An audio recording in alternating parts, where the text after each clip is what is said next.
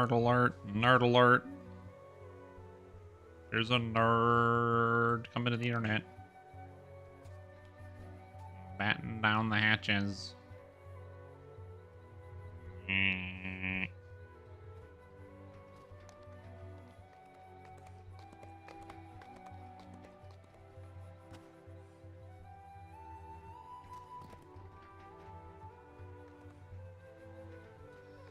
Yeah, the Evening Star ambience is really nice. It's pretty. The area is actually kind of nice too. Like if you actually look around at it, like you got the setting sun in the distance. I always forget that DDO actually does have like a time system where in town it can be actually day or night. Also, the number of people in Evening Star on hardcore here right now today is actually shocking. Look at how many people here. 1, 2, 3, 4, 5, 6 people just standing in the center of Evening Star. You sometimes see this many people on the regular server. On hardcore, it's even less likely since the majority of the player base bounces once they get to level 20, or before that when they die a horrible multiple deaths. So the fact that there's people here ahead of time is actually just kind of surprising to me. But yeah, it is what it is. It's not as pretty as the Saltmarsh sunset. Also, what's up, Chris? Kentos, hello everybody. How you guys doing? How's it going? How's it hanging? I hope you're all doing very, very well. What's new? What's going on in the old stream world? Not too much. I'm here to talk about video game, talk about Artificer. We got no news. Hopefully we'll get Lemania next week, but until then, we're kind of just still twisting in the wind playing video game. Ran out of PoE things to do? No, I didn't. That's the best part. Okay, so here's why I didn't stream yesterday. So I was trying to put a Hierophant together because so there's an idea where, you know how in like Magic you do a draft where you like open up packs of cards and then everyone picks out packs of, like you pick a card and you put it to another person. So I was like, what if you did like a draft in Path of Exile where you open these items called reliquary keys, which then give you a random unique item, and you open up like 5 keys and you have to make a build using 3 of them. So I made a build with these 3 items here, and I tried to put it together, and my character's like level 80 or something, and it sucks. It just sucks so bad, and I don't know what to do about it, and I don't know how to fix it. But anyway, so no, I didn't run out of things to do. I never ran out of things to do. There's no way in the universe that I can run out of things to do. That just doesn't happen. Look at these people just hanging out here. 24, 27, 28. Woo! Walt, the healer. Oh snap! But no, there's never like an end to the amount of stuff you can do in Path of Exile. It's just endless. DW chain R1. So the problem is, especially with these types of quests, is I hate doing these in a group because there's always people that like either get lost or they don't know where to go, or they don't tell you they don't know where to go, so they get lost and then they don't know where to go, and then they ask you and you can't help them. So I have to do the quests out here. I need to do all the Evening Star quests, but I'm very tempted to solo it just because of how frustrating I find grouping during the Evening Star quests. I don't know what the answer is there. In theory, the answer is like just be more patient. Pause. Wait. But that like does not sound like a good solution to me. So yeah, I don't think that's what I'm gonna do. I think I'm just gonna go do it by myself. Anyway, I hope everybody's having a good day. Welcome everybody. Welcome to the stream. I'm your host, Stream Tom. Today is a good day because I'm just feeling good. So that's how I define good days versus bad days. I'm just having a good day. Yeah. And just freaking say something? Absolutely. Yeah, I'm just having a good day today. Dude, there's so many people out here. What the heck? And recently, can you recommend the best class split for Warforged Inquisitive? I haven't tried that enhancement line yet. So for Inquisitive, I don't know if there's necessarily a best. So best is going to be very heavily dependent on what exactly it is you want to do. But from my view and my perspective, the best split is going to be a combination of Ranger and Rogue. Specifically, probably like 13 Rogue, 6 Ranger, 1 anything. The reason why you want the Ranger, and probably 1 Artificer, 1 Artificer gives you access to some feats like Rapid Reload. 6 Ranger gives you access to the feat Precise Shot and Rapid Shot, so that's 3 feats already saved on your actual character. as well as giving you access to Arcane Archer for extra imbue dice on all of your Inquisitive attacks, because Inquisitive is heavily imbue based, as well as giving you access to the Deepwood Stalker tree for Sniper Shot, which is one of the best range attacks in the entire game. And then Rogue, again, gives you access to the imbue dice, and 13 Rogue gives you sneak attack dice, and the ability to take 2 different passives, or like the special Rogue feats, for a lot of extra stats. That would be probably my best bet, would be 13-6-1. The downside to that build is that you would have no way of... the downside to the build that I just mentioned there is that your character has basically no way to heal outside of like a couple niche sources, which obviously might not be ideal, depending on how exactly you want to play your character. So yeah,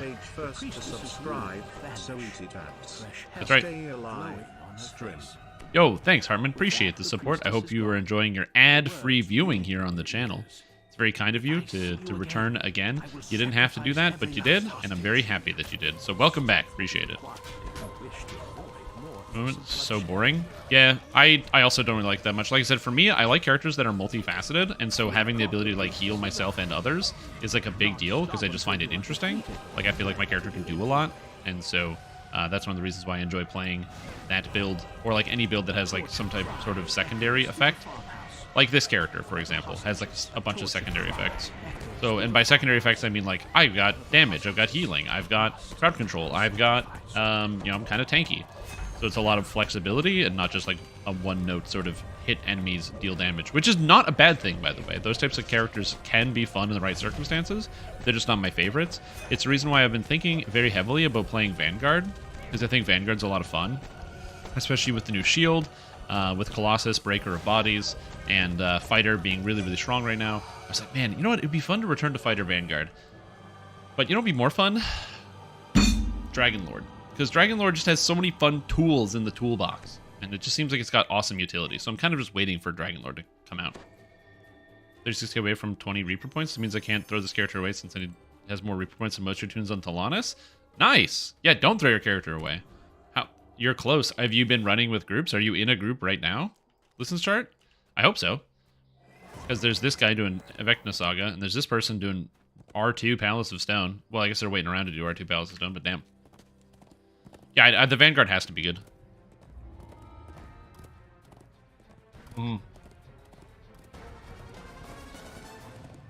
So, when I think about...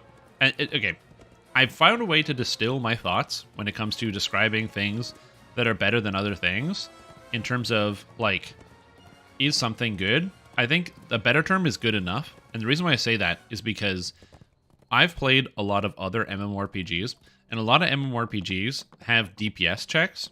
So, like, for example, in the raid, or in the game The Lord of the Rings Online, every boss fight has an enrage timer.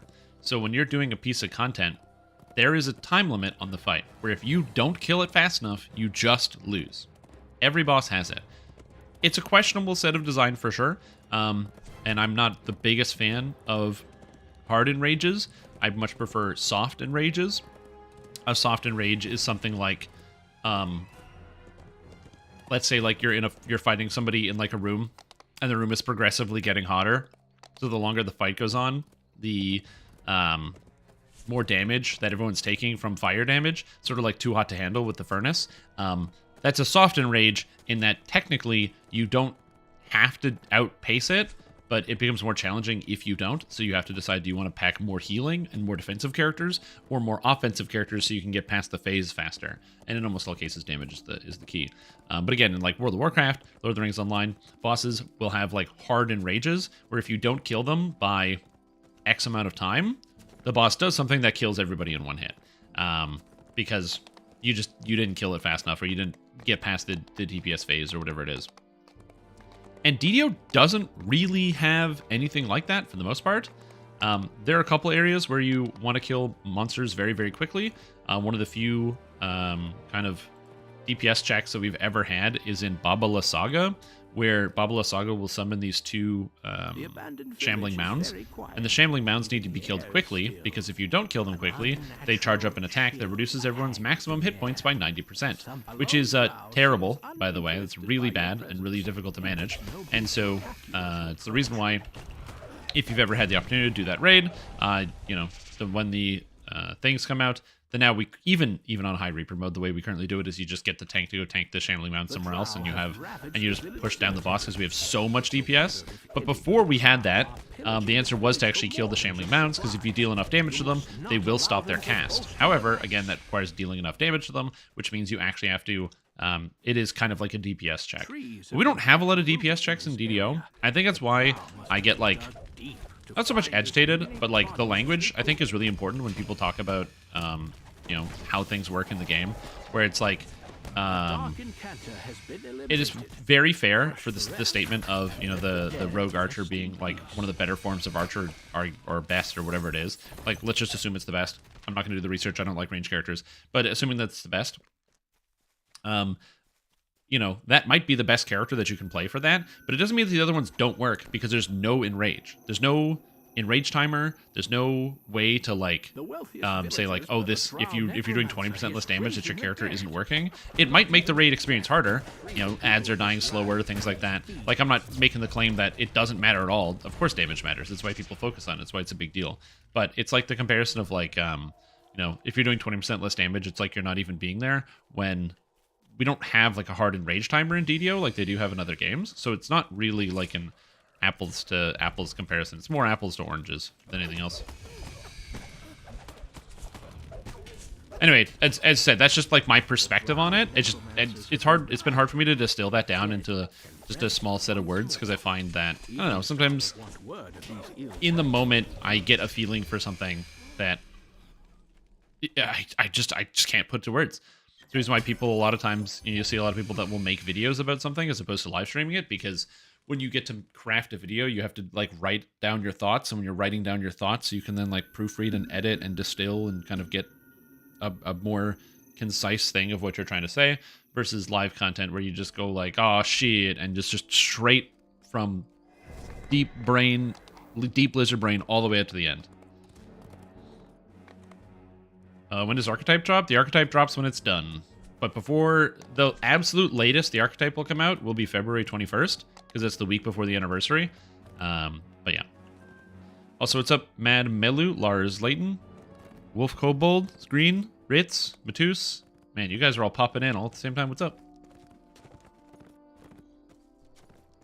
Epic Artificer action's pretty good. This character's really strong. So I'm happy about that. The fact that I'm able to just like body stuff for the most part in epics feels pretty good. Is this as strong as if I was playing as a caster? No, because casters get Dragon Breath and casters get bigger AoE than I do. Like, you don't even need Dragon Breath. Meteor Swarm does a good enough job for these quests. Yeah, I don't have that. But what I do have is Tactical Detonation for some crowd control and Galvanic Blast for a little bit of AoE, and that's it. So yeah. Posted a build guide. I am updating an old build guide. So the answer is yes and no. The old build guide does exist. It's Strimtom's Maverick Hunter. Unfortunately, you can't find it right now because in terms of like if you Google it, excuse me, it won't come up because it's on the old build repository or old forums, and they are no longer indexed by Google. So it's here. This is the old one. But yeah, I'll move forward. How's the build versus Reapers? It's fine. You can crowd control Reapers easily with Tactical Detonation because you still just knock them down. The thing is, I am not fighting against Reapers for the most part because I'm playing on Hardcore League, so we're doing Elite difficulty. But I did do some Reapers with this character while leveling, and it works as well because you have Tactical Detonation for a crowd control effect. And damn it, I do that every time. As well as high burst damage from the Rune Arm. The Rune Arm is really the unsung hero in this case. Because when you need to kill something very quickly and efficiently, the fact that right now I can just blast something for close to 3,000 damage at 22 is nice.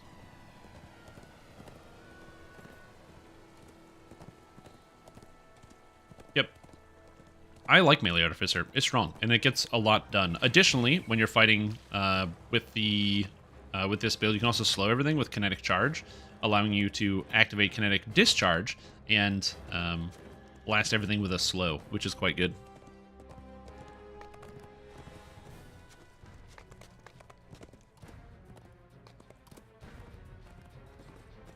So you press this button and you cleave, and then every single monster that gets hit by your cleave, all of a sudden, boom, it's slowed. They can barely move. They can't even walk. It's pretty great. Yeah, in terms of like endgame Reapers, the main issue with this build that I can see here is much like you get with a lot of other characters, or much like you get with a lot of other Artificers, it's just not the best in terms of dealing damage to monsters compared to other character classes. However, I think with the inclusion of macro tech, it won't be too bad. It's going to be heavily reliant on the player, I think, though, like the individual person behind the keyboard, because there's you have a lot of utility in terms of what you can do. So I could probably run this character through Reaper mode if I really wanted to, but I don't super want to on hardcore, especially because if I die, I lose my character. But I probably could do these quests on Reaper. As you search through it, again, the Rune Arm does a lot of heavy lifting in this build because the charge tier 4 stability or stable charge tier 4 that you get out of macro tech combined with Battle Engineer is so good. Boom, wrecked. Is there another slaver in here I can't see? Yeah, they keep attacking. The unseen slaver opens the last pin and growls. Oh. Yeah, well, I killed all the slaves. I don't know where the unseen slaver is, so I guess he just stays here. I don't know. Huh. They have a voice line for that. I've never had that happen before. Very cool. Did you check this chapter, live your content? Hope you're doing well. I do, Mitch. I do. I see everything. I'm like the guy who can see what kids love about the taste of Cinnamon Toast Crunch. Except I can actually see what kids love about the taste of Cinnamon Toast Crunch. It's cinnamon and sugar. They're looking for the secret. Thread of the weave. Other people get fooled, but not me. Whatever this temple once was, is it DCs will be shit? I don't know. Maybe. I think my DCs are not bad. Like right now, I'm rolling with 62 on Mighty Slam and 66 on Thundershock Weapon, which is all right. Tactical Detonation, yeah, the DCs are not fantastic, but you know. Let me just tumble through all of this stuff so we don't get moited. Artificer to help a bit with damage and stay in theme. They should recharge speed to Artificer. Like, what recharge speed? Rune Arm charge speed? Yeah, they should add Rune Arm cooldown reduction. Cooldown reduction is really the key that makes Artificer work. This is one of the things I mentioned. It's one of the reasons why Maximum Overdrive gives you Rune Arm cooldown reduction. That's the only place in the game that has it, and it's pretty much vital to this character functioning. So it'll be powerful there. Stream can't see it. That's true. Yeah, I can't see it at all. Ooh, what's up, Wrath? How you doing? Are you on a 100 life tune? Oh, well, yeah, but I'm on a caster. Like, Tactical Detonation is good for leveling, but it's not going to be good for late game. But late game, it doesn't matter, because I'm going to have 250 strike through, as well as Thundershock Weapon and Mighty Slam being well into the hundreds. Also, I forgot about the Snow Peaks monsters. I should probably go do the Snow Peaks and hand in my coins. I have hundreds upon hundreds and upon hundreds upon hundreds of coins on the Hardcore League that I gotta hand in, so, or on the regular servers, so get all my filigrees that I keep forgetting to buy. I will be using Tactical Detonation a little bit during the leveling process. Also, Tactical Detonation is always good against Reapers. It basically always works, assuming you get your DC around 80-ish. So, except for Despair, but that's a different case. That was no ordinary spell. I don't know. Level 18, 16 Artie. It's kind of crazy. Looking forward to both Caster and Melee and Epic. We're doing Microtech. Doing a Caster Alchemical for the first time. Do you mean Artificer? Or do you mean Alchemist? I'm very confused. You said Caster Alchemical, and then you said Artie, and I don't know. I don't know. I just want to understand. What am I doing? I can't stop. Ah, Anna, leave me alone. Don't beat me up, Anna. Alright, let's go. Give it a try. Oh, is she getting body blocked by all these people? Oh, she made it.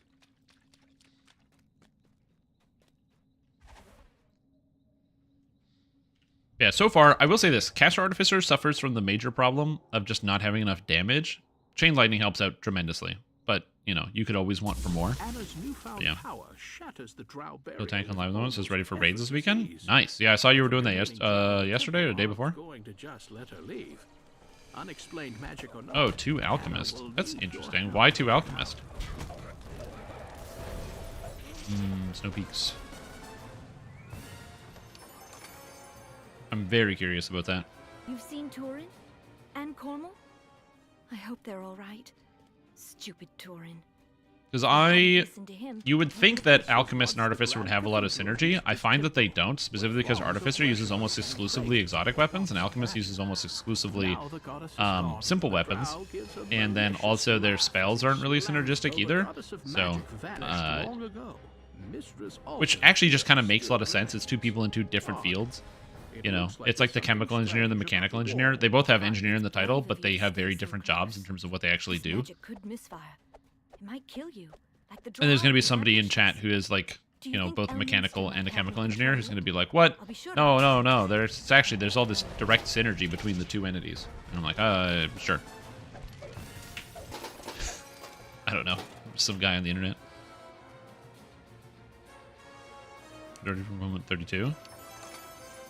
3 to 4 RD spells and their damage was subpar. Yeah. I mean, that's kind of the issue that a lot of casters have. It's also the reason why Spellslinger Bard has never been big on damage, and why Stormsinger really goes a long way to helping out with that, because Stormsingers get access to Thunderstroke and Iceberg and Chain Lightning and Ball Lightning on top of all the other stuff that you get as a regular Spellslinger. Also, apparently, the Stormsinger is actually going to be fixed, which is a really big deal as of the next patch. I don't know if anybody noticed that one, but that was a pretty big one. Where the new Stormsinger, or the Stormsinger, it's Strike, where basically when you attack guys with spells, there's a 20% chance they get hit by a Lightning Bolt. That Lightning Bolt's damage was never scaling properly, so it's supposed to be a d6 plus 6, then turn into a d6 plus 2, then plus 4, then plus 6. So eventually you're hitting guys for a d6 plus 6, which is effectively like another single target Chain Lightning, just hitting one person with Chain Lightning on top of that. But it was never doing that. It was only doing a d6 plus 6. Or, to make the math easier to understand, is it's going to be doing triple damage now. So whatever damage you're doing before, you get triple damage. It's pretty good. Is Kinetic Charge actually legit? Yes, Kinetic Charge is very, very good. The best part about it is you don't have to think about it. You just passively let it build up stacks, and then as you're actively using Kinetic Discharge, you're dealing more damage, and also, well, not dealing more damage, you're slowing targets down. I will say this, that having Strike Through helps out tremendously with the slow and generating extra stacks of the slow. So if you happen to have an ability to hit multiple targets, like the Strike Through as an example, it's very, very handy. Block. I don't want to get knocked down. So I can just slow all these guys, and it makes it easier. Again, the defensive quality of this effect is absolutely massive, of, not Warning Contract, of Kinetic Charge. Plus the armor class ain't bad either. Like, I'll take 100 armor class right now. And again, where Artificer kind of lacks is on the single target damage department, but I don't really have any worry about dying to any of these fights in any capacity just because I'm so tanky. And tanky all the while taking a lot of the damage effects, like extra melee power and double strike, movement speed, knockdown, action boost haste, crit threat range, and multi. It's kind of cool how it all synergizes together. I do want to make some changes to Renegade Mastermaker. I don't know exactly how I'm going to do that because I do want to write in the guide, Battle Fist is basically useless in epics. I cannot find a way to use this. Because Battle Fist only does its extra effect off of Mighty Slam. It's not that great. Also, welcome back, Arson. Appreciate that. Hope you're doing well. Thank you so much for the support. It's very, very, very kind of you to resub for a calendar year. I hope you've enjoyed the last year of watching the stream. If you haven't, man, me too. You ever do that thing where you're just like, you're like tired and you know you should go to bed, and then you're on your computer and you're staring at the computer, and then all of a sudden you see like a video on like YouTube or like you're watching a stream or something, and it's not really interesting, but you like click it and you just kind of like space out and watch something for an extra 45 minutes even though it's not that interesting? I do that all the time. Huge problem. So I need more, why I need to get more sleep. but there is still no New sign build for of next the hardcore drop. league? I mean, it could be for this hardcore league. Well, I'm currently running this the on villagers hardcore. Anxiously wait for the attack. You don't have to they wait. know is coming. The fence collapses with a crash as a horde of drow swarm into the village. The battle with the barricade breached. The only way to protect Evening Star is to destroy Video the version of drow doom forces scrolling? before they have it. The Yep. bright glow of the That's what it is. It's the bonfire. video version of doom This scrolling. once prosperous neighborhood at the foot of the Temple of Amonator has turned to Okay, so now we kill this guy. You want to kill these guys because you need... she's going to, like, eat all of the drow that are nearby that come to her rescue. And so you have to kill them all, so that way she can't do that. Also, my trip lasts for a very long time. I don't think she has anybody to eat here, though, which is nice. There we go. Yeah, even though you want to rescue the slaves, she's going to eat them no matter what. So I guess you technically could free them and have her eat them, but eh. Also, benefit of being Warforged is that I don't have to worry about the poison, so that's good. So pornography? I wouldn't say that those things are... I mean, I see where you're coming from, because people will likely do the same thing in both cases, but yeah, it's not exact. It's not one-to-one. Okay, everything is dead here. She's tripped. Like, that 30-second trip? God, it's so good. I love Thundershock weapons. Even better when I actually know the angles. I'm also very excited when I get to 23, as I get a lot of extra power in the form of Rune Arm DCs, which will be massive, and Evocation. So I'm going to get an extra 6 DCs in my Rune Arms, which I desperately need.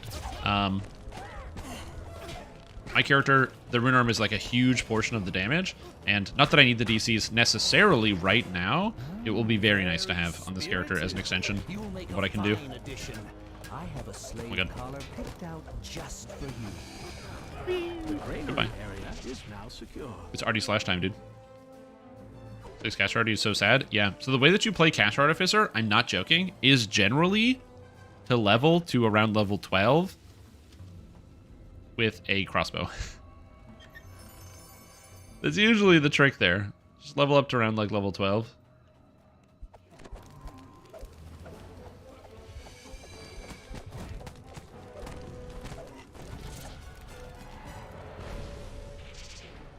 Yeah, Blast Rod is nice, but until you get there, you're basically just like shooting people. You still have no save.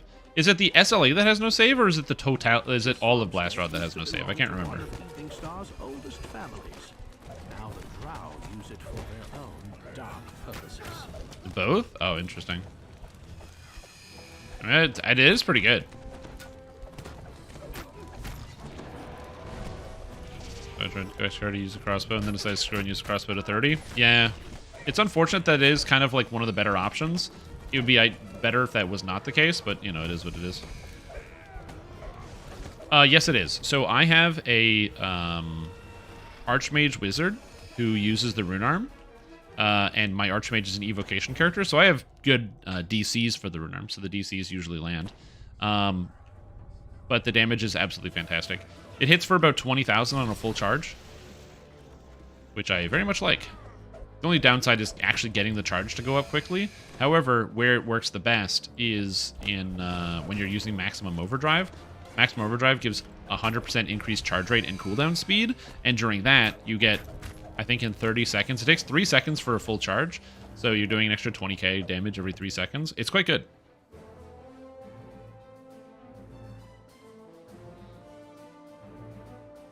The best way to play 20 caster Artie is to split 20 Heart of Wood and change all the levels of Artie to Sork. I mean, that does work.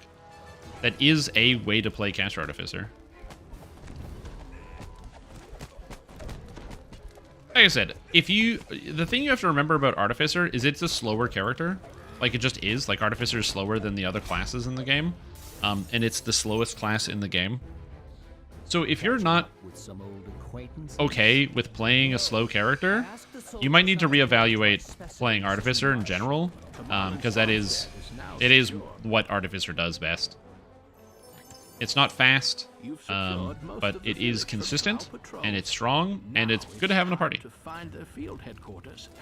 Items like Misery Monocle. I've never heard of the item Misery Monocle, so I have no idea. It's gonna be I killed that guy. No. So yeah, I apologize. I've never heard of it. I'll have to look it up in a second and then see if I can answer your question. Somebody else might get it before me, but yeah, I've never heard of that item.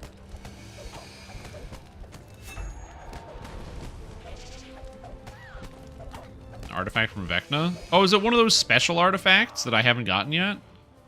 Hold on. Misery, Monocle, DDO. A huge, horrific creature looms in the distance. Yeah, it's one of those special artifacts that I haven't gotten yet. Yeah, I don't think you can. I am fairly confident you can't. It doesn't really matter though, because so item negative levels are not the same thing as actual negative levels. Item negative levels are +2 to hit and +2 to saves, I think. So it's not that big of a penalty. It's not as bad as you might think. It doesn't like reduce your cash levels and reduce your mana and reduce your health and all this other stuff. It's like just -2 hit, -2 saves. So for the most part, it's pretty mild. A lot of characters, especially if you're a caster, can totally deal with -2 to hit because you don't hit, so it doesn't matter. And then -2 to saves. If you're on softcore, who cares? Like, oh no, you might just die every once in a while. Oh well.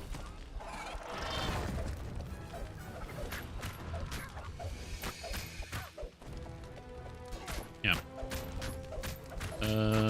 I must only have 2 RD levels, but I'm hoping that MT will make the rune arms better in epics. Yeah, if you just have to make sure you're using the rune arms. That's all. Archotech really does amp up the power of rune arms quite a bit.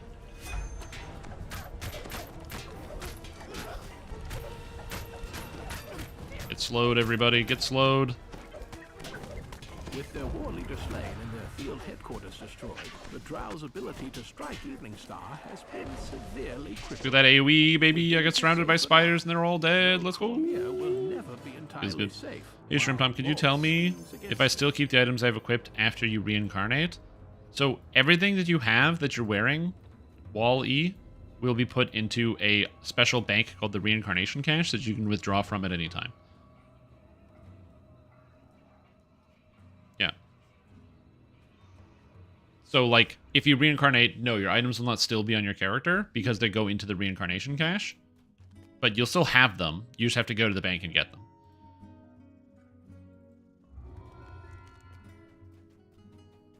They do that because if they didn't do that, then you would take your level 20 character and reincarnate it back to level 1, and then your Mantle of the Dwarven Commander would still be equipped, and that's a pretty powerful item for a level 1 character to have. So they just take all your items that you have equipped, and they put it into a special bank in the bank. The vendor. They disappear? No. Could you imagine how mad people would get if they did that? That'd be amazing. People would be very upset if they were just like, yeah, so we delete your items. You know, that'd be intense. That would be intense. Should say that. Okay, I'm gonna grab imbue dice. So I got 3 here and 2 here, and then also now my maximize and empower apply to my rune arm, and soon intensify will as well, which should increase my rune arm damage by a sizable amount, considering my fire spell power is 280, but with maximized and power is now over 500. That's pretty good. Is Milkers recruited name into your guild. Is Milkers recruited charisma into your guild. Interesting.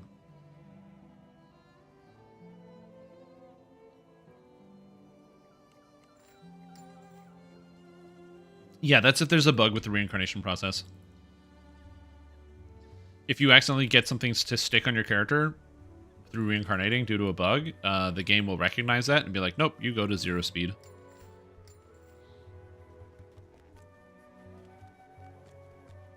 Yeah. You seem like you're not an officer anymore? Oh, man. You're not an officer. I can fix that. Let me take care of that real quick.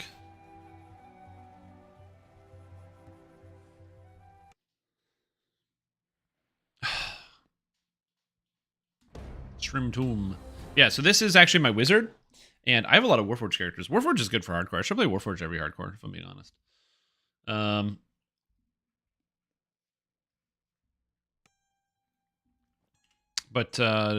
So we have this character, which is my Artificer.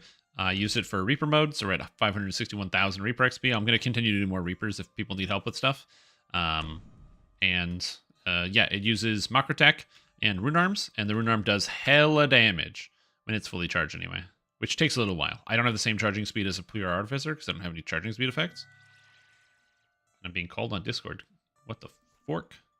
Who's calling me? Who's calling me on the phone? Okay, Intrazia, you want to get made officership? Yep, you got it. Milkers was doing stuff. He invited Charisma. So let's get Charisma promoted. And who is the other person you invited? Name? Congratulations. Promoted. I don't know who those people are, or if those people are you, or who those people represent, but I did do that. So that way, in case that is you, you can invite people. And if it's not, congratulations to those people. They just got promoted. Transferred off hardcore? Yeah. We chain light into level 5 and says 6? Yes. Cast Artificer would be a lot better is if level 4 spell, they got Ball Lightning. If at 5, they got Chain. And at 12, or at level 6, they got a new spell. Or something that was better. But, you know, it is what it is.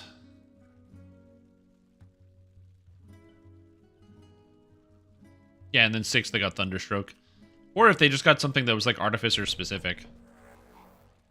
Call it like, I don't know, Metal Storm or something. And then it has an effect. Ideal Eek. More DCs in Tetris. Yeah, me too.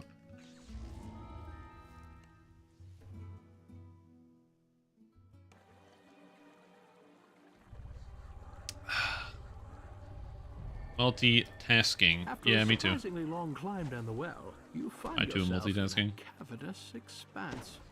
You can see I'm not very good at it. water is fed It's by a fetid underground challenge. stream. And you might say, wait a minute, but Shrimp Tom, aren't you like multitasking right now? Aren't you literally like, you know, walking and chewing gum effectively? You know, you're talking while also playing the video game. You're doing the stream thing, discussing things with the people in chat, all while also doing the video game. And that is true. There is truth to that. But I don't know if this applies right away. And while there is truth to that, that's because I'm actually only doing one task. I'm actually just looking at chat and reading chat. I'm not really playing the video game, so I make a lot of mistakes, and I hope you guys don't notice. I'm so bad at multitasking. Again, this is the reason why I find Path of Exile so destructive to my ability to get work done, because Jesus Christ. I had a build idea for Path of Exile, and that was the entire day gone. The idea was bad, and I will feel bad. DC is very low. Should have something like Spellsinger with DC and cores. Yeah, that's true. It's not a bad idea. Poison water lies above and beyond this waterfall. You will need to find a way up in order to follow it. Get out of here, jerks.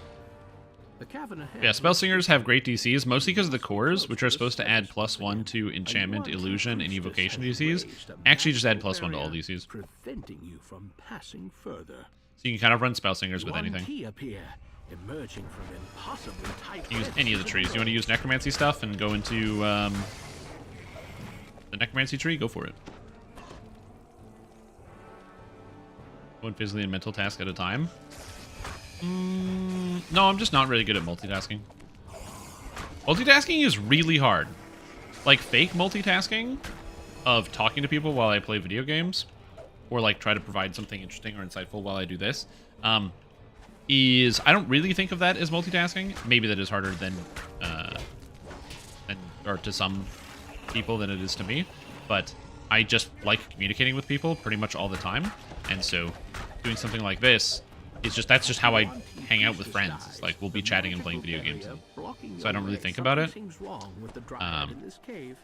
Yeah, it's the same thing as like, yeah, like eating food and having a conversation with somebody, you know what I mean? Like it's really not that complicated, but the multitasking of having two distinct tasks that are completely separate, like I'm at the very least talking about the game and playing the game versus, you know, a real multitask of trying to like be on the phone, just like we're not talking about something like that serious or that really matters, you know. It's not like I'm in the middle of having a conversation with somebody about, I don't know, my most recent tax return. I gotta like talk to the government about doing that while also trying to do this and run the live stream. Then my brain's just like meltdown.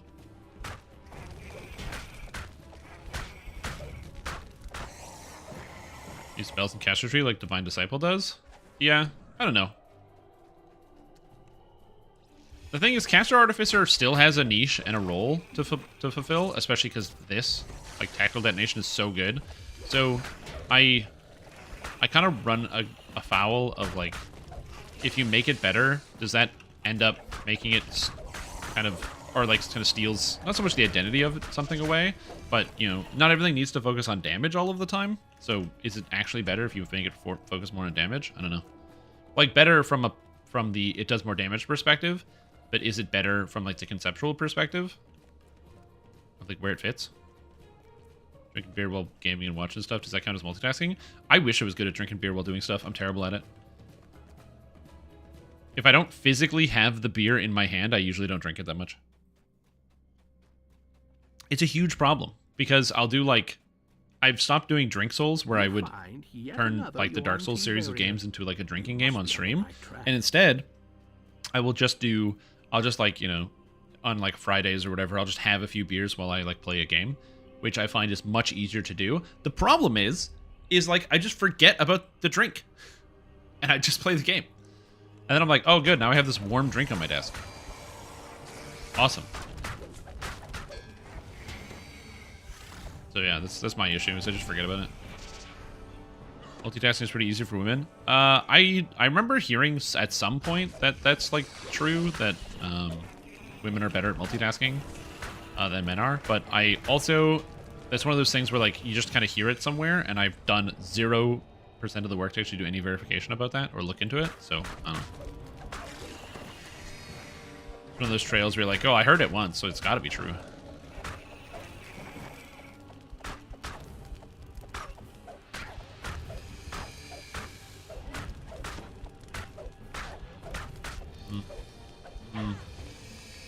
Teal day. Well, it is what it is. The alcohol, because it just makes what you're doing harder? Not necessarily. Acrid, sickly scent assails I'm not you. that bad at continuing to play video games while Source of drinking, poison water which must be is distressing.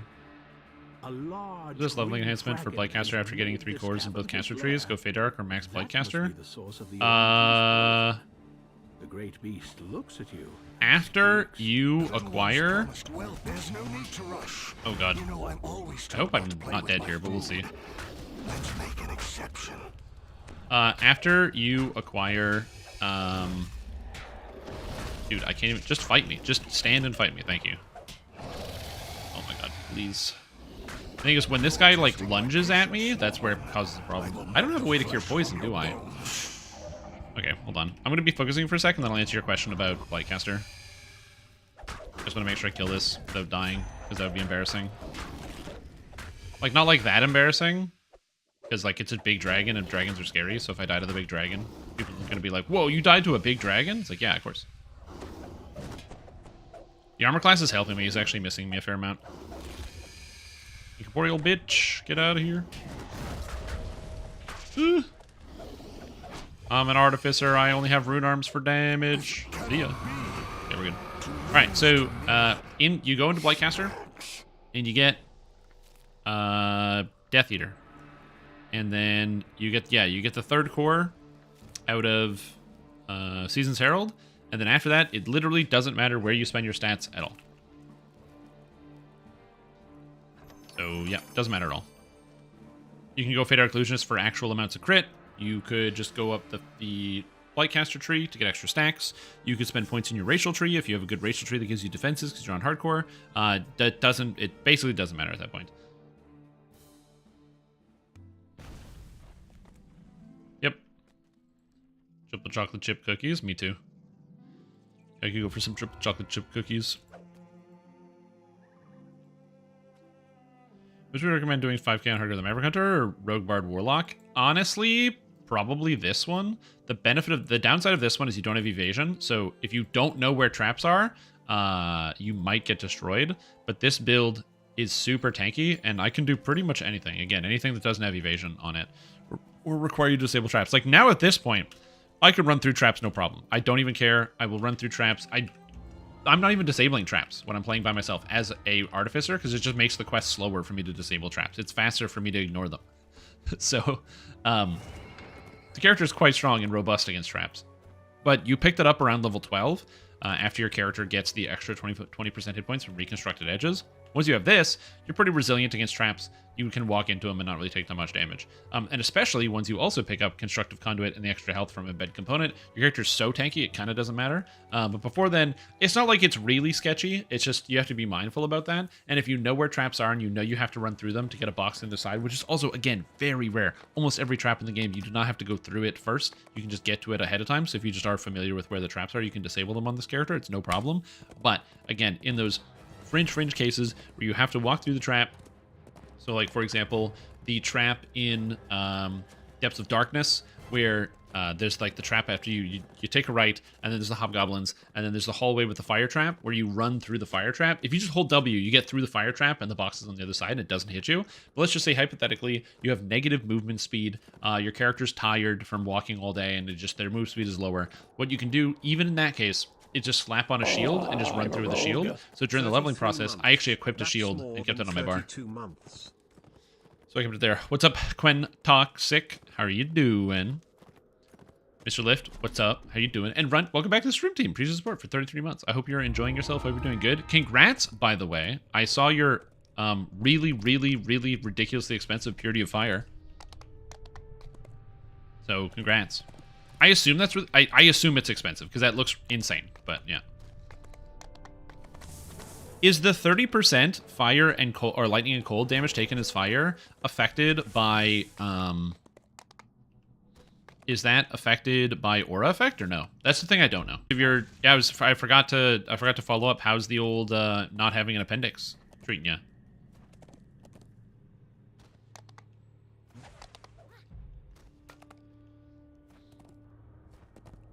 You have a tower shield? You don't need a tower shield, you just need a large shield. You can have a tower shield, it really doesn't matter, but the large shield's the same thing. But they have failed. Through it, you can strike directly at the evil city of Shindelrin. Yeah, I don't know what it's like not to have an appendix. Because like it's in here, I got it, but Lucas Penance Brand is busted and got 2 of my visions in 3 runs. Nice. Down into places that even the drow fear to tread. Oh god, even the drow fear to tread. Most assuredly be Hey drow, guess what? That damage is so good. Yeah, I didn't make a extremely busted character. Like, so my best character is a Wild Strike of Extremes build, and it's pretty fun. I just like the character, it's a lot of fun. I did the Ubers with it, so I'm pretty happy. I'm going to be challenging more Ubers with it in the future, because I didn't do all of them, I just did some of them, and I found Uber, Syrian Exarch, just too many ball phases. Too many ball phases. I just can't get them through fast enough, so it's too many ball phases. But yeah, so I'm still working on that one, so that's a goal for the future.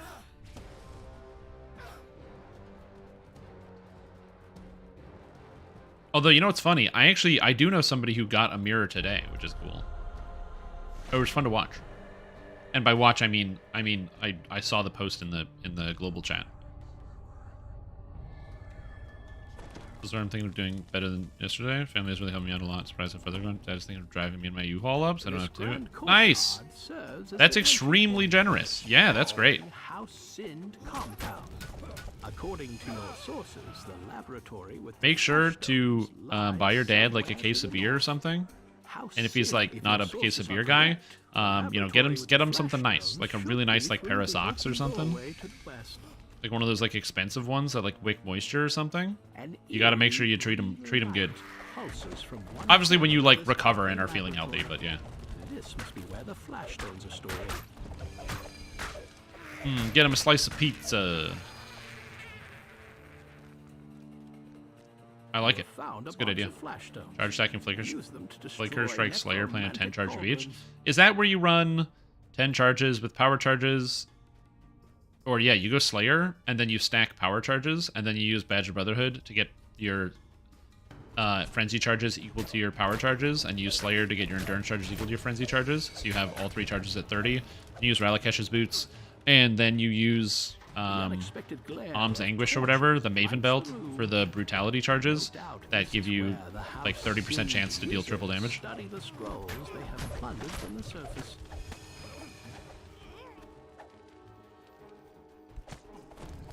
I should probably do that. I've seen a few builds that do that. I probably should. A powerful explosion destroys the library's Class archive, solves at least 4 problems. leaving the stone floor True. scorched. I don't know. The 30% chance to deal triple damage is so good. I have a build that just doing that same thing, except it's 11 all charges, as I'm running it as a Scion, and I was just testing some stuff out, and it's pretty fun. I just don't really like the. I gotta figure out what I want to do with this skill. I'm not loving my organization of skills, so it's not my favorite character.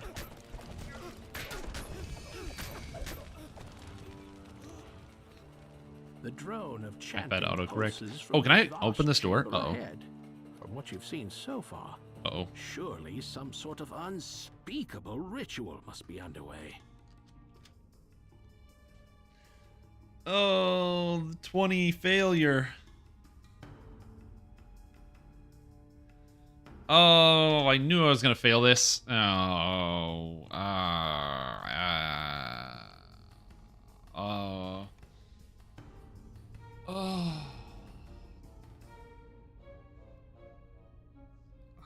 I'm not running around the quest. I'm gonna buy a bell. I don't care. I don't care. Judge me. Do what you want. I'm proud of the fact that I'm buying a bell. I'm very happy about this decision. Look how happy I am.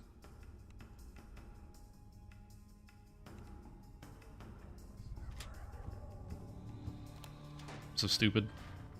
You know, I could have solved this problem if I brought like a dexterity item. No attempt Would have solved all my to stop issues. your arrival. I want to try to cast Tensor's Transformation because Tensor's Transformation reduces my spell DCs, which makes my rune arms less reliable, and I don't like that at all. So yeah, I don't want to reduce my spell DCs on my rune arms. That's pretty much it.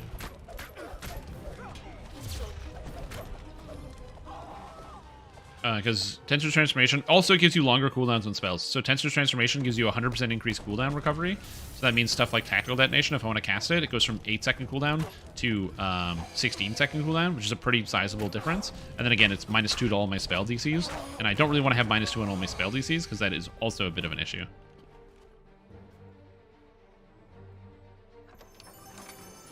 Yeah, I think bells are pretty properly rated, if I'm being honest. Because, as you said, they're good for when you need them. They're not always good, but they're good for when you need them. And there's only a few places in which you actually really need them. As the ritual chamber burns.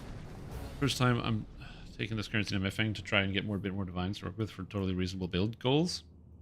Yeah, like 3 mirrors. Is Evil or Chaos the better DR bypass? They're both equally niche. Evil is only good when you're fighting Archons, and Chaos is only good when you're fighting Maruts.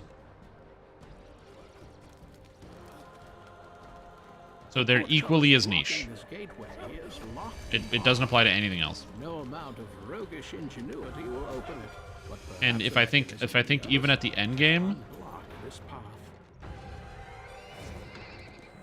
how many quests have Maruts? There's more Archons than Maruts at endgame.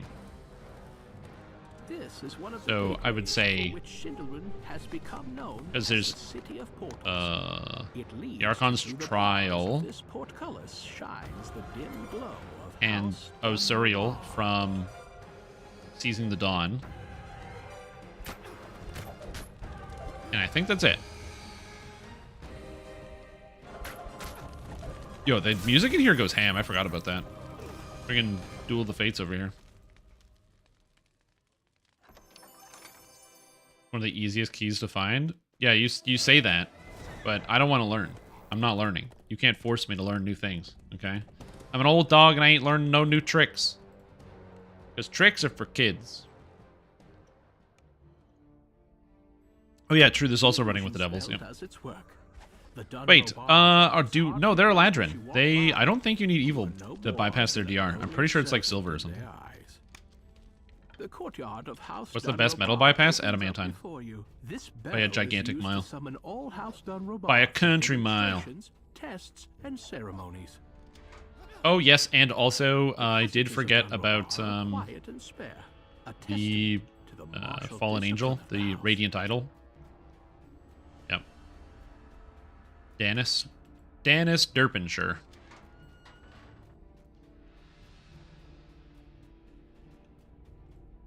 There's an augment for that? There's literally an augment for every DR bypass. And yearling students alike dine elbow to elbow in the There's an halls augment of this for popular everything except for martial Crystal house. and Bieshk. Is there a Bieshk augment? The personal quarters of Dunrobar's Honestly, martial I wouldn't be leaders surprised if there was. boast vaulted ceilings and imposing pillars. Country mile different than a Beyond non-country them mile? are the I most don't know. We don't use battle miles in my master country. Templar's prized I've heard blades people of say like it's a country mile, and I assume it's a lot. It's gonna be a huge difference. way as possible. Oh god.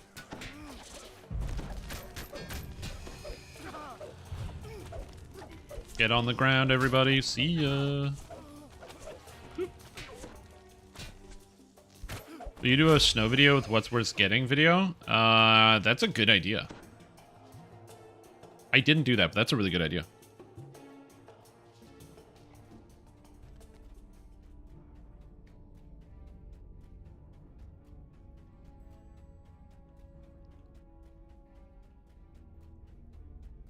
So yeah. Country miles 6.9 urban miles. Good to know. So how many miles of standard?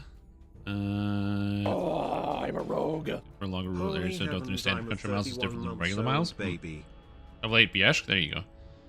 The bell Yeah, reverberates 31 months old's pretty good. throughout every corner of the Dunrobar compound.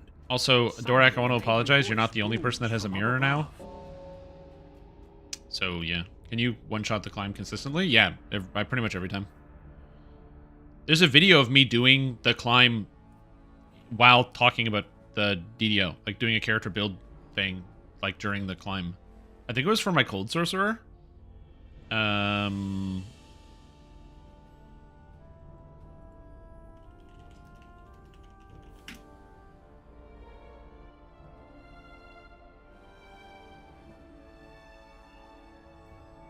here. I can actually pull it out here. So, give me a sec. I have it. So, there's a video. Right here on how to do it. Oh, the hair! My hair was so much shorter. Oh, I need a haircut. But that angle, that sucks. Sorcerer. How do you go about making it, and what makes this character strong? Well, let me tell you. First, then- Ice Sorcerer is all about charisma and As I'm describing the character, I then run through. You get to wear medium armor and shields, making them This was done, and I did this live, by the way. Just spellcraft and you bitch for level. Because, yeah, this climb is near As far as impossible skills for an go, sorcerers do Aussie not and need other a people whole that talking lot of different things. skills. Generally just spellcraft and use magic flight. Swim is mostly just for your different Blah, blah, blah, blah, because blah, of blah, the blah. and annoying abilities, like basically nothing else. Blah, blah, blah, blah, blah. Especially if you're like committed to use this. Blah, blah, blah, blah, And then blah. Most crowd control station focused character, it still allows you to crowd control some monsters and do some damage at the same And then I finished it. And yeah, and then boom. Because people are like, hi, YouTube, because I did it live while I was talking. It's the old flex. That's what I needed. Oh, also who? It's not me.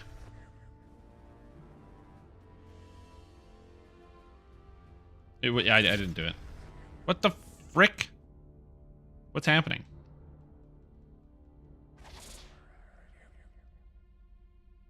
Wow, really? Okay, here we go. Here we go. Yeah, I like how he's half dead thanks to my rune arms. See ya, everybody. Nice and easy. Doesn't slide give less rewards? I don't know. I literally don't know. I got the Drow Bastard Sword.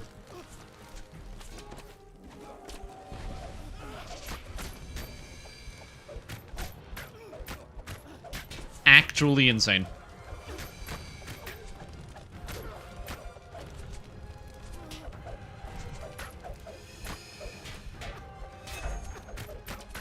Huh. The slide's faster, yeah.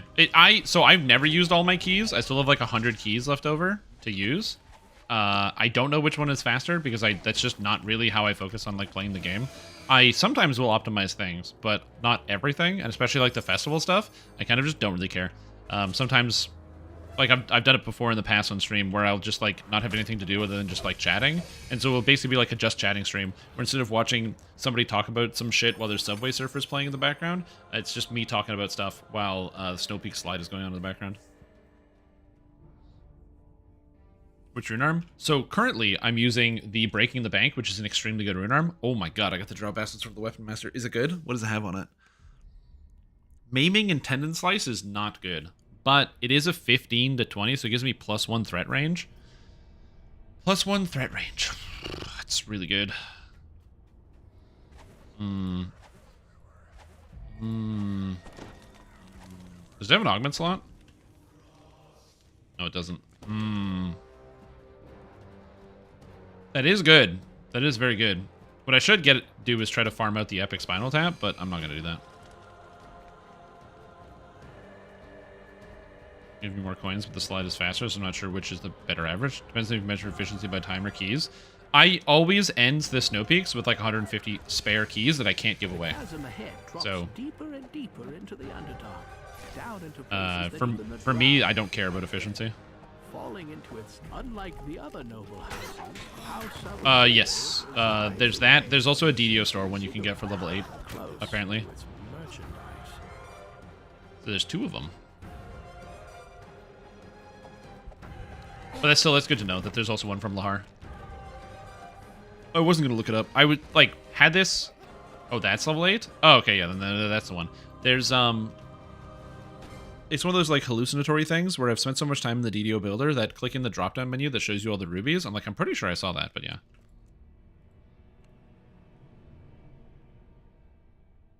Guild chests, did you get them? Oh, nice, there you go.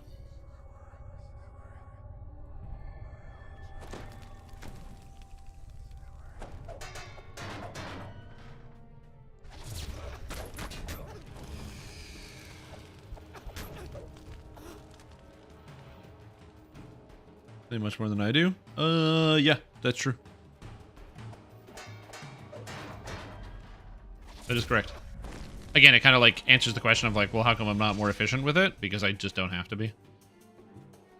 Like, for me, the fun part is like playing the game, and then also I enjoy the Snow Peaks champions. Like, they're fun champ types, and so, you know, I'm doing lots of quests. I'm killing the champs, and I'm having an absolute blast.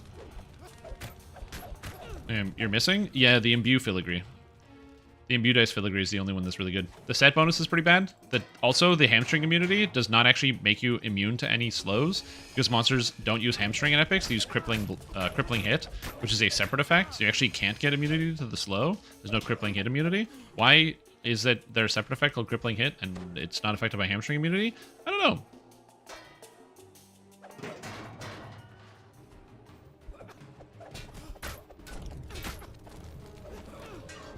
It is what it is. Yeah. Because there's no monsters in endgame that hamstring you. They only crippling hit you. So you don't have to, so it's like irrelevant. Like all those archers that slow you, they don't use hamstring, they use crippling hit because it's technically a ranged attack, I guess. I think that's the difference between hamstring and crippling hit, is the range in which it gets used. Trade more strike through. Can you include an explanation of what they do in the video? I mean, I haven't committed to making a video, but if I do make a video, sure, I'll explain what the filigree do. Yeah, the freezing augment's really nice for low levels, because it freezes monsters just randomly, and you can throw it into any low-level weapon.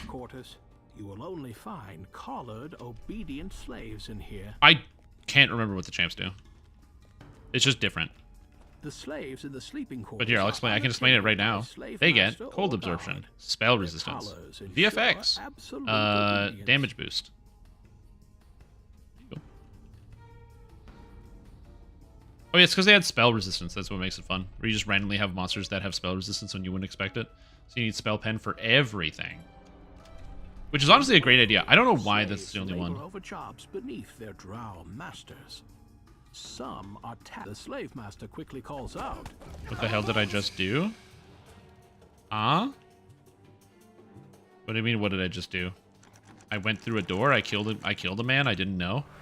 I did that, which if, you know, it's the old Shrimp Tom in me. What? With that info box, you press the examine key. You examine stuff. Options, EXA, key mapping, examine. Mine's set to Z.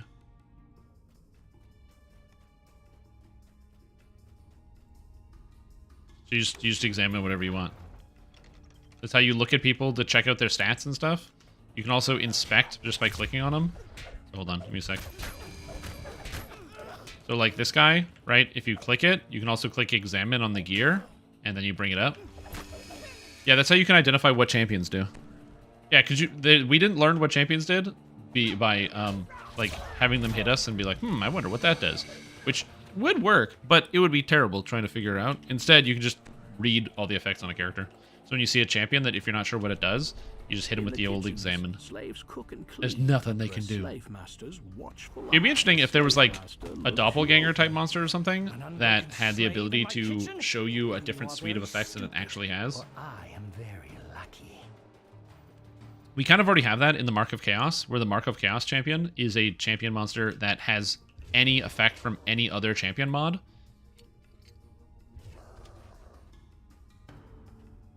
And so that one will get you every once in a while, because people are paying attention, and then they don't realize how incredibly dangerous that one is.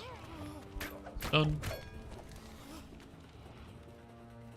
Keep exploding into gold. So my character has the rune arm, Breaking the Bank. It's a rune arm that shoots molten gold at people. And it does a tremendous amount of damage. So basically, see this guy right here? So I shoot him with gold, and now, oh, he's almost dead. He made a save once. Rats. I was hoping he would have just died instantly. Yeah, it's my rune arm. It shoots gold coins. Like molten gold that turns into coins. It's pretty fun.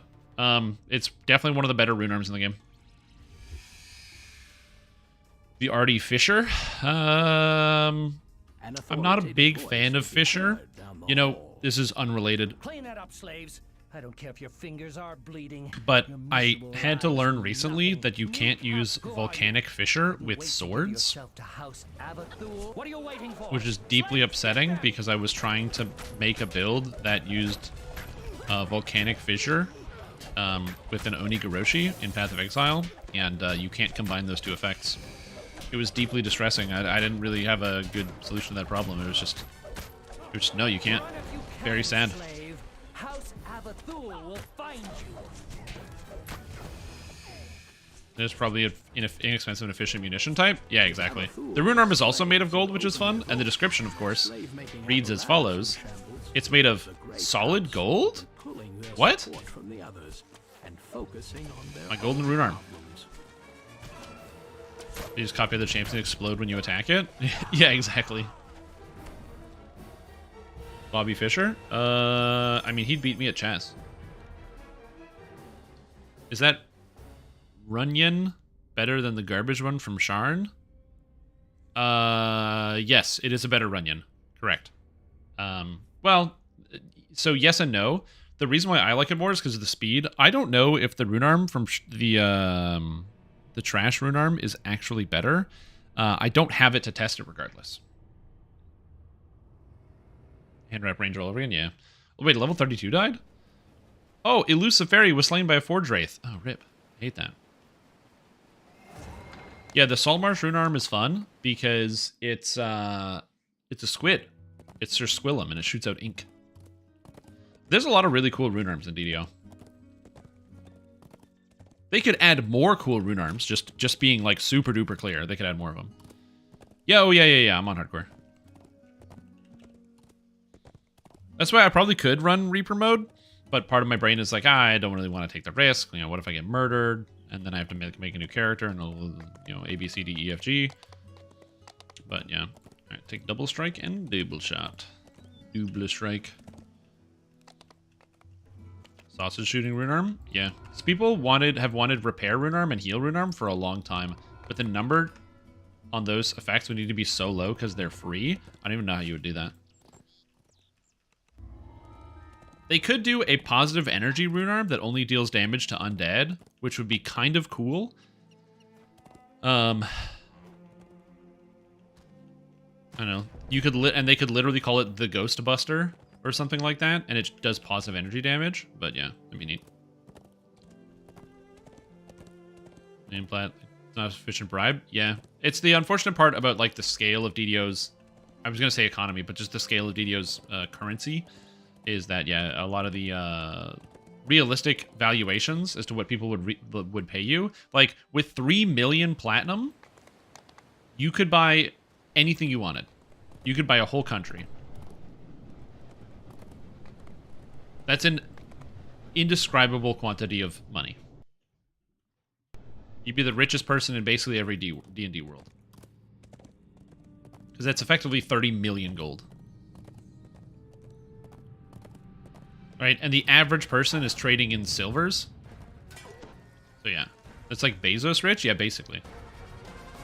The chasm ahead drops deeper and deeper into the underground. Yeah, like with that amount of money, the odds that you own a dick-shaped rocket increase dramatically. Depths, with most dominating the center of Schindlerin is an immense. This is one of the gateways. I don't know. That was something I complained about in a video I made a long time ago, which was 5 things that's wrong with DDO. By the way, in that video, nothing has changed. So you know, when people go like, the devs only listen to Stream Tom, no, they don't. But one of my biggest complaints is that the gold literally has no function. And there are so many ideas for how to make gold better that, like, it's basically inexcusable that there's still no function for gold in DDO. Oh, they did make EDs free. They did make the game less expensive. Actually, that's true. They did make the game less expensive. So I will, you know, say that they did make the game less expensive. So which is part of what I said. But yeah. But it still has an introductory cost if the coupon isn't available right now. Which, by the way, if you're watching the stream, coupon available. But yeah. Can you expose some of those ideas? Just anything. Anything to do with gold. Potions that are better than cure serious wounds that cost higher and higher quantities of gold. They don't have to be insane, but just like potions that cost gigantic amounts of gold, so there's something to spend on it. Potions are like gambling in the form of stuff like in like Diablo, where you'll have vendors who are like what's his name? Geed, where they sell randomly generated equipment, but for specific slots, so you can purchase that from a specific slot. So what I mean by that is like, instead of it being, like, no, I'm not talking buying, like, named loot, as an example. I'm saying specifically just, like, randomly generated items. Let's say you're level 28, and you're like, man, you know what, I could use a new necklace. You could go to a vendor, and for, you know, X amount of gold, you could buy a random level 28 necklace. And you can just keep buying them until you got something you want. If you didn't get anything you want, obviously it would be bad, but you'd have, like, at least a piece of the puzzle going, something like that. Like, and these are ideas that don't exist in the DDO store. These are just, like, new ideas. I'm sure you guys can come up with ideas yourself of something to do with the gold to actually make it have function and value. They could also cut a 0 off of everything as well to help with that. So, like, you know, right now we're bound by the integer limit of 4296, A portal lies ahead. whatever it is. Like on the actual codes, that's the plat cap. But what they could literally do is just cut a 0 off of everything. So, you know, when you sell something, instead of this selling for 9,211 platinum, it sells for 921. And then they just cut down the cost of everything by 10%. And then, you know, people can stockpile more, and then they can have a more wide range of prices.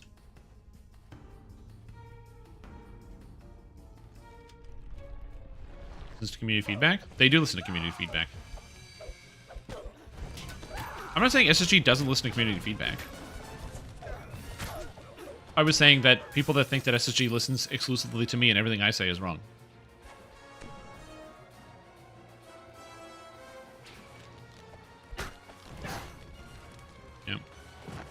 Vendor in the game to do that. Randomly generate items for X slot, X level. Yeah, that'd be great.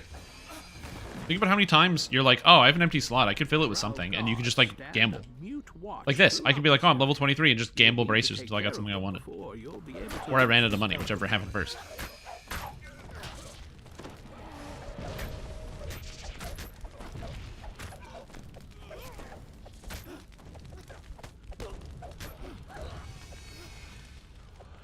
It's pretty small. Well, they also, like, again, change is a great example. They updated the Shader Kai chains mechanic because people voiced that they wanted it to be better. So you actually have like a whip spike chain that actually felt good and wasn't just like standing around using a bad chain attack. Crafting units for Sharn and Isle of Dread for such ludicrous prices. They could do that as well. I mean, people would also... I don't think they need to sell that. So the main reason that you don't see anyone selling any of those things on the Platinum auction house is because there's no reason for to get Platinum, because everybody that actually has those materials in high quantity is also plat capped on 1 or 2 or 3 different characters. So, like, it doesn't really matter. All you're doing is circumventing the problem. Again, I think if you actually had a reason for players to actually want to trade Platinum from one player to another, then people would sell their materials instead of just holding on to billions of them.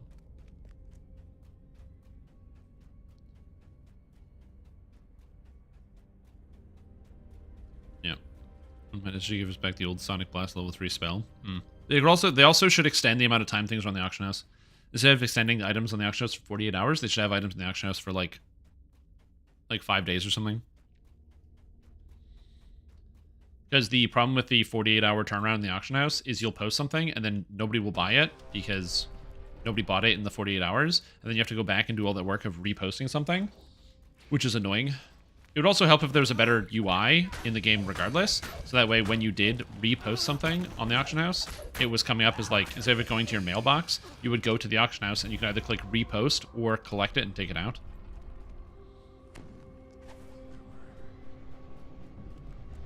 Wouldn't mind SSG gave us back old Sonic Blast's level 3 spell. Yeah. And people would use it too.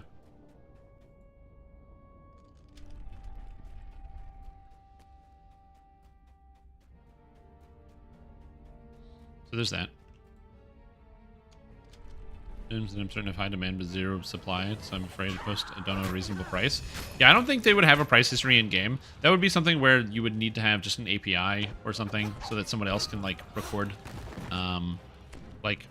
exchanges, like currency exchange, or like exchanges for different goods, and then actually put their valuations on it. It's probably the way you would get through that. Well, if they're 1, 2, or 3, then you just throw them up there for whatever millions of plat and call it a day. If they're anything beyond 3, if it's 4 or higher, you should probably sell them for astral shards instead. And then for that, it's really easy. You just compare the price of astral shards to the price of the tomes if you had bought them in DDO points, and then sell them for that price. The spider brooch is now yours, but like, for the taking. You know, like make an average or less inference. Components, Elminster can open the portal within the main chamber. Yep. That and also random stuff wouldn't work well for price history anyway. Because there's also variants in terms of similarly named items as well, which is another problem.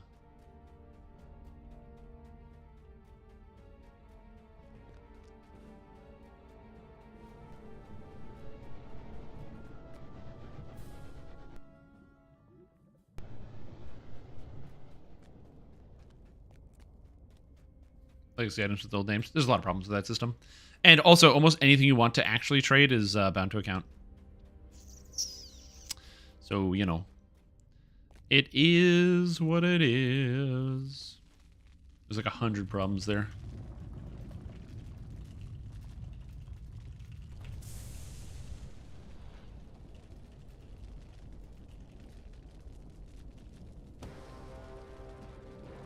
It's Chaz Ozrin. Those are people over there, apparently. They coming out here? No, they're just hanging out.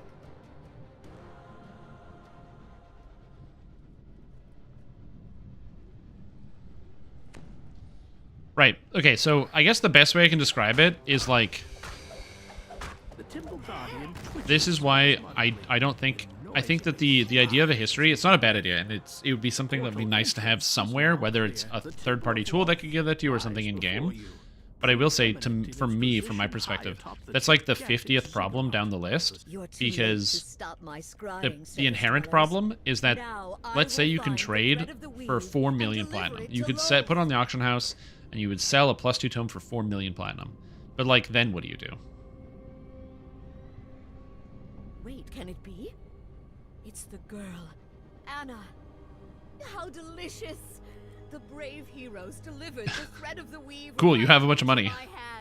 There's nothing to do with it. Loth, The thread of the weave is Like there's my just gift like to there's you. literally nothing you can do. Now enter the portal, girl, and accept your fate in the demon web. You cannot resist. It is a bizarre problem. Kill the surface dwellers. Don't kill the surface dwellers, please. The Spider Queen. They could sell a BTA breaker or similar for 4 million platinum. So it's not so much consequences that you can't foresee, it's that it's a shitty system. Spiders. Things should be bound or things should be unbound. Cleanse That's your it. Temple.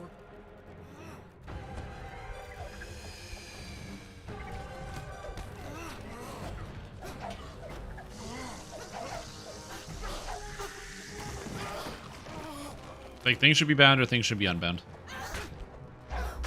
Why do you persist? Moth is unstoppable. Now she has Give us the housing? thread of I don't the want weave. housing. I have no interest in this. Just reload chat from some level, chest level times platinum? Yeah. I would just like something to do with all the platinum that I have.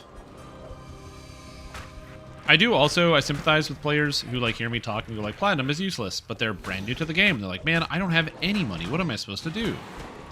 And it's like, I am at the point now, I cannot spend this money. 311,000 can't go anywhere. Moth, I beseech you. There's nothing I can buy that will spend this money, and it's only going to go up. Did I not bring When I go to you the town, I'm thread going to of get to the 350,000, then it's going to go to 425, then it's going to go to 500, and it's only going up and not down. And there's no way for me to fix that or change that. Gotcha. Loth, please, hear me. Your servant begs you. So yeah, 4 million platinum for a BTC to BTA converter. Again, the issue there is the better solution is that those items should just be unbound. Not saying that they couldn't pay for it, or like that wouldn't be like, oh yeah, it would give you like a plat solution. The problem is the inherent game design is bad, and then using a bad idea to patchwork another bad idea, to me, is like the hole is deep enough. We don't need to dig the hole deeper. It would be a bad idea to have used platinum to make selectively bound items, because it creates a market where if it's really expensive to change these things from bound to unbound, then only people that have the funds can make these trades, which is the win more move. So the people that can afford it can afford it can continue to do it, and the people that can't afford it continue to not be able to do it. And so that is like, you're just creating an imbalanced system there. It should be bound or unbound. Like, that's it. Like, in general. And so patchworking that on a system like that just seems bad. But in like I said, they should just make it so the items are either, like, unbound, or make the bound to character items bound to account. Whatever it is.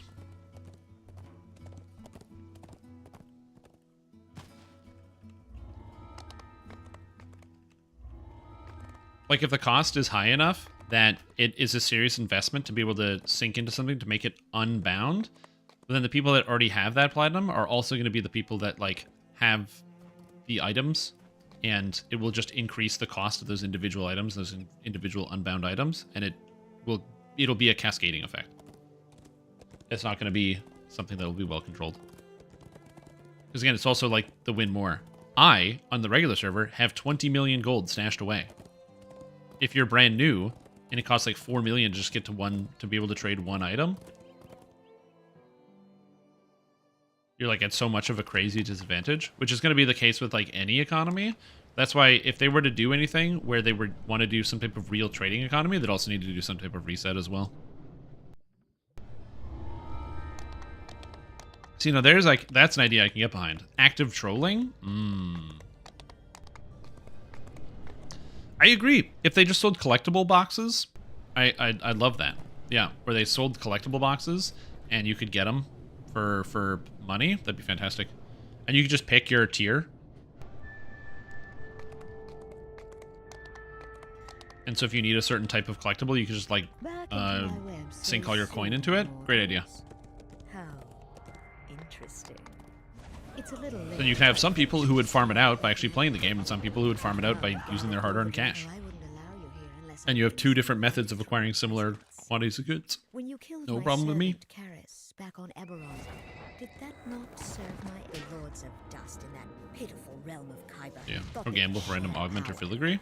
How foolish they were to think that the Spear Yeah. of Shadows As I would said, work there's alongside them. good ideas there. I just don't like the idea of an item that pays for something to be bound to account because of the market implications. Or like pays to unbind an item. Because you have kept The me so implications. entertained in The final hours of life, implications. I will extend a courtesy to you once you are dead. I will place your remains on a fragment of Eberron. Once the demon web. Okay, so I can use the seals dog to its- eat up the thing in the other quest, right? Huge bestial form Eat up the looms window. in the distance. That'll probably be fine. It seems the demon lord Grulim, a booming voice shakes you to your Cash to bones. XP. Mortals. Yeah, they could just do that. In my Honestly, domain, yeah. Show yourself. As you pull the lever next to the I blue feel like at one point they had a system in place for like, or like they could do something like an attack that costs money. It'd be amazing if there was a class where it costs money to use their skills. Just like what an idea. Doesn't have to be better; it just has to be a thing.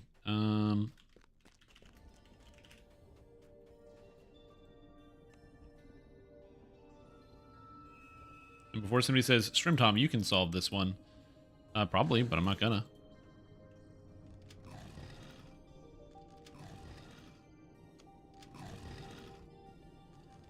Does it respond in time? It'll respond in time. Also, unbound crafting is too expensive. I really hate that unbound crafting not only requires different material, like extra materials, in terms of like you need a fourth type of material, but then also it requires more of the other materials and the higher levels. Ugh. I don't mind that it takes higher levels, but the fact that it doesn't just use the special crafting material is annoying. Platinum for XP? Yeah, I do think it's a bad idea.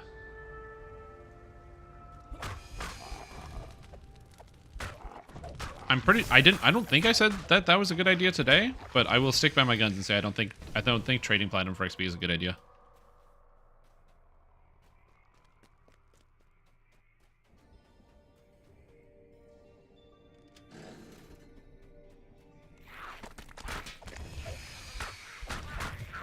The idea of, in theory, it could be like an alternate leveling system where you just spend a bunch of time trading to make money to turn that into XP. Maybe, I don't know. It costs platinum to fight? Oh, yeah, no, I was talking about it from the perspective as I remember, hold on, I'm trying to remember what I said just now, but, on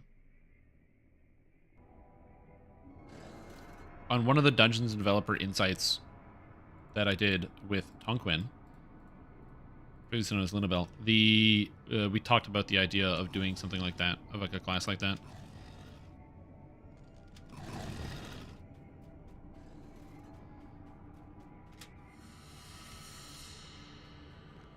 I'm called Pay to Win the Fire's actual platinum from you? Yeah. You could probably do that. The thing, again, it's more of just a question of like, realistically, even if a suggestion that I think is not a good idea, it's probably just better than the suggestions of doing nothing with it. And that's the part that I find frustrating. It's like platinum is just like a non-currency. And for me, I find it's annoying in the sense that you're an adventurer. Why do you go out and do adventures? Now, everyone has a different reason for their own characters to want to go and like get out there and take part in the adventures that they perform. Because again, everybody kind of imagines the motivations behind their character. Maybe you don't for DDO, but in pen and paper, usually you do. You have a reason and a set of motivations for your character. So, in a lot of cases, one of the reasons you might take on an odd job, in fact, if you've ever had odd jobs before in your real life, is because you kind of need the money. So you go on an adventure, partially because you want to find something new and maybe change the world. And also partially because, you know what, you don't have a place to live, you don't have a regular job, so you go and do odd jobs to kind of, fill in that paycheck. And the concept that money has no purpose in the game, in totality, is just really weird. Like, that's just not a part of it. Like, it just has no purpose in DDO. And it kind of goes against what you would imagine a lot of people's motivations for being adventurers would be, which is, they want to do something to get money. I mean, I'd love to believe the idea that everybody is super altruistic and everyone wants to be a hero, but also, you know, that's not generally how these things go. Yo, what's up, Off Meta? How are you doing today? How is your day going?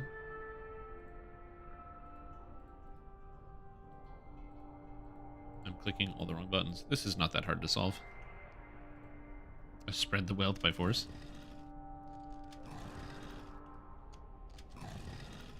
Yeah, that is a separate conversation, but I do think that SSG should solve the problem of what do you do with experience points once you're level capped.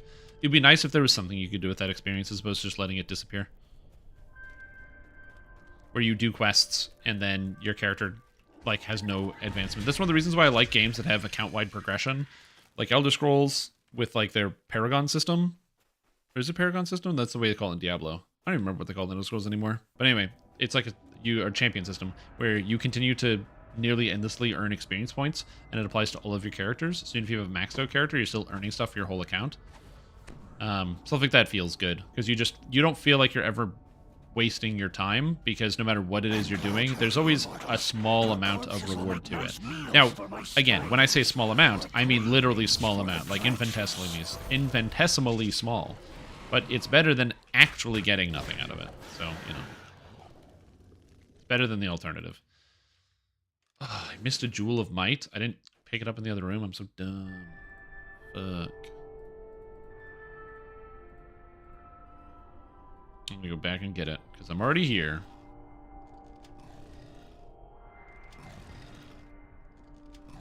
Made a wine reduction sauce on Portuguese sausage. It was nice and fancy. It does sound really good.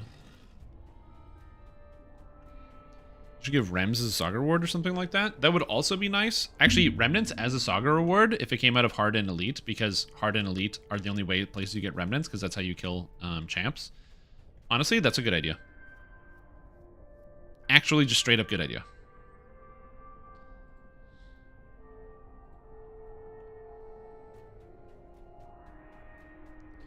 Okay, it's gonna be here. I know it's gonna be here. There it is. Give me my XP game.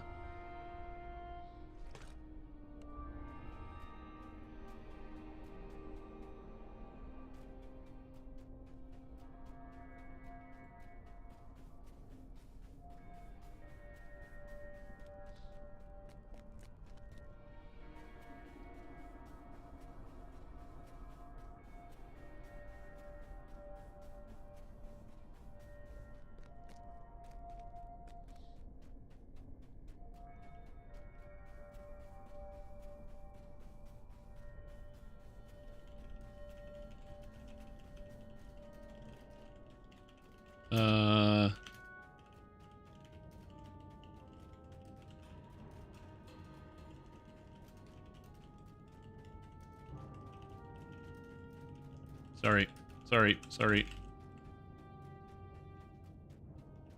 Hold on. I gotta look something up.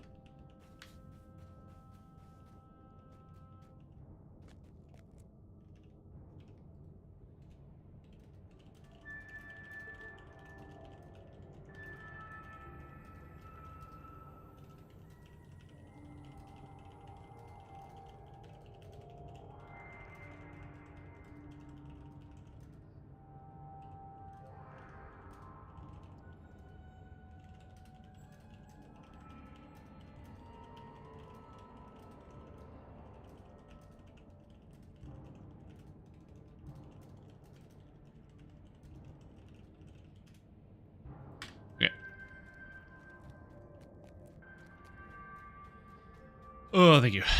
But yeah, I had to type a bunch of shit. So they don't like people hoarding the XP cubes? That is correct. They have said that. Did they add new uses for Rems, or is it still just the tomes? No, it's still well, it's augments too. You can buy augments from a lot of characters. Randall Lyric is an NPC that has been added possibly since the last time you played. He's in each expansion zone, and he sells endgame augments, and he pretty much has every augment available right now.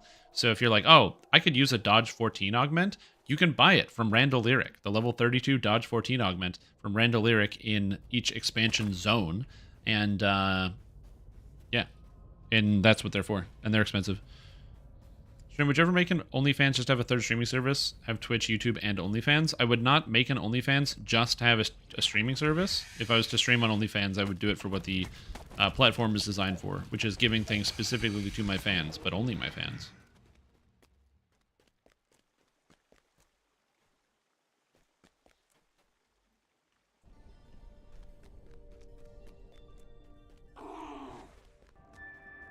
You aren't quite as feeble as you look, mortals. Come find me. Inside ability? Yep, which is also nice. Surveys his domain from his perch up on high. You'll need to find a way to Right. reach him. Yo, what's up, HDM? How you doing? And now Can I stun Nillifax, or is it a red name? I don't remember. And Maljuf. You have defeated the Yugoloth Guardian of Wisdom, Nillifax. The Maljuf. south path is clear. Shrimp feet pics? Absolutely. That's what it's for. Gonna make sure I get that entry on WikiFeet.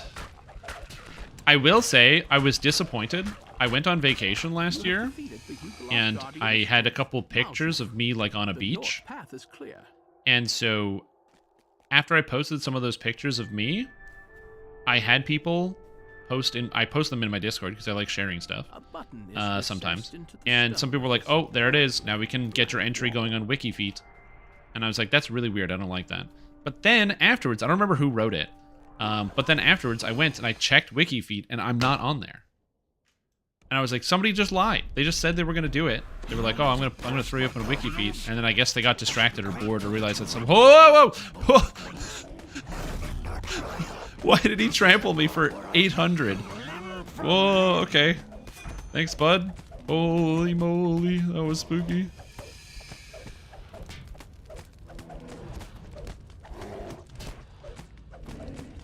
Yeah, they added new augments with an augment patch, and you can buy most of them off of Randall Lyric.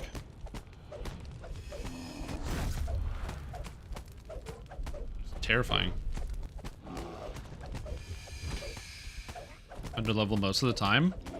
I guess. Am I under level? The quest level 22 is 23, isn't it? Condemned by his own trial. Yeah, I'm doing like every quest. Metal and stone reverberate from down below.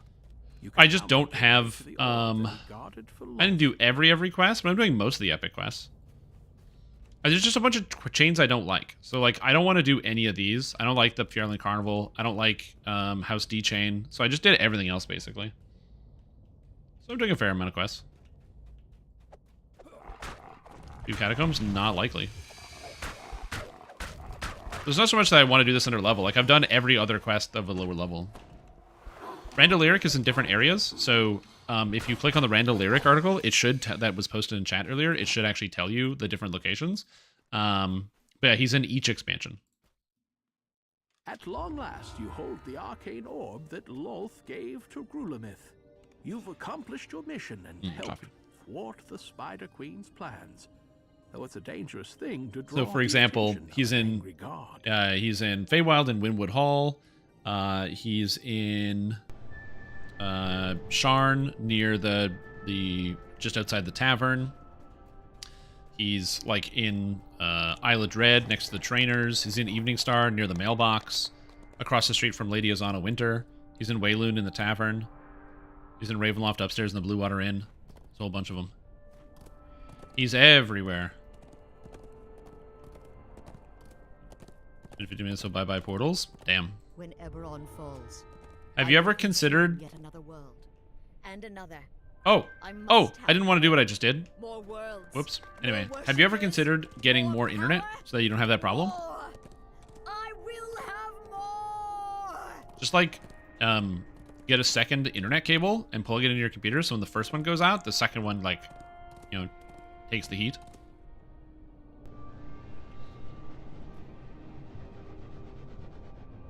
Getting us level 34 this year with the next iteration. There are no level 34 augments. It's going to be level 32 augments. The Yugoloth Yimerus stands on the next rise, in his true form, waiting. Like, he's gonna, when he gets added in whatever the new expansion area is in Myth Draenor, when Randall Lyric is there, he's gonna have level 32 augments in his shop. Augments only go up by every 4 levels. So 28, 32, and then it would be 36 whenever the 36 comes out. Yeah, so we're gonna get another batch of 32 augments. The real hard part about augments is the colorless ones, specifically The shattered skill remnants of ones. some fallen kingdom rest between the demon web strands. Yeah. Somewhere in here is the ruins keep. It works surprisingly well with the way they've implemented it. Yeah, 34 is also kind of weird because we get 2 new feats. We get a new Epic Destiny feat and a new Epic feat. And I don't know what they're going to do. I assume they're going to be adding new ones. Drow stand arguing before the first sign.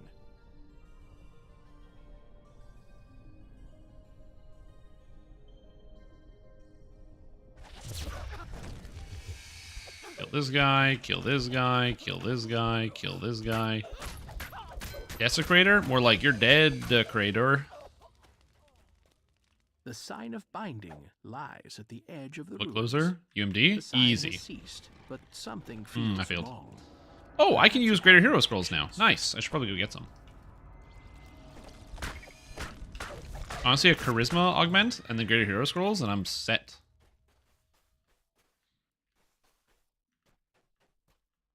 Yeah, something like that. The second sign floats just at the edge of the promontory. There must be a way up. Yeah, but I'm not going to disable it. I could, but I don't want to. Disabling traps is not my thing, man. I don't play Artificer to disable traps. I play Artificer to super fighting robot. You know? Mega Man? Look closer. Strength! The sign turns off with a reluctant, anguished shudder. That didn't work either. A chill runs up and down your spine.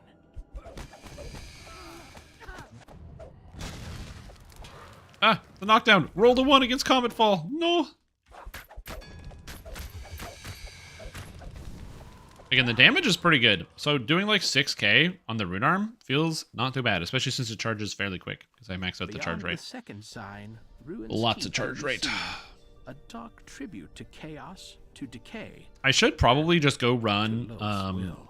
Delaris on normal to get the Voice of the Master. It's probably a good idea. Solemn henchman stands guard Before I start handing before in the third like sagas and sign stuff. in the keep's barrier. Die. Please. Ooh, he made his save against the trip. Interesting. I mean, the trip DC is not amazing. It's only 66, but still.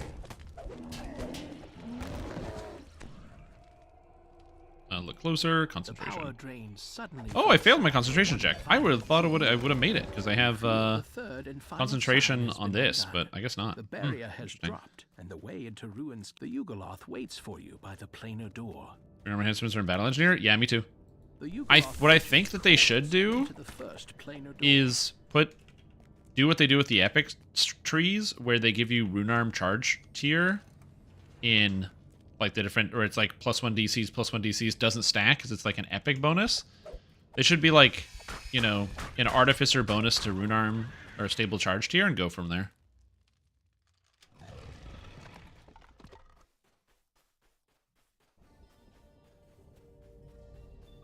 The demon Kishnaurak, champion of Loth. What's Master holds level court 9? in Yeah. The Great Hall. The Gablezu eyes the mercenaries. No. Currently, I only have 2. When you pay us more, I have the gold power and I have the force beam. I gotta beat more. Technically, this character is based off of Mega Man X, so as opposed to Robot Masters, it's Mavericks. But yeah, either way, the answer to that question is no. I haven't done it yet. This is a first life character? Yes, this is a first life character. I'm on the hardcore server. Goodbye, Kishnorak. First life character, no tomes except for the intelligence tome I got from doing 1750 favor. It's pretty much the only tome I've got on here. you have defeated Kishnaurak. The Yugoloth's contract is fulfilled, and your collaboration comes. Look at my armor class, dude. Look at that, 93. The orb is now Armor within class. reach. Do I have natural armor class on here? With the orb disabled, I its don't. Power I can actually get back in. binds and holds the thread. Oh my god, I have so many spells. Oh my god, I didn't even look at that. Oh, oh, oh. There you go. Now we have armor class 100. Oh yeah. Yeah, we're doing hardcore league. The whole point is to test. I find like hardcore is a great testing ground for character builds because I can't fudge it if it works or not. Like if the character doesn't work, it dies. So it's a really good testing ground where I have to like make sure I'm making the right sacrifices and making the right decisions when it comes to the stats that the character has. Because I said, if the character just doesn't work in general, it's just like you'll know right away, and this makes it a lot easier. My worship increases day by day. Soon all will pay tribute to the glory of Lord. Soon all will pay tribute. You dare to oppose me? Yes, I do. Very well. Or is you do Sharn without magic missile immunity? Yeah, if you do Sharn without magic missile immunity, the benefit of doing Sharn without magic missile immunity is it allows you to look at the login screen again. I always forgot about that one. I always forgot about the laughing Lolth. This part of Demonland has undergone a violent upheaval. Islands of rock lie scattered. Okay, so I will need my Artie dog. Hello, Unleash Iron Defender. Come to me. My first time summoning you. Passive. Stay. I haven't summoned him yet. This is his first time out of the pen.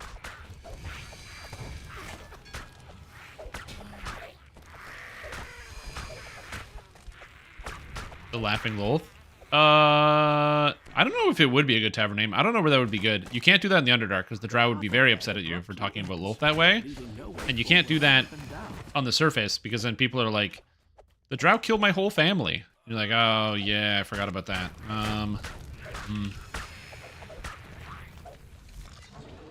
Maybe an area that borders the Underdark? Ambush. That's a good question. I don't know. These forces were carefully placed to keep you from the rift between worlds.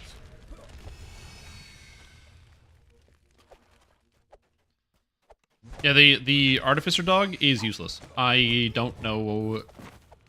I can't think of any way in which you can use the Artificer dog to be effective other than not using it. That's the best way to use the Artificer dog. The problem with the dog is that its damage is basically 0. Its hit chance is so low it often can't hit even if you get the trip upgrade for it. Actually, I think it just has the trip upgrade built in because they gave them all of it. Like, there's really no good solution to the Artificer dog problem where, like, the Artificer dog is just kind of generally bad. Other than not using it. Yeah, activating levers is basically why it's useful. The depth of the abyss gapes. It does store 1 docent. True. It does store 1 docent. A magical barrier. Yeah, they also you can get a lot of strength on him, which is true. I remember my brother. We had him. He was very helpful when we were doing runs of Legendary Tempest Spine when Legendary Tempest Spine came out, because we didn't have a lot of people playing like melee characters with a lot of strength. And so we didn't like have any barbarians in guild. And so the benefit of having somebody with an Artificer dog is that the dog has a good amount of strength, so then the dog can pull the lever. Which is fantastic, because you can get it up over 75 strength if you got like the stats for it and the upgrades. As he lowers his head to summon more adversaries, some of your life force fuses into the rift. Nope. No. Bad dog. Bad dog. I don't know what makes after you tell them to use something, that the dogs, or like hirelings, will immediately afterwards forget that they were told to stand still and then just not stand still anymore. I'm not sure why that happens, but it does happen pretty regularly. True, it does allow you to do that, yeah. Ever be a day where it doesn't insta-die? I don't know. They'd have to make a lot of changes to how they scale. I do like the white armor on my dog, though. It reminds me of the way that Samus's gun arm looks when you're using Ice Beam in Metroid Prime. And that does look very visually cool, so big fan of that.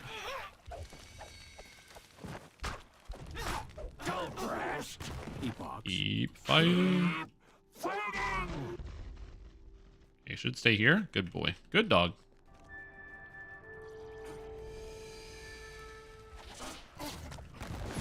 I drown.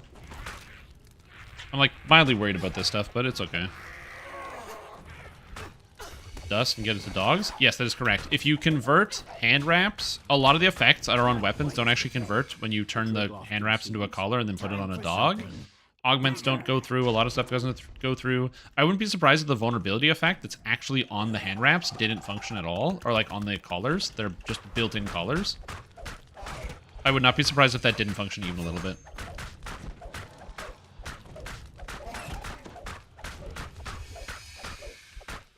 Jones in New Asgard. Sure, it's dramatic, but if it gets business done, yeah, exactly.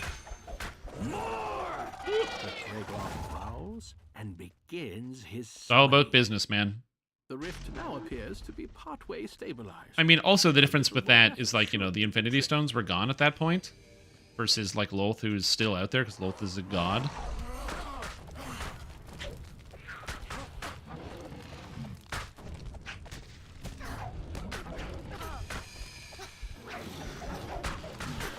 You call the vulnerability to work? Yeah. I have never tested it, if I'm being honest.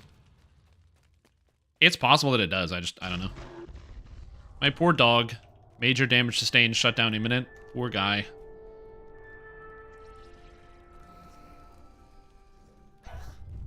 Okay. Again, mildly worried about this. Some of the stuff can be kind of dangerous, so I'm going to be a little more focusing than chatting. Tactical D! Oh, this guy's still alive. And this guy's still alive. I'm worried about the Driders. If I'm not paying attention and I get knocked down, it's real trouble. I can't let myself get knocked down. Turns to fury as he looks a moment early. Okay, we're and good. Sees you healing the rift. Okay. And also the Planeswalker Drow are dangerous as well, because they just have a lot of different effects. I'm apparently not facing Dragloth. Good. I didn't want to face Dragloth. Oh, Dragloth are not immune to lightning. Okay, I thought they were. Never mind. We're good. Woo! Okay, fight's over. The rift has Thank been you, stabilized. doggy. Very clever. Growls the Dragloth. Oh, good. That didn't work. Fixing the rift like that. Okay, so I'm going to ignore the boss for a bit and basically just run around killing ads. That is the most dangerous thing in here is the ads. The boss doesn't really hurt that bad. I mean, it does a little bit of damage, but if I get crowd controlled, if I get knocked down, something bad happens, it's because of the ads that are here and not because of the actual boss. So I got to kill Planeswalker Drow, got to kill Soulherd Rider, Dragloth is dead, and then everything is fine. Grim's YouTube stream channel. Woohoo! Nice. Good job, Tapler. I do link my stream channel on YouTube in the description of every YouTube video. I mentioned in the videos, and it's found on the main channel. If you actually just go to the channel page, it'll have a link to it, and it's linked in my Twitch stream. But I am happy that you found it. Accessibility is always a question that people ask, or like that you have to ask yourself when you're looking at marketing in terms of where can you put information and how much information you should put. And this is often a question that people ask when it comes to tutorialization of games and what have you, which is like, is there a place you can put information where people will see it and it will actually be like of ease of access? Like how much people are willing to read and is it even worth it to make that investment further? The best example I can give you is when I used to work at a gas station. Because gas stations get robbed late at night, we would put up a sign on the door that was like, hey, like just like we would buzz people in. So as opposed to people coming right in, you would have to like buzz. And the number of people that would walk up to the door and they just like rip on the door makes sense. They don't see it. The door's locked. And then they don't see the piece of paper on the door. And so they just keep reefing on the door. And then they come around to the window and they start banging on the windows and stuff. And then you're like, okay, like you see the person, whatever, you help them get into the building. You just hit the buzzer and the door opens. And they go, hey man, what gives? And you're like, oh, we locked the doors after X time. That's why we put a sign on the door. And then they say to you, no, there's no sign there. And it's like, yeah, dude, there's no sign there. So there's only so much you can do at that point. And sometimes you got to give in. And so I do ask the question of like, where else can I advertise to make it easier? I had to click the 2 links to find it. It's kind of hidden for you. That's true. 2 links. Yep. Two clicks. I mentioned this before, but like every extra click you have to ask somebody to do is a monumental task on the internet. This is not me insulting people's laziness or whatever, but like, or like saying like, you guys are lazy, you won't click 2 things. Like it's just standard media marketing. If every single extra link somebody has to click has a major drop-off in the number of people that actually click stuff. So if you're like, hey, click here to do this one thing, at the end of a YouTube video, the number of people that actually click it is so low because people already have a thing they want to do and they can't directly see what the thing you want them to click is. So then they're like, yeah, who cares? It's madness. So again, that's why I said you have to like ask yourself, how much effort is it worth it to put in for those types of investments in terms of people's attention span? What's a good Stormsinger caster stick level 23? Go to the Keep on the Borderlands and just buy yourself the caster sticks from Keep on the Borderlands for the arcane ingots. They're better than anything you're going to get for the entire leveling process. Yeah, I got the bastard sword. Anyway, I'll be right back. It's your other YouTube channel? Yeah, in my chat, it posts all the time. So, like literally just right now. So this is my chat, and then you want to see the latest StreamTom video about build state of the game, go here. Want to catch the VODs from the previous streams, go here. It's right there in the title. And that bot posts every 10 minutes or so. The problem is people also like tune out bot posts because it's really easy to just like not see it because it's just this big block of bot posting, and so your brain just deletes it. It's like it doesn't even exist. Again, it's amazing what people can tune out when they're like when you're just like either focused on something or like how much you can how much noise you can cut through. Anyway, I'm gonna use the bathroom and get some water, but I will be right back. Here, I'll put a progress post of the character. Progress post. Character stats. No. There we go. Progress post of character. All right, I'll be right back. That's where we're at right now.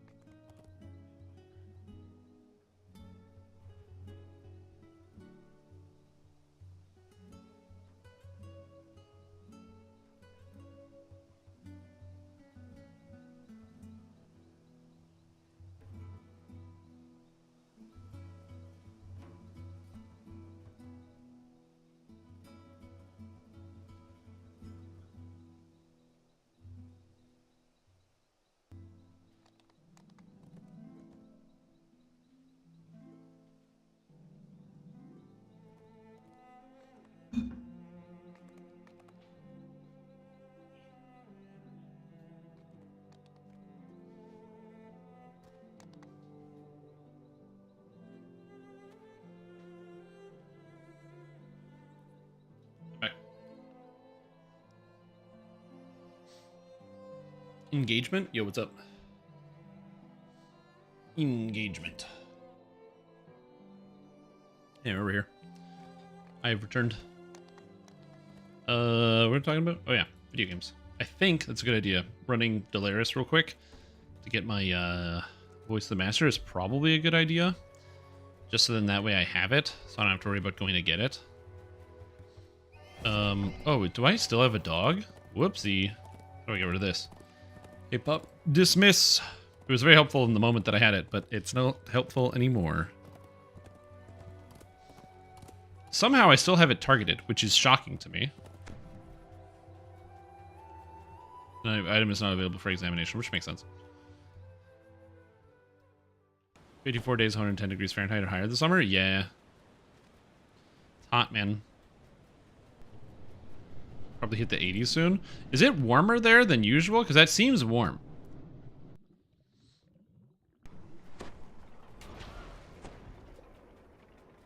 Because again, it's not too bad here. It is actually warm outside. It's 1 degree. So stuff is melting right now. Which it's not supposed to because it's not even February.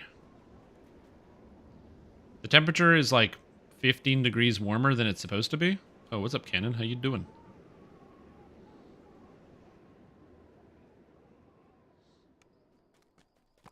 And also, I agree. 2 feet long hair is it's a lot of hair. I don't think there's anything wrong with having a lot of hair. I just... I'm not much of a... I don't really like long hair at all. Some people really like having long hair that goes all the way around their body. They don't want to be like a living, breathing Rapunzel. They just want to have the hair wrapping everywhere, going all the way around the body. Being able to use it as a weapon, like a whip. To like slap people with it or something. Again, for me, I'm not a big fan. I like to keep my hair shorter. I actually need a haircut. I've just been very lazy and I haven't taken the time to actually go get a haircut. That's it. So time for another cold snap? Well, it's not even a cold snap. We have a warm snap. It's supposed to be cold right now. That's just how it's supposed to be.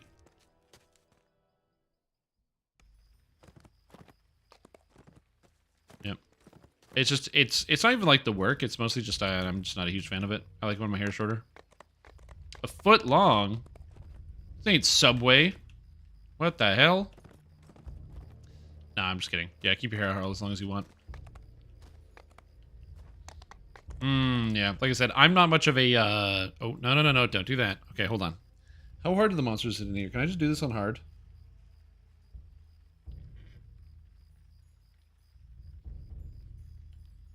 I don't think I'm gonna get bodied, but we're gonna find out. On elite difficulty, yeah, we'll get instantly killed by those bastards. This Stellara module is narrated by Gary. The tomb opens up into a larger space. That is correct. The underground structure is much bigger than the that statement makes perfect, there clear doesn't sense. seem to be a nearby mechanism for lowering the bridge. I have nothing against long hair. I just don't like it. I don't like it. The holy That doesn't mean of the sovereign host adorn the I walls am around against it or opposed This to it. place was once I'm like hallowed neutral. ground. I personally am neutral. That's all I'm saying. Oh, evasion, huh? Skeleton archers with evasion. It is a fun challenge to overcome for sure.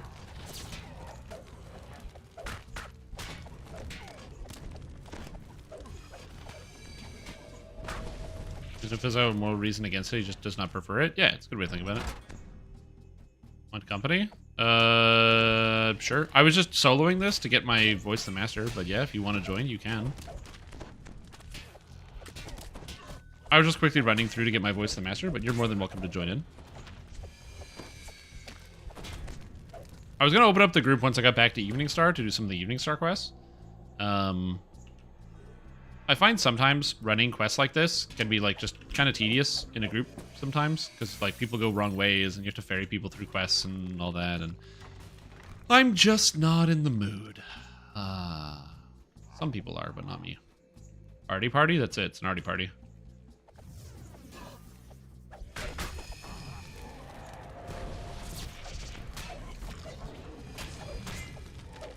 Yeah. This solar cruelty is not even too bad, so it's not all bad. Oh no! Arkelia was slain by Fury of the Flames at level 3. Damn, those fire elementals are taking people down, but good. Okay.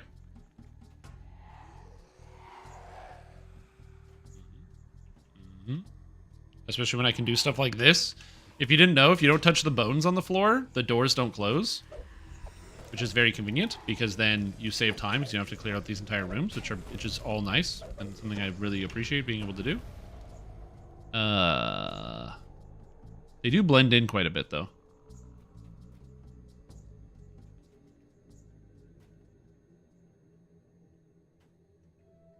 And yes, this is faster than killing everything. Trust me, I've tried. Oh, snap. I ran into the last one. And we already Samus / invite Samus. Sure. Look at that. We got the arty party, man.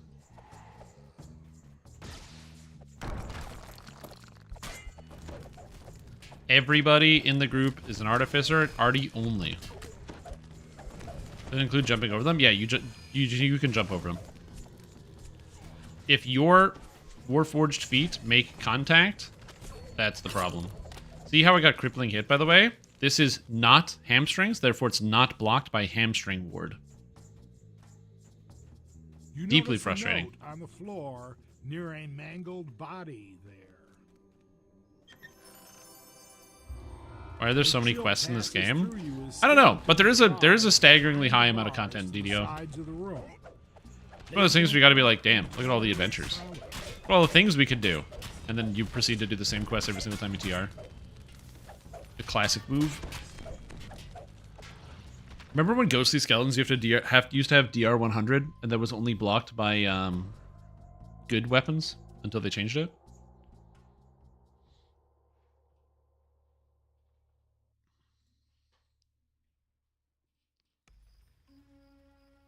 Ooh.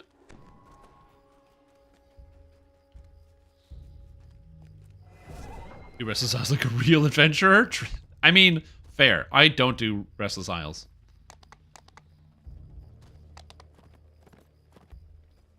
So yeah.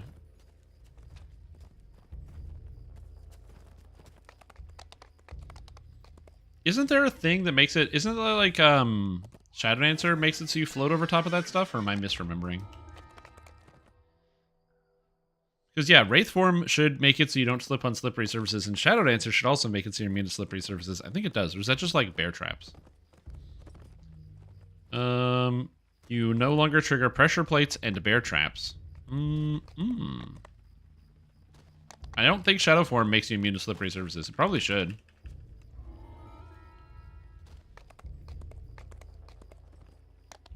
Unless it's in that text and I didn't read it. Yeah, it doesn't say anything. Nope, nope. Bad brain. Bad brain.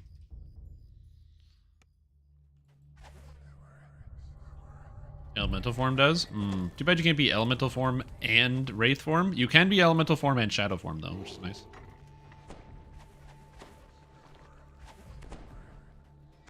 You hear the now familiar sound of bone clattering against stone up ahead. A now familiar sound of bone clattering against stone. I like it. It's like psychologically reminding, or it's like a psychological device where they're reminding you of what you've already done and what you're going to continue to do. It's a good description. Magic. I need to learn more and better about doing descriptions for D&D and pen and paper, because painting the picture of what an area looks like in the minds of the players, I think I'm doing an okay job, but I didn't pull the lever. I honestly don't know if I'm doing an okay job.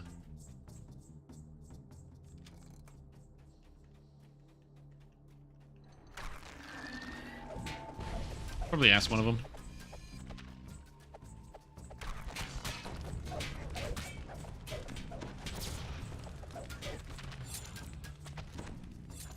Description words to help describe anything you like. Yeah, but I think I can write it myself. Describe? Is that a website? I don't know. It's a skill I would like to hone, you know what I mean?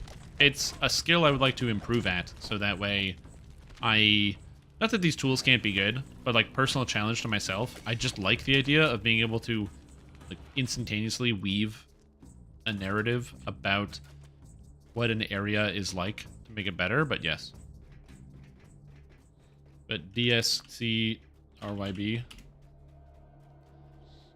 Description, sounds, and maps for role-playing games. Award-winning fantasy RPG descriptions, maps, and sound effects for game and music for game masters and players of homebrew D&D adventure campaigns. Would you look at that? Is some English descriptions from English? Why don't you just play in English?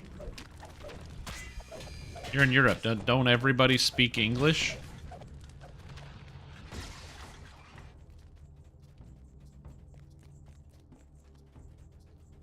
Like, I definitely just kind of assume that pretty much everybody in Europe speaks some amount of English. I don't know how you would escape it.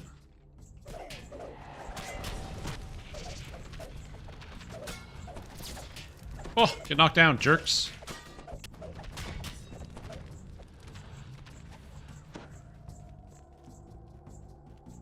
But yeah, native tongue also good. Also stupidly speak Polish and assume I will be using Polish. Ugh. Damn it. Wait, people in Poland speaking Polish? Oh my goodness. That's crazy.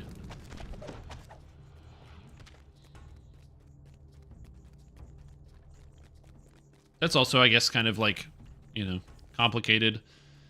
If you live somewhere where you don't necessarily speak the language at all or very well, and then somebody will assume you speak the language because you live there. I should probably travel and become more worldly to learn more about those types of situations, but also, what if I don't? I mean, someday I think it would be kind of neat to go to Europe and see all the stuff that they got there. Like, the castles and the mountains and the... What else they got in Europe? Art?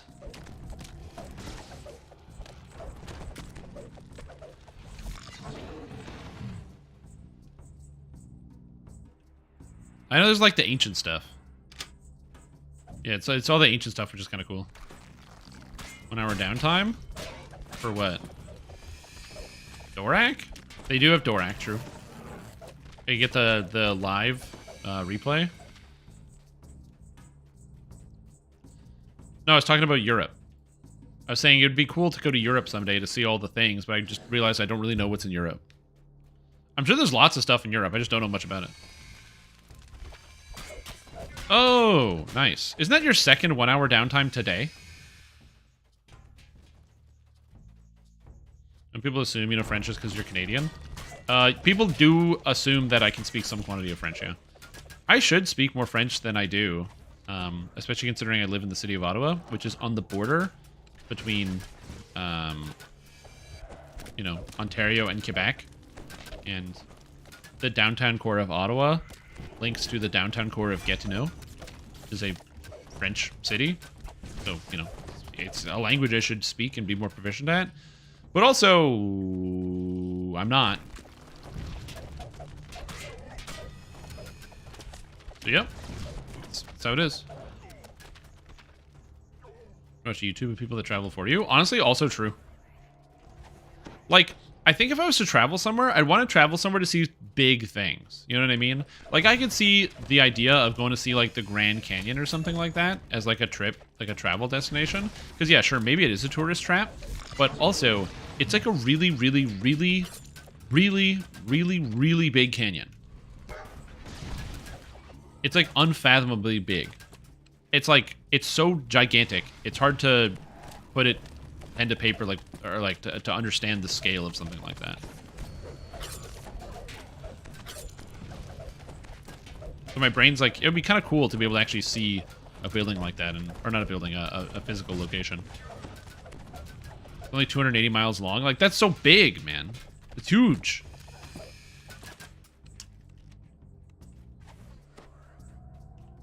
Ooh, where's the book? There it is. Yep. Even describe it as grand? Yeah, it's huge.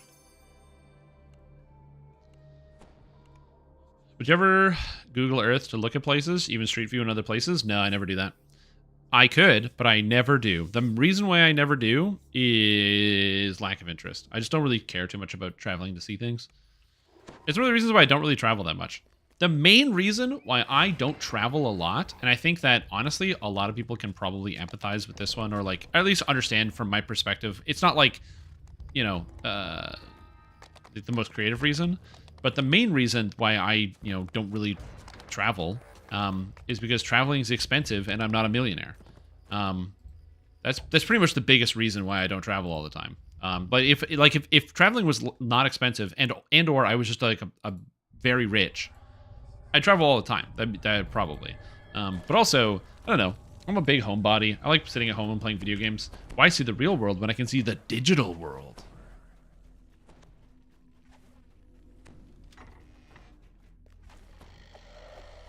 Like, I've taken opportunities to travel a few different places. But, yeah, I'm definitely not somebody who's going to grow up to become a world traveler.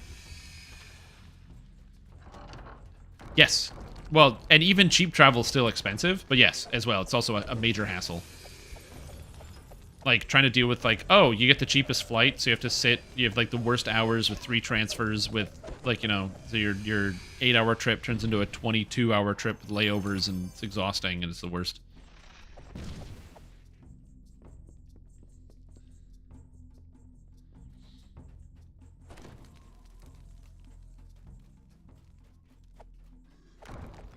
Because his provider names are dumb.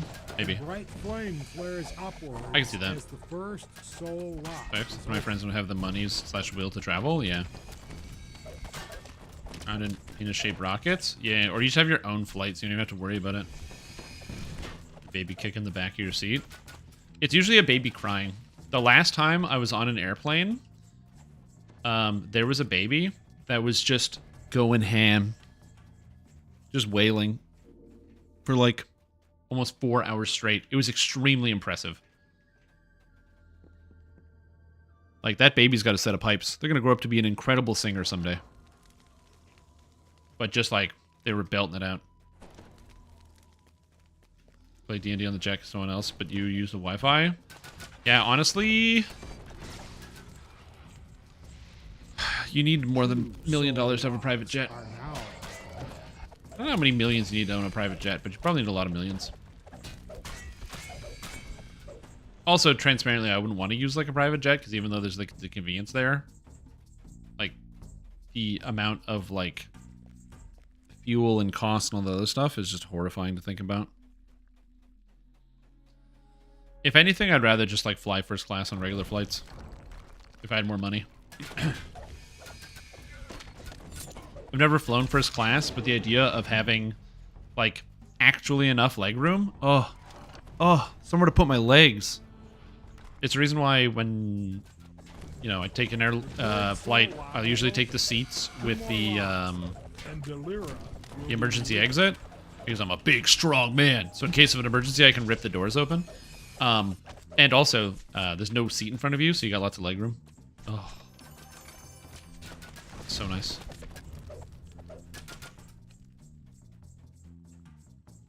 CJ behind you? Yeah, CJ behind me. Exactly. Now you know what I'm talking about. I spent a month alone in North America before COVID. A month? Alone? Ugh.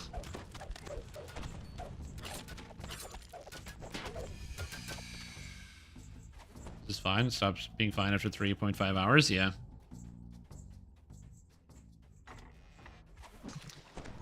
Yeah, I am 6 feet tall. My legs, they don't fit anywhere. My solution to that problem is I just ignore it with Nintendo Switch. That's currently, like, the general solution.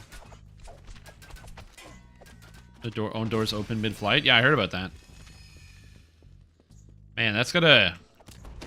Like, obviously, you know, it's bad if the Boeing planes are coming out with missing pieces and parts. And admittedly, you know, I read some headlines as opposed to doing my due diligence of investigating, like, what percentage of planes are actually having issues and that sort of thing. But that being said, just the fact that there's any planes that are having any issues is bad, pretty bad PR. I don't know what they're going to do about that.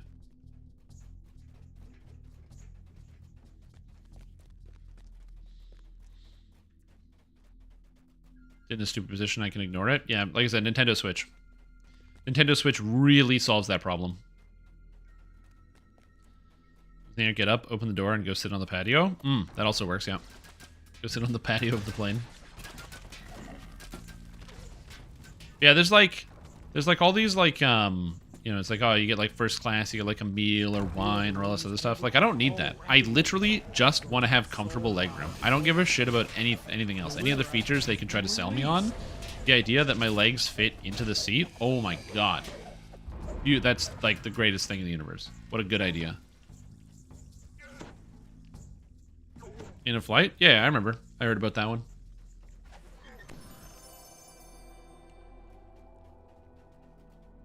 Yo. Is that for me? Oh, can I have it? Oh, hey, cat. Yeah, she doesn't like that. Ooh, it's mail for me. Thanks. I got mail. I'm gonna open it. I can't show it to you guys because it's my mail and it has my address on it, so I'm not gonna do that.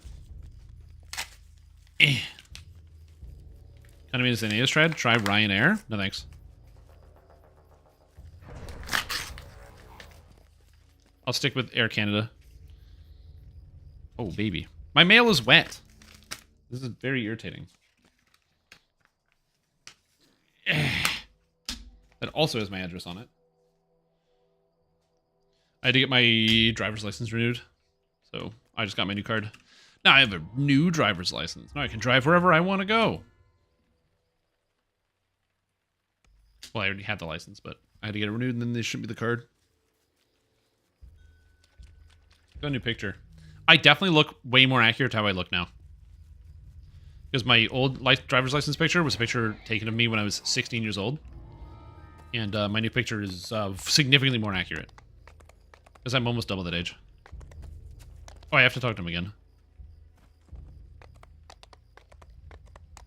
So my legs in the overhead compartment, also a good idea. Save your whimpering. On this plane, right? Which there's a little hatch you can open so your feet dangle down. Oh, that's a good idea.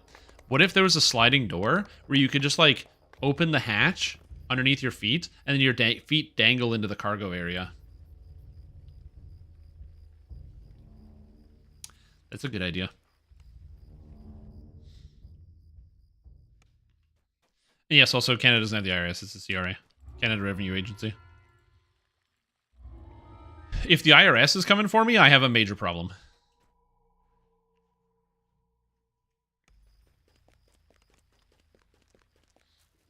So yeah.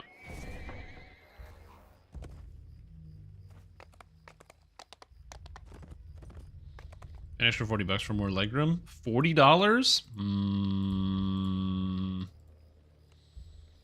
Yes.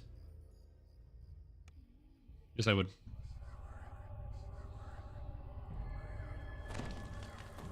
This is why I think these companies will actually experiment with charging people for these different types of services. It's like, how much money would you pay to be on a baby-free flight?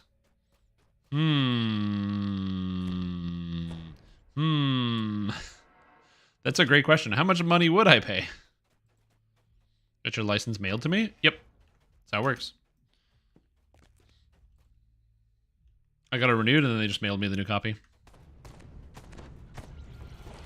License never expired, an infinite duration license. Yeah. So in terms of the expiring thing, there is, you know, the two different arguments. Argument A should be my license should never expire, and the only reason my license expires is because the government wants to get more money out of me, which is true. That is why your licenses expire, is because the government wants to get more money out of you. When your license expires, you have to renew it, and renewing your license isn't free. It costs like $100, and so they get an extra $100 out of you for renewing your license. So, you know, the government gets more money out of you. So like, that is actually true. But also, part B, in terms of like renewing license and all of that, and then where that part of the conversation comes up, I also don't mind generally renewing the license, because depending on the type of license it is, people's health or status may have changed. And so some people, you know, may be able to drive at one point, but then the license won't reflect the fact that they're legally blind now and they shouldn't be able to drive. But yet they'll still have a license. So, you know, it's not a terrible idea. Again, I don't hate the idea of having a license you need to renew. Conceptually. assuming that there's like a skill or task associated with the license that needs to have a minimum level of proficiency. At the same time, you get them renewed here. Oh yeah. Is it like a paper one? Because like when I was at the place, they gave for the renewal, they gave me the paper one right away, and then they mailed the plastic card later. So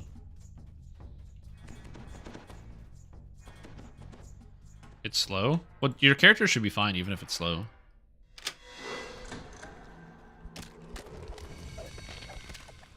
Yeah. Is Shrimp Tom legally blind but still able to drive? Yes. Oh, the full laminated version? Oh, interesting. Yeah, no, they just mail it.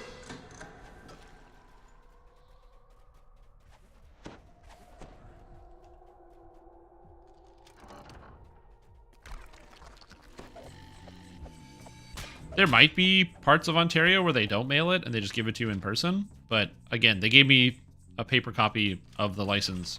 And they were like, just hold on to this one and use it until you get your... And, you know, keep it with your old one. And then when you get your new one, put that in your wallet. Alright. Sorry to hear about your DCs, dude. That sucks. I hate when the internet is just cutting out. It's just the worst. It's a terrible feeling.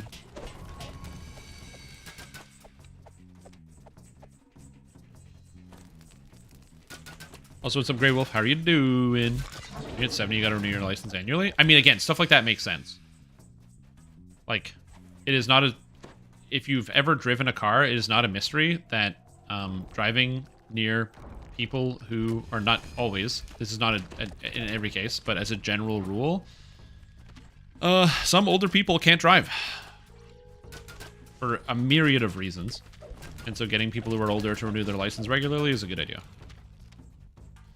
These packages good. Internet connection bad? Yeah. Yeah. Exactly. True. Hello. Video game. The difference cards there. You get in like 30 seconds. Interesting. You guys are on the ball. Yeah, we're slow, I guess. Again, I don't like super care because it doesn't really have... Again, it doesn't really have an impact on me, so I didn't really care that I didn't get the card right away and I just got it through the mail. Whether I get it right away or whether I had to wait for it doesn't really affect me. I guess it would matter more if I needed to have, like, the renewed picture on the license instantaneously. But I didn't, so... They probably could, in future, just, like, change up the system. I don't know. It was mailed, you had to get fingerprinted? Oh, interesting.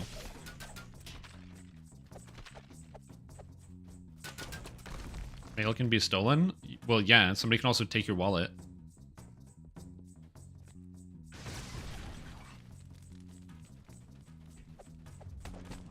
It is definitely true that people can take your mail, and especially since you're likely not there to defend it, unless you're, like, actively looking at your mail.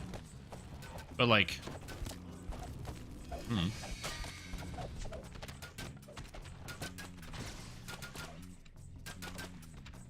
Like, people mail all sorts of stuff, and, like, everything. People can take your bills, your financial statements, anything you receive in the mail. I mean, obviously that can be turned digital, but, you know, if you're not doing it digitally, people can take your packages, which happens with some amount of regularity. Also, it depends on the type of mail you have. Like, if you have a mailbox, then your mail isn't getting stolen. Like, if you have, one of those, like, group boxes or whatever, where you've got the key for it. Or if you live in, like, an apartment complex where they just put it into a chute. Back in home state now? Yep. No. He lived there for a little bit. Just a little bit. Was downloading an MTGA update. Well, for all that Magic the Gathering you're playing.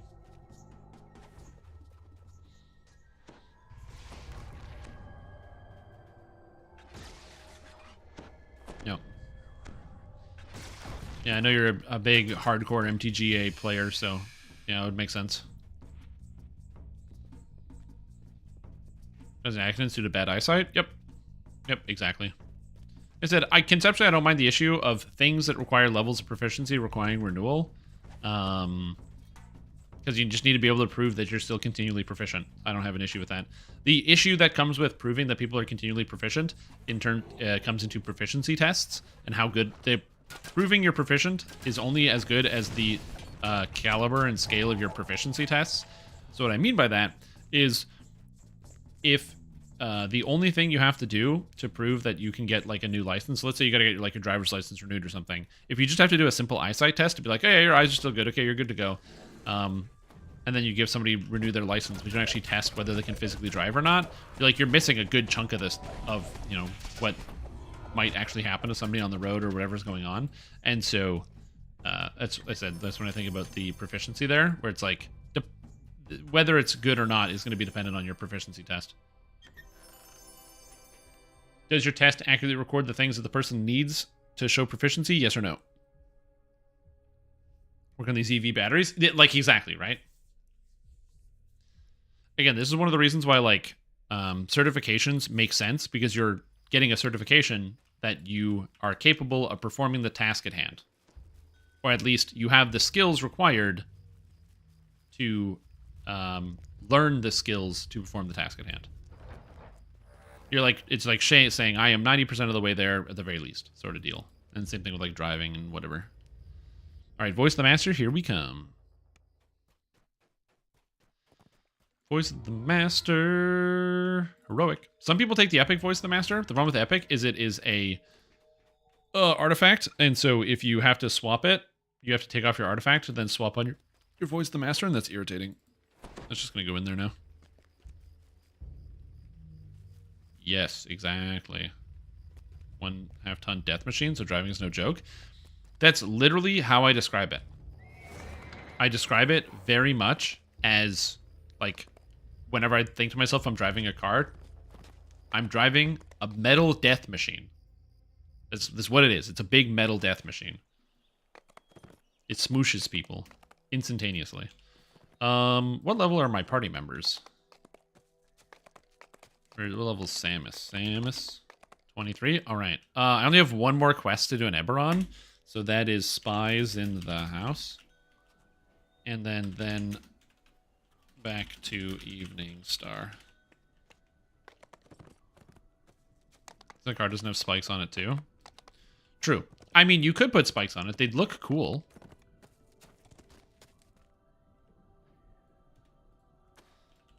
Elite. Spies in the house. Okay, drive a truck and you win against most cars? Yeah. I will say it was nice. I used to drive a van. What?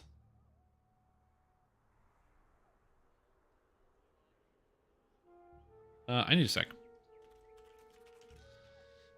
What? Oh, God.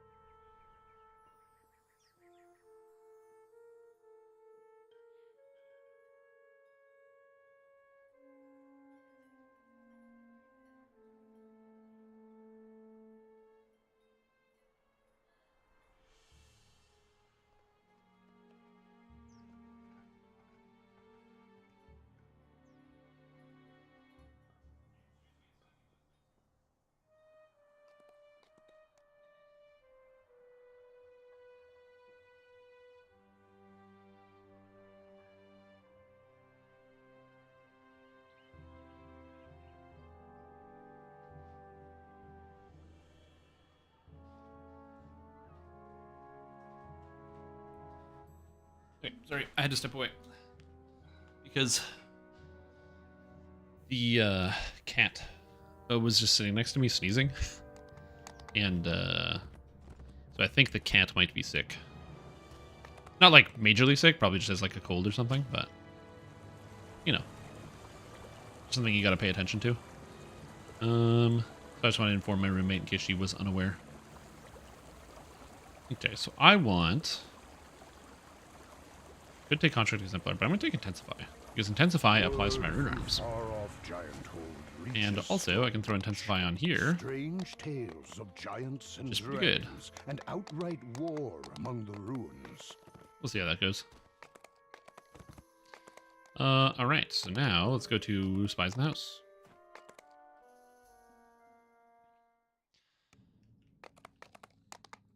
Okay, so I got this. I got this. Rune Arm DCs is good. Evocation DCs I think is just straight up strictly better, so I'm gonna grab Evocation DCs. And we're gonna go there and probably grab 1, 2, 3. And move up the tree.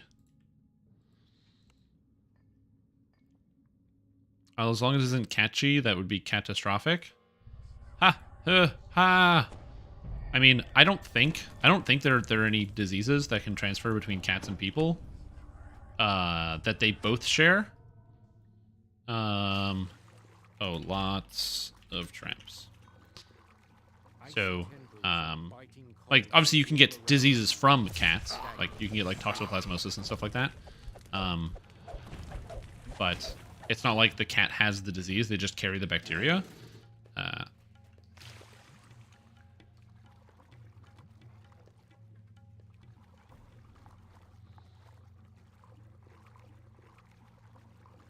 I search here and then get it over here? Oh! Pro game remove, saving time. Yeah, I don't think that, like, the common cold would transfer between, like, a cat and a person. I'm pretty sure that's not how that works, but I don't know. Rhinovirus? Yeah. Traps and an arty party? Oh yeah, we got that arty party. Oh good. I didn't know you could climb over that, if I'm being honest.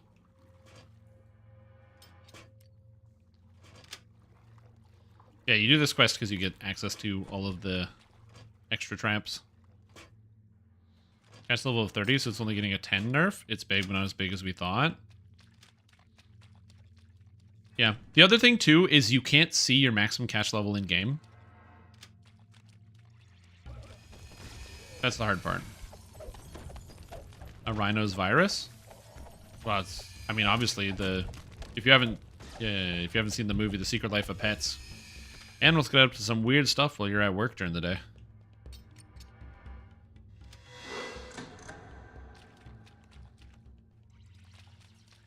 So this is unrelated, but Secret Life of Pets is a movie that came out right around the time of Zootopia, and it is a significantly worse movie. It's not necessarily bad, and especially if you have kids, it's a great like kids movie, but it's a dramatically worse movie than Zootopia. I think they made a second one too, which is kind of funny. I honestly have a hard time believing it was max cash level 30. I mean, that does kind of track with the damage.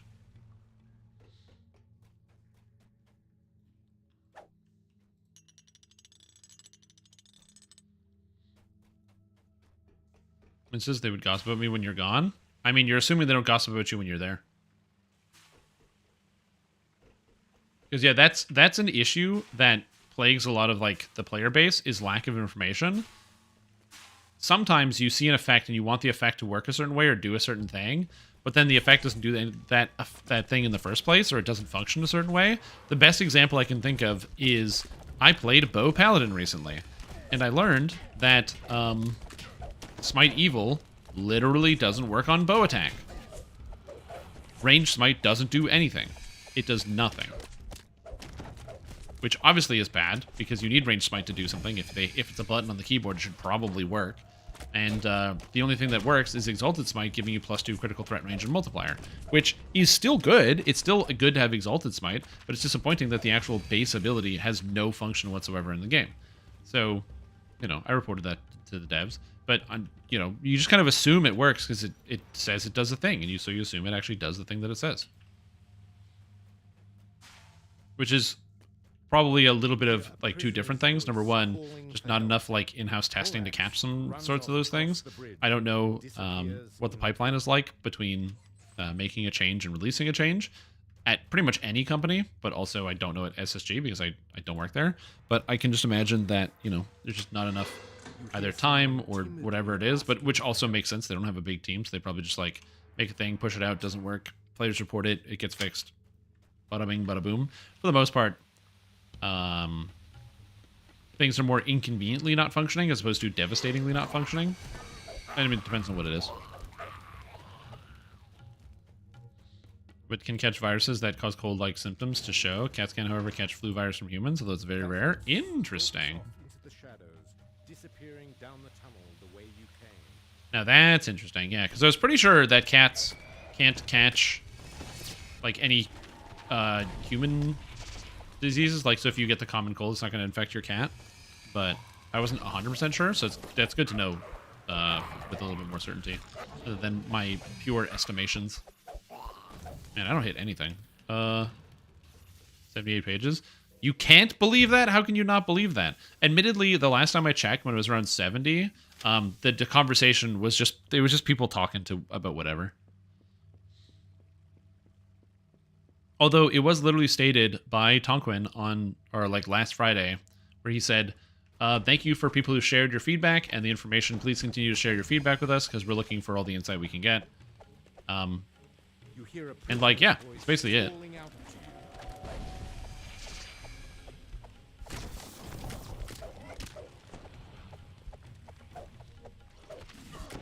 News side was when H1N1 flu was going around. Officials determined that 13 guys in New York had got it from their humans.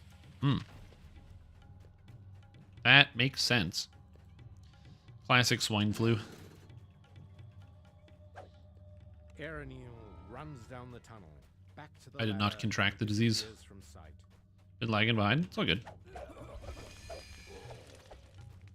At this late in the hardcore league, I kind of just assume I'm doing most of the quests by myself anyway, and then I just do the quests. I should probably get lightning resist. It's a good idea.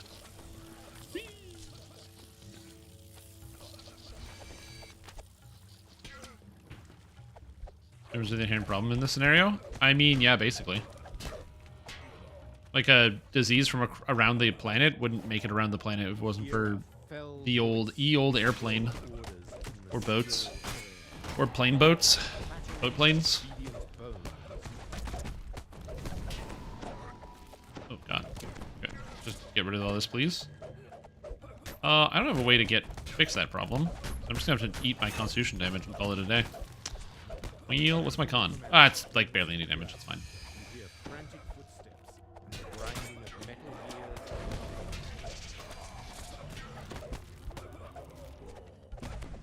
Okay, get dead. Someone called the Dragon Breath change the biggest nerf in DDO history. Amazing. Just to be super duper clear,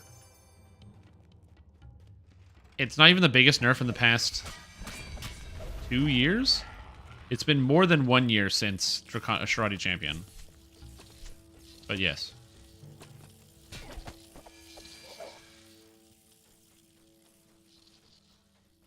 Yeah, Shirati Champion was a bigger nerf. But yeah. Oh, it's done. Oh, nice. It's saying they're listening. But because the devs have especially drastic uniforms, they are refusing to engage the player base and want to kill all our pets or something. You hear a woman's voice asking for help up above. Oh, yeah. Where they're like, SSG isn't listening to us. And like, here's the thing. I'm going to say this, you know, I think it is good for development teams of video games to sometimes put their foot down and say, no, we're putting this thing through. We think this is a change to the game we want, and we're putting it through. I'm not saying that it's all justified, but I do think that if your team is not coming up with their own ideas or standing behind their own ideas or vision for the game, and instead is just making decisions based off of community feedback alone, that's not good. You need people who are capable of making decisions and steering the ship, and you got to be able to steer the ship. And if, you know, someone is steering the ship and saying, okay, well, this is what we're going to do and we're not going back on it, then, you know, for better or for worse, sometimes it's a good decision, sometimes it's a bad decision, I don't know, but I do think that that type of decision making is important, regardless of what people think. And they addressed it on the live stream. On Fridays at 4 last week, Jerry had Tonquin on, and they discussed the changes to Exalted Angel, and Tonquin was like, we don't like the chain, or we don't like the healing aura for Exalted Angel. It provides a type of gameplay we don't like, which is the fact that you get, you know, a gigantic amount of healing for nothing. And so it's not coming back. They just don't like the play patterns, so they're not bringing it back. Which, again, I actually have no problem with.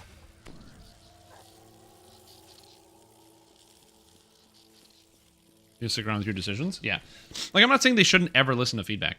But, like, you know, if somebody's designing a video game, again, you gotta have some kind of vision. You gotta have some kind of, like, thought as to how things are supposed to go. And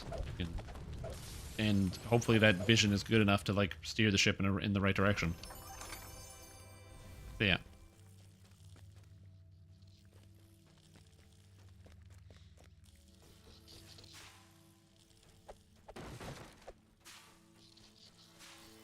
All right. And like I said, I think that, you know, sometimes it's like the medicine doesn't taste good, but yeah, I do think that my problem with Exalted Angel is just that the Exalted Angel mantle, okay, and the aura and the damage from it, or the healing from it, applied to you and everybody else. That's the issue. I think if it only applied to you, it wouldn't be that big of a deal, which is why I think that they should make it so that the Fury of the Wild mantle, which currently sucks and is the worst mantle in the game, it's actually surprisingly worse than the Shadow Dancer Epic Mantle, because at least the Shadow Dancer Mantle actually has an effect. Whereas the Fury of the Wild one just gives you, it's 18% helpless damage, 9% spread across 6 points, which sucks. The healing is negligible. Just take the healing from Exalted Angel, make it the base healing of Fury of the Wild, and then maybe some people will use Fury of the Wild, although still a lot of people won't. But at least then it fits, as opposed to, like, you know, from my perspective, reading people being like, man, I used to run my fighter in Exalted Angel because the healing was so good.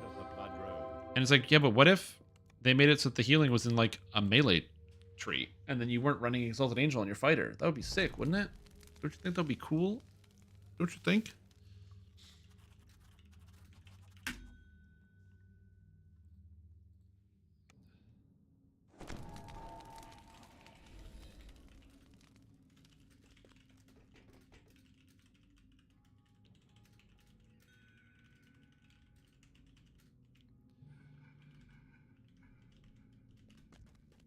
Helpless damage, it's crazy in our 10s. It's that's all it does, and other trees also give helpless damage.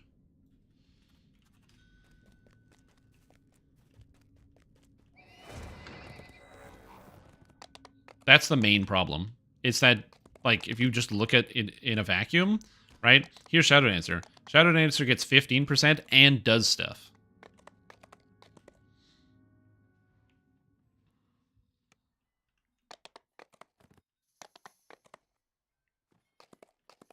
That's, like, the main issue. 5 people or more had a EA aura? Yeah, because people take it for the passive healing effect.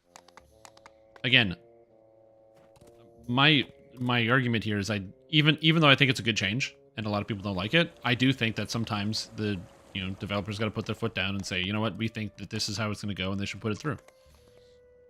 And even if people, like, if people don't like it, or I think there's a difference between people don't like it, versus, or sorry, I think there's a difference between people don't like it and people have good arguments as to why it should be in the game. The Exalted Angel, people using the Exalted Angel healing mantle on classes that don't need it, for example, like playing a fighter and then using the Exalted Angel mantle for just the passive healing, is just a weird crutch that prevents you from learning anything new. It's enabling you to not learn anything about the game and to keep playing with something that's not really helpful for your character. That's my issue. From Epics? No, Epic Destinies is in pen and paper.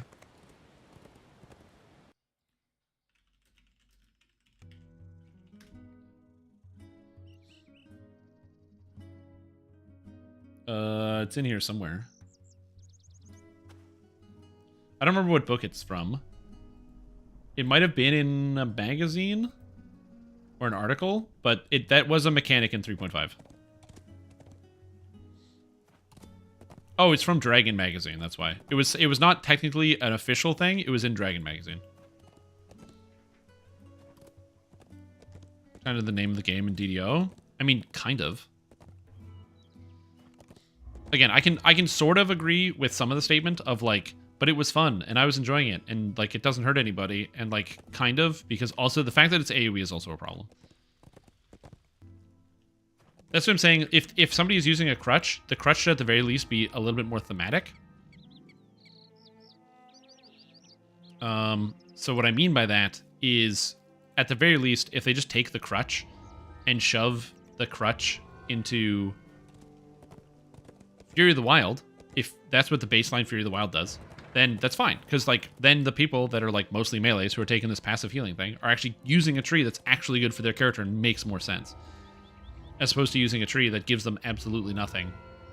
And, again, we've talked about this before, but some people are like, oh, but, like, what about the healers that are using it? If you've watched my channel, you might know my opinion on this. Healers shouldn't be using the Exalted Angel Mantle. It's not great for healers.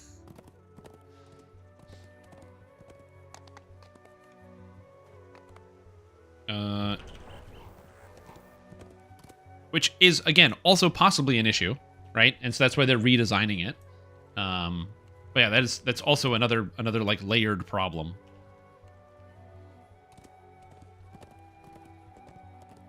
Because healing is so overtuned right now that you don't need any extra healing from the mantle. It just becomes overhealing. So the solution is you use other mantles like Unyielding Sentinel, which gives you a ton more defense. I guess you could use Makratech if you really wanted for more defense. Or using Primal Avatar for nearly infinite mana while healing. The head priest Jaskier says. Which, again, is also kind of a different discussion. But yeah, like, overhealing is such a problem that you just don't need the extra healing from Exalted Angel Mantle. It's a waste of time. Reminiscent of rotting foliage walks here. So yeah. Weird crutches that I totally agree with. Yeah, exactly. Just about 1/3 of the thread and the majority aren't about to change, but rather complain the devs won't talk about it and apologize. They should apologize and give me $40. I want a refund. I want to refund everything I've ever bought in DDO because I don't like this change. Give me my money back. This wizard has taken ill, just like the other patients. Magical might. Again, that's one of the reasons why I like the change to the mantle, because as opposed to it being like a time delay thing, you choose when somebody goes through that barrier. So at the very least, it becomes an active portion. The new barrier system, where you conjure a blade barrier that heals people when they run through it, is so much better and so much more interesting because you choose when somebody enters that blade barrier. Perhaps you can do when you're I didn't pick up the key. Whoops. So when you're playing, if somebody takes damage, you can choose to have them go through it, and we got the key, and then heal them with that effect. It's great. Every world, every class would be great by itself. I think the issue is that too many people are having it is that they took away a tool they were using to succeed and got nothing returned that is more build specific. Yeah, maybe. But again, it's not like there aren't other opportunities and tools available. Is that sword from Fate Dark Illusionist? No, this sword is from Keep on the Borderlands. Oh, I should be using this. I don't know why I'm not using this. Anyway. Welcome. I hate wisps so much. How long has it been like that? I wonder how long it's been in now that they don't want it. It seems like they would know what it was when they put it in to begin with. 2021. So that was like late 2021 is when they added in there. They changed Epic Destinies. So then they added the like Exalted Angel Mantle with Aura. Be big damage to focus other strikes on being CC debuff utility. I mean, Draconic Incarnation does big damage. Like, Ruin exists. You do yourself no favors by being disingenuous about what the trees actually do. Because it just makes me not want to believe in anything people say.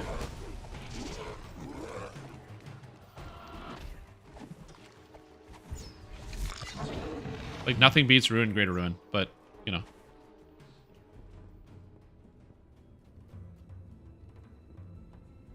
Do I think that they overnerfed Draconic Incarnation? Yes, I do.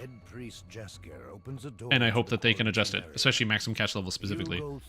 Do I think that Draconic Incarnation is still going to be probably still the most used tree? Yeah, because Ruin, Greater Ruin is really good. I do understand hyperbole, or like the desire for hyperbole. I do get that, but yeah. It's just not helpful when talking about, like, when actually trying to make comparisons between stuff. A shame about poor old Perrin, but the key thing is, Evening Star is safe.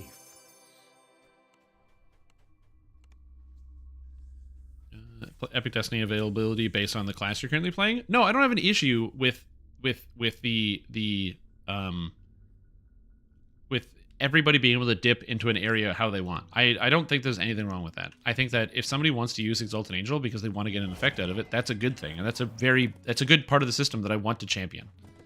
Right? Like, I think that if you find a build that goes into an area and you find something neat that fits with your character, I think that is very good. But also, I do think that sometimes interactions can either get unintuitive or have reverse consequences. Again, if you were a healer, you wouldn't use the healing mantle because as much as the healing mantle is useful, if somebody is dying, you're not going to wait for your next 6-second proc on the mantle and stand next to them. You're going to cast a heal on them. You're going to be taking a more active role in that case. It's good for catching people, and it's good for spot heals. But again, if you're actually looking at the action bars, you're going to be, or like looking at the bars, you're more than likely going to be actively pressing heal buttons. And making the effect more engaging makes a lot of sense. The downside is it locks out people who weren't doing that, which has the kind of unintended side effect of making it so that you have a whole bunch of extra survivability you might not otherwise need or should be getting if you're playing a DPS type character as opposed to a healer, and or, you know, just having the knock-on effect of people who are playing largely non-healers or non-casters still taking it and using that as a utility, which is not necessarily a bad thing, but specifically using it as something so that way they're not changing up their play pattern in any other way, like improving or finding other ways to heal using other healing tools in the tree. And in other trees.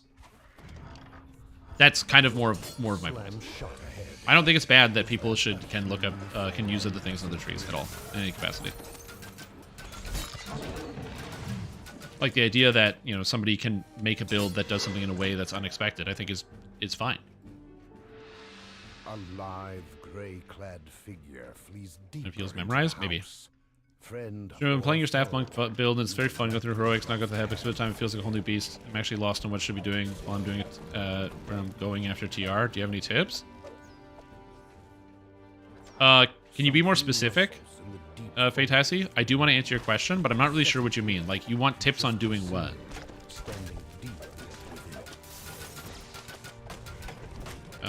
So yeah.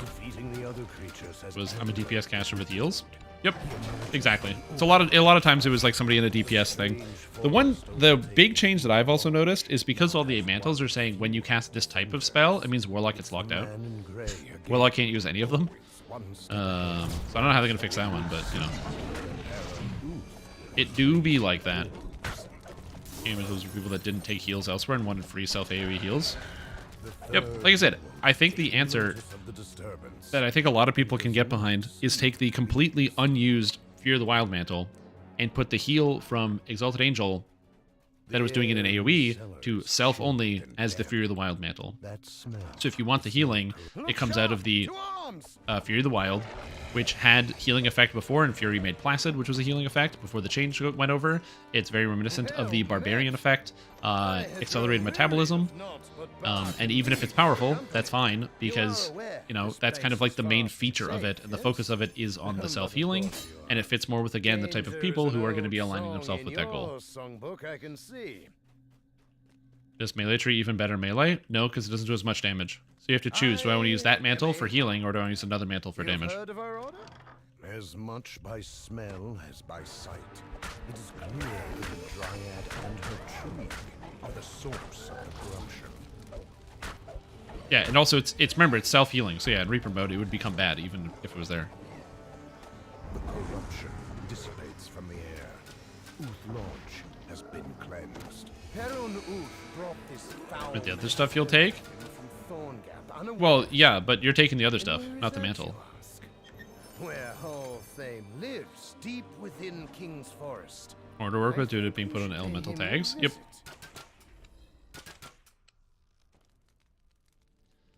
But yeah. Anyway, as I said, I am curious to see what changes we're gonna get for the second one. I think that would be very cool. So that's why I'm like reserving most of my judgment until we see like Lamania 2, because Lamania 2 should hopefully be a little bit more streamlined and have things that be a little bit more set in stone. But again, we'll see. Have a snapshotting issue? That is also true. Basically, all of the caster mantles have a snapshotting issue. Dude, the Archon snapshotting everything is such a problem. I don't know how they solve that one.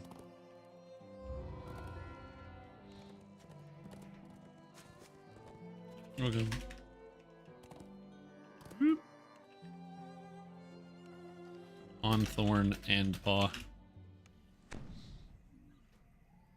Like, that's such a problem.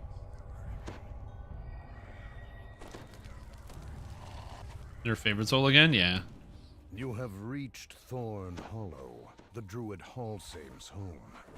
This idyllic woodland scene betrays nothing of what... I mean, on the other hand, even though it's like, yeah, it's a problem that Favored Soul can snapshot this stuff, I mean, also, who's actually running Tier 5 Angel of Vengeance? Which is both a separate problem, but also, like, you know, troop.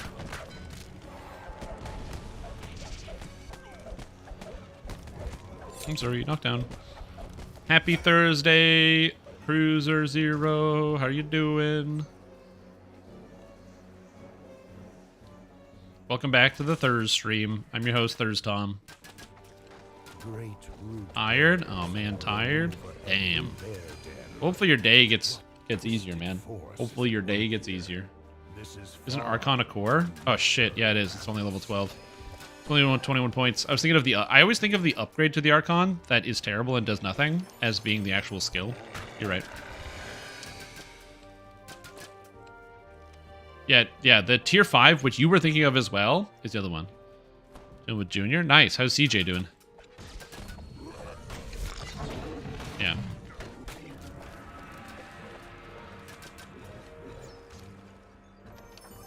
Mm-hmm.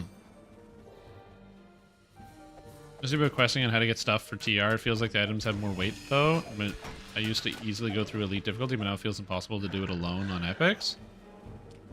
Interesting. I mean, that's probably going to be very build dependent and where you actually spend your points. Do you struggle with taking too much damage or not being able to kill monsters fast enough, or monsters getting on top of you? Where do you struggle with the most? Getting bigger by the day? Yeah. I mean, they do grow. Arms get longer, legs get longer. They just keep moving.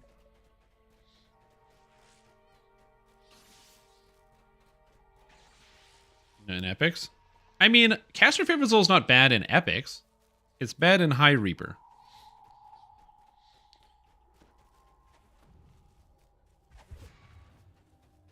This waterfall remains clean and pure. You know what would help out a lot of classes in DDO, honestly? And I think this is a simple change that I think SSG can make with some reasonable haste as well. I think it would kind of balance out the classes if they just deleted the game. Like, just delete all the classes and the whole game. The more I think about it, the more I'm realizing this is actually not a bad solution to the problem. Just get it out of here. Perhaps now it will be possible to Is it still... enter what? chambers. Still Christ? Christ? What's he doing in here? Anyone else have D-Door? I don't.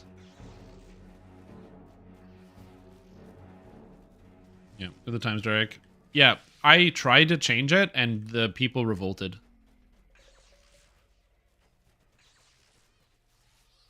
Don't die was slain by a misadventure. Don't die dies quite a bit. I appreciate their candor though. Delete DDO. You really want to play PoE? I mean, no. I mean, yes, but no.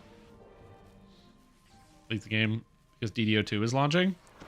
What'd you think of how much less stress goes into a lot of people's lives? You know, you get stressed out. You're like, oh man, you know, this thing is unbalanced, or they're nerfing my class.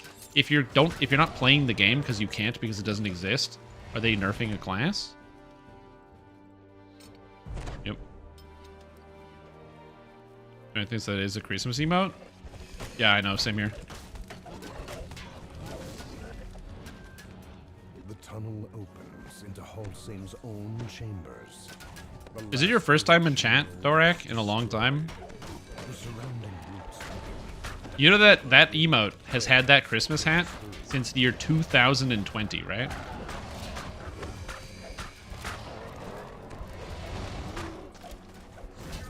Yeah, you can. It's technically an extra trap. If you take the effort to go around and find other bear traps, you can actually get a full trap disabling bonus in this quest. Companion have fallen. The source of the corruption destroyed. The silence that follows is broken by a faint human cry.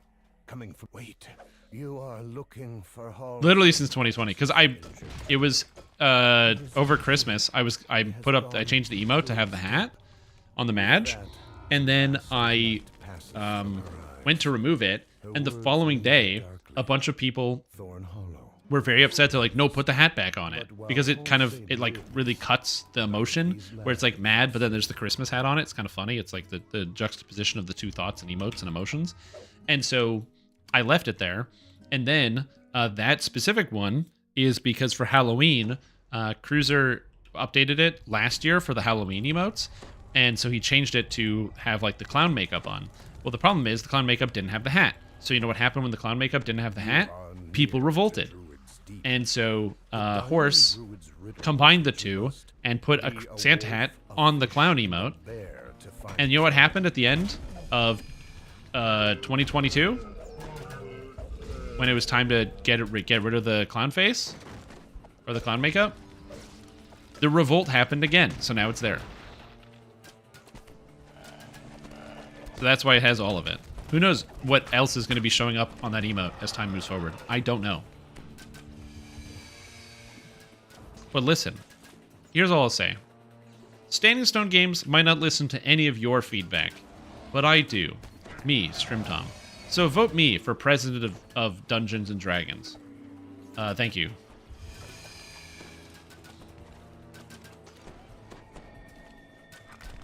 You're voting against the hat? Oh shit. Just as long as you guys don't cut my head off. That's usually what happens when the French revolt against stuff. Is somebody gets their head cut off.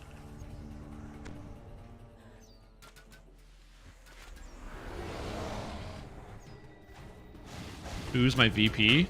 I don't know if I need a vice president. Because if I don't have a vice president, I can take their paycheck. That sounds pretty good. Honestly. Also, that means I can have some... If I had a vice president, I would have somebody who questions my judgment, and I also don't want that either. Perhaps this is what the riddle meant by... We're on the Druid's curse. Because I forgot to update the LFM, because I'm an idiot.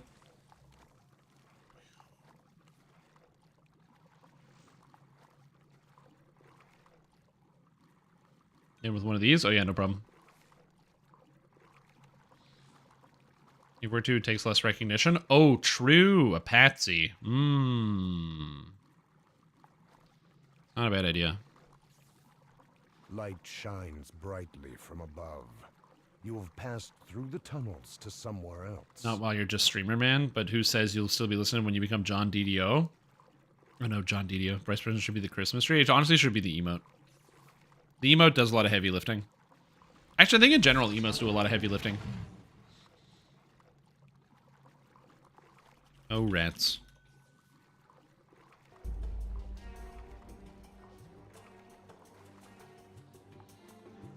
He'll be here for quite a while.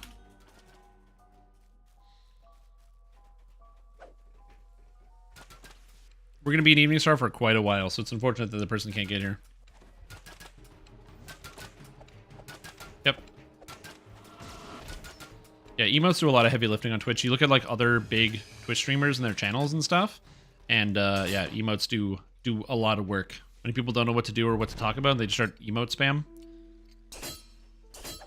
You know, some song with a moderately entertaining beat starts playing, and then the chat fills with cat jam / rat jam, or whatever jam somebody comes up with.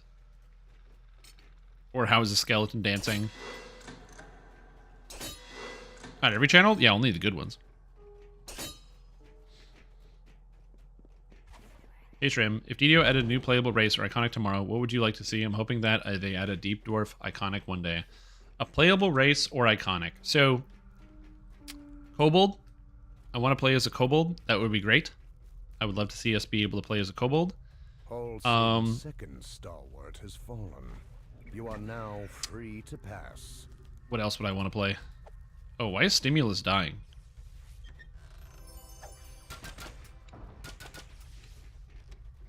Death Knight? I mean, is that a race?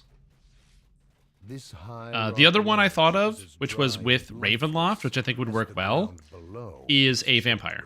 So they could add a vampire race to Ravenloft, or like in an expansion. Maybe they do like a mini expansion that is around Barovia or something, and it's like a second foray. And the idea is a iconic that starts as a vampire, so the base race heals from negative as opposed to healing from positive. So all of those items in the game that exist that are like heavy armor with negative amp and all this other stuff that can only really be used by like 2 classes can actually be used by more. Where is this person? No place in my forest. You will Road. Okay. Yeah. I can't even get rid of them because they're in a quest. And we have a red alert somehow? Oh, I don't like this at all. Anyway, we'll figure it out. Other races that I would like to see. I also think that them doing like a Genasi race I think would be kind of cool. Although, if I'm being honest, as opposed to Genasi, I kind of like the implementation of the... Oh, this guy hurts so bad. I like the implementation of alternate like elemental cast or race type things that they do in Pathfinder, where they split them up into 4 distinct groups: the Ifrit, the Oread, the Undyne, and the... What are the air ones called? Whatever the air ones are called, and they become like 4 distinct races. I think it's more interesting because they have different cultures and different groups. So I think that would also be interesting. Running around all in the sun? Yeah, but umbrellas, dude. Just get an umbrella. It's not that. It's not technology that they wouldn't be able to invent in this time. Look, I bet I can find a tent. I bet I can find a market tent somewhere.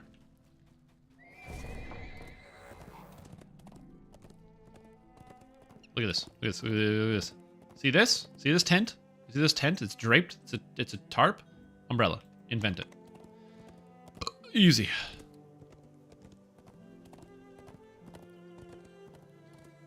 Yeah, I can't remove Stimulus from my group. Under Servants solo? Well, you still have to run Servants, then Spinner, then Beyond the Rift. The turtle race, so my character reflects my gameplay speed. Yeah, but if there was a turtle race, I'd want them to be able to like roll. So like when you tumble, you just like jump into your shell and go like and roll on your side, which I think would be amazing. All right, but I think my deal with Elite is that my character doesn't get hit him often, but when it does, it's like quarter of your life, and some red name monsters hit so often my healing isn't enough. Oftentimes, that is a problem of not having enough hit points. Depending on where your hit points are, that can be a real struggle for a lot of people, and I do sympathize with that. But yeah, it can be quite a challenge if you don't have enough hit points. That's what I struggled with at the beginning. Like if you look at my character, I have 1, 2, 3, 4 health, and that means when I get hit, I'm taking fractional amounts of my hit points that are much smaller, so I have more time to react. Stand up? Oh shit! All right. Only because you paid for it. Oh. Talk about that Ganassi. Oh my god. Please go away. Reform. Hit LFM.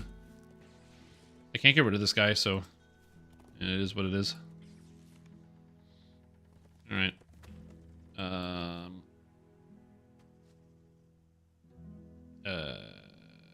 High road. Here we go. Thanks, Jordan. Appreciate it. I just want to make sure I stand up. I get that good exercise. Thoughts on Draconic Knowledge. Getting a multi-selector for +2 imbue dice to make Dragonborn better for Marshals and Dragonlord? I mean, they could.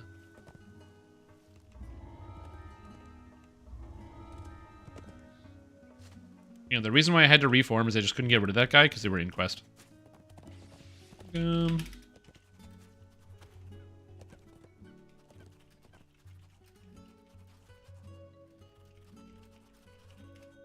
Perfect. Thank you. Welcome. Suggestion? Yeah, it's a great idea. Great idea? Hold on. It's a pretty good idea. Would I want to say great? Maybe +2 imbue dice is probably too strong. Maybe +1. I think it'd be better. The fact that it gives +2, and you might be like, yeah, but it gives +2 max caster levels. Yeah, I also think that's too strong.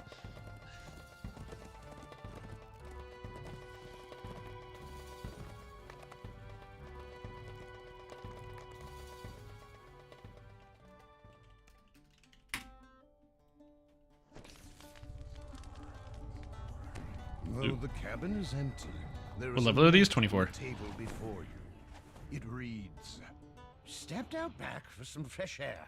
Read the dossiers. Double or triple your health. Not sure what you're. Maybe your constitution is that low. Well, how much? What? You're playing a staff monk. What? How much health do you have? But I'll have you know, I'm more capable. You should have than close to you when it 1,000 comes by to the time you hit defending level myself. 20. I am a harper wizard after all. Help me deal with this loathsome. Are imbue die creature. good? Yes, they are used. If you have an imbue you can use in your character, they're quite good. So, like for example, on my character, they're quite good because I have an imbue die, or I have an imbue that I can use. Especially if we are attacked during our journey. It could summon more demons if the scroll is disturbed again. So yeah, so much free HP as a melee now. Yeah, you get so much for free. It's crazy. It's really good. What's up, Brian? How you doing? Really bad for melee builds, especially despite being a strength race. I wouldn't say it's really bad. It's got strength. It's got hit points. It's got armor class. It's got healing amp. There are worse things. Classic Artificer can't jump. 600 to 700? I don't even know how that's physically possible. I'm genuinely unsure how that's possible. I had 600 health on my 6 Constitution Wizard Archer when I got to level 20. So I have no idea how your health is so low.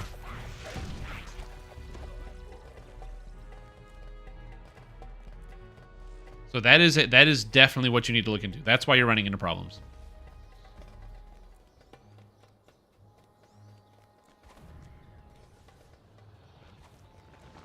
Yeah, you should definitely have way more health than that.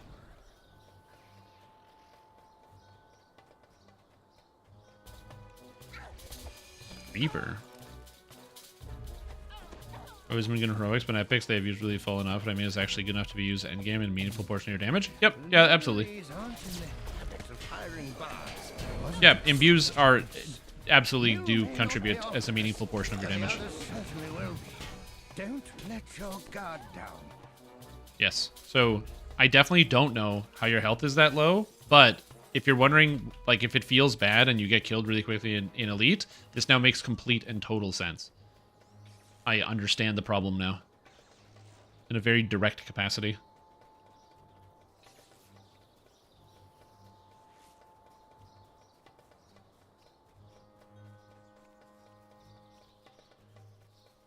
We have bear claws. Welcome.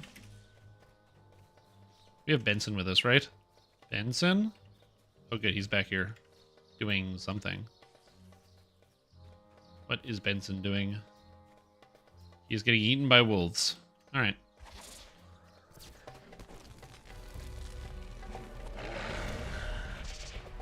All right. Let's go. You hear that? Sounds like someone stirred up an Yes, ornery to answer your guy. question, yes, imbues do a lot of damage, but just always remember that in general, you don't want to focus on the imbue as the only thing. You do also need to scale your physical damage, because in most cases, since imbues can't critically strike, you will be getting more effectiveness out of your physical damage than your imbue, but combined, you get much higher numbers. How's the Artificer build doing? It's fantastic. I love it. It's really, really strong. I just wander around and blow people up. See these guys? Check it out. They're alive, and then this guy's knocked down. Now he's stunned.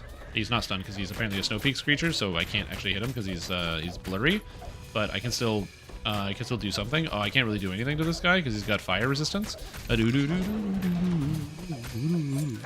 he's dead. Look at that. Amazing. But yeah, overall, very fun. I really enjoy playing as the melee Artificer. Oh, I need to get True Seeing. I could buy scrolls. I do have Artificer Scroll Mastery too.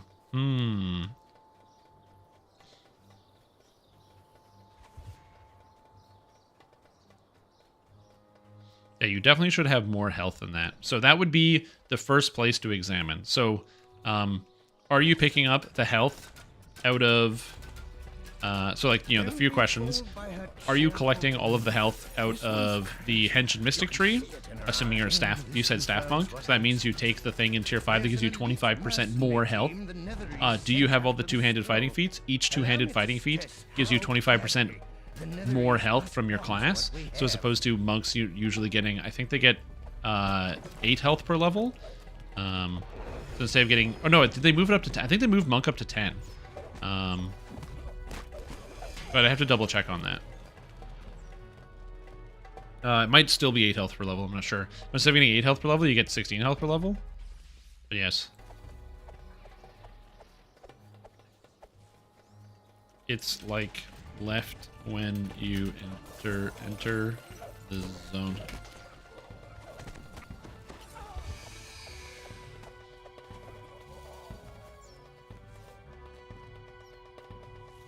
No. It's the first one. This roadblock. The lodge isn't down that way. Just take care of our attackers and move into the forest when you're done. Yeah, that would be the biggest thing. And then those two things alone, plus having Constitution of like 14, and then like putting on items that give you health and/or Constitution, and then also putting points in your Epic Destinies, especially in things that give you that.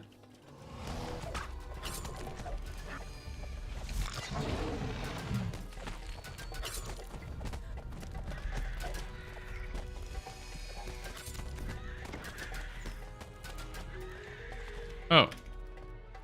I'm an idiot.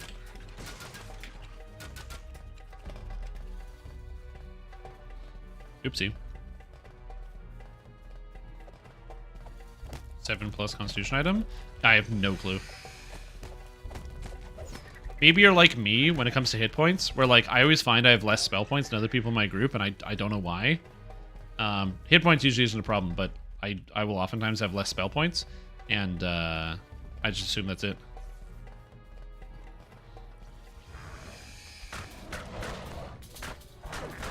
Bye, bear. Hey. Back here. 120, max is 9 con, but 7 is fine. Yeah, 7's fine. Like I said, I'm trying to imagine how you would have that low health with the 25% extra health from Hench and Mystic. An ambush. I should have expected. I don't even know. This had better be the last of them.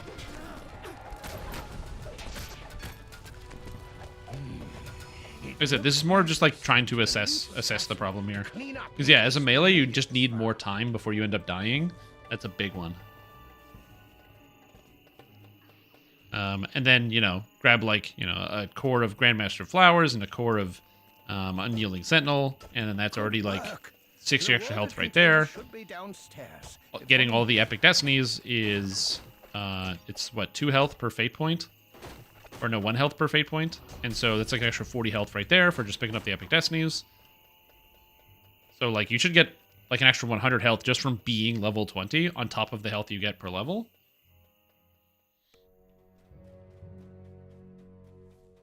Careful. careful. Do not underestimate. Watch out! Never leave an opening like that.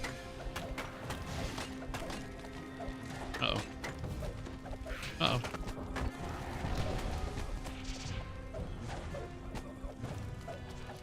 Plus tab percentage increase? Yeah, sure. I can do that. One sec. Let me just kill this boss real fast. Boom, boss is dead. Yeah. So in the character tab, you can see your health. You go to the plus tab here, and under general combat, you should have max hit point scaler, and that'll tell you if you have percentage hit point bonuses. Out of harm's way.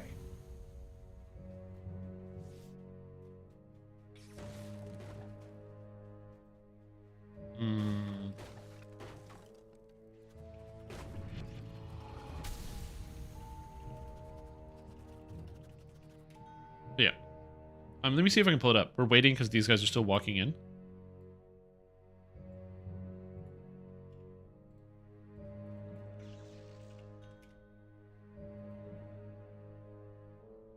I gotcha. The high road entrance is next to the King's Forest entrance. It's like the cart. Anyway.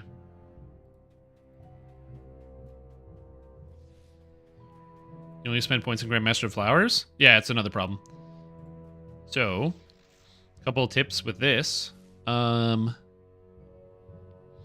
yeah, so Monk, Henshin, Mystic. So this ability right here, self-defense, 25% bonus to hit points. You definitely want to make sure you have that. That's really good. Actually, everything this does is good. So you definitely want to take this 100%. You also want this. You also want this. You also want this. And you want this. So you're basically kind of forced to spend 42 points in Henshin Mystic, but it's absolutely worth it because it's super duper good. So you want all of these things because it's way too powerful not to take it. And then another thing you have to remember is that the highest yield stuff of any melee Epic Destiny is the cores, because each core grants 115 hit points and 5 melee powers. Right? And 5 melee power?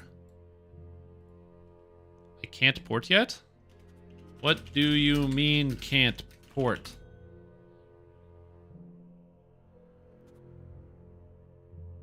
Are you...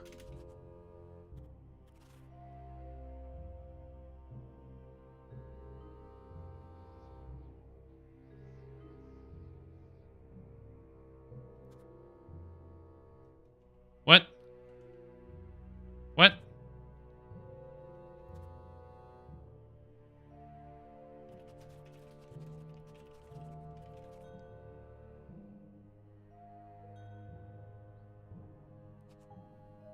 It's not the King's Forest. It's the cart next to the forest.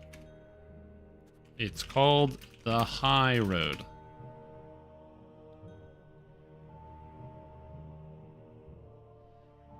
We'll help you find the next one. Let's go. We'll help you find the next one. There's only so much you can do. This isn't good. The nether scroll fragment should no longer be Also, somebody is running into random monsters, so good luck. safely ordered inside the Also, Mike, welcome back to Stream Team. Please, we're fantastic. Glad to have you here. We're doing very well. Thank you for 27 months, dude. Appreciate it. So yeah, first 2 cores in Sentinel give me like nearly 100. Yes.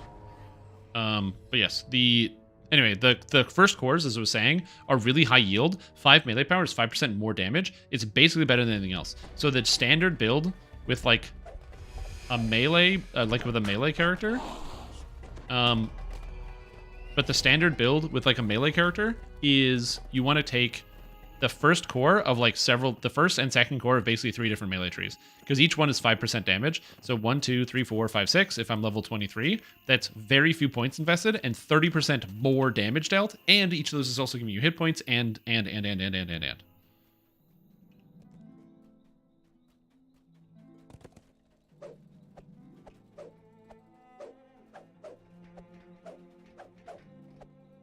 There we go. They figured it out. We're good.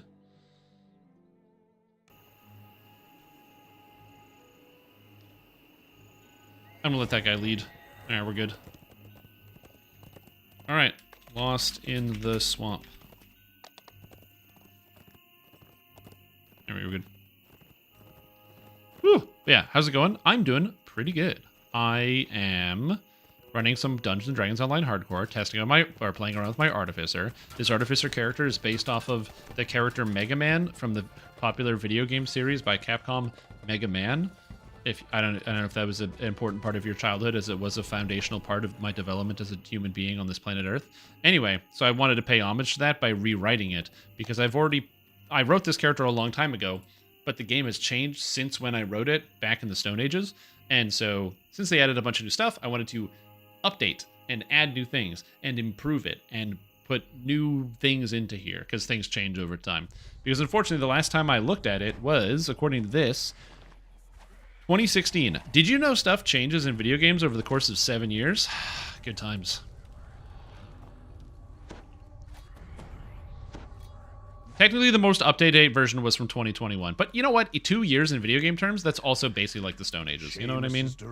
That's a pretty old thing. So I'm currently re-rolling that. It's been pretty fun so far. I'm really enjoying it. I got like the rune arm on my arm, so it's like a cannon. So I go like when I launch stuff at people. That's kind of sick. And then I got like a big-ass sword, so I'm swording people. And yeah, it's a very cool combo. I'm very thoroughly enjoying it, and they've made a lot of very positive changes. It's powerful. It's powerful, but it's fun. It's versatile. I have a lot of tools I can use for engaging with my enemies. So yeah, I'm having a good time. And what else is going on? No, I think that's it. I think it's everything I have going on today. Oh, also it was freezing rain outside all last night. And so there's ice everywhere. I didn't even talk about this. I forgot I'm Canadian. I got to talk about the weather. It was freezing rain all last night. For those of you that don't know what freezing rain is, if you don't have this phenomenon in your country, it is water, rain, that when it hits the ground, instantly freezes and turns to ice. And so it can be quite dangerous, especially, like, it makes things extremely slippery because you get a very thin, very smooth layer of ice. So you have to be very mindful when you're going outside when there's freezing rain. It makes it more difficult to drive. And worst case scenario, it covers everything in ice. And that sucks because if there's like snow on your windshield, that's like kind of annoying because you got to go outside and brush it off. When there's ice on your windshield, you have to scrape it. So you got to get yourself an ice scraper and just spend an hour just chipping away trying to get all the ice off your car, which is not ideal. Also, it's bad if it snows and then freezing rains, because if it snows first and then the freezing rain comes down, the freezing rain will push the snow into the ground and make it so you can't remove it. Which is another problem. Waits to speak with you near the giant fallen oak just ahead. Or just don't go outside. That was my current plan, yeah. Very user-friendly and easy to play, very forgiving. It is. Well, yeah, because it's super tanky and has a lot of health and defense and damage. Did we only get freezing rain here? Not the nice fluffy snow? Yeah. We get a lot of snow. Load vodka in the windshield washer fluid. It doesn't melt the ice, but it'd be nice if it did.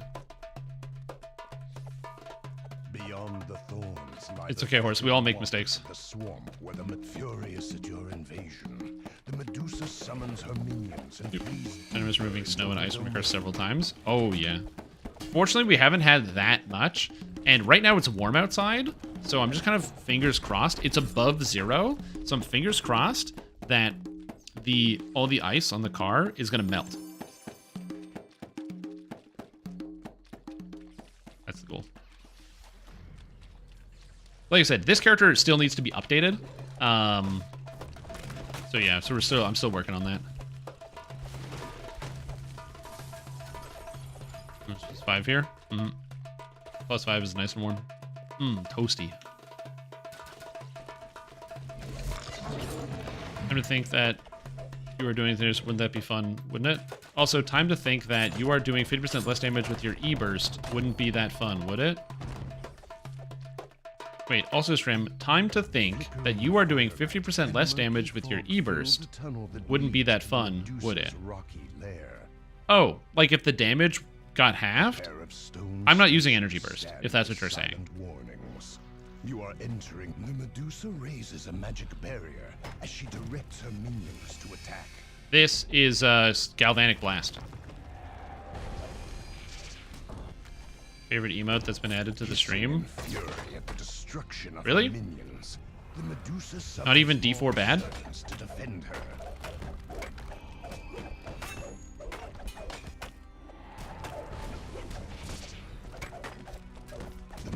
Not even Baldur's Gate 3? that emote? Wow. Of all the emotes. That's still 22? Yeah, it does. The Medusa is no longer a threat to Lost Souls Swamp. Yep, this does. Find Seamus. I use Galvanic Blast because it has no save on it. Scroll piece. Yep, there we go. Beautiful. Find But yeah, I use Never Galvanic Blast because there's no saving throw. The no saving throw element of it is fantastic since I don't have great evocation DCs. And it's just a good AoE solid for my character. E4 is really bad. Oh yeah, dude.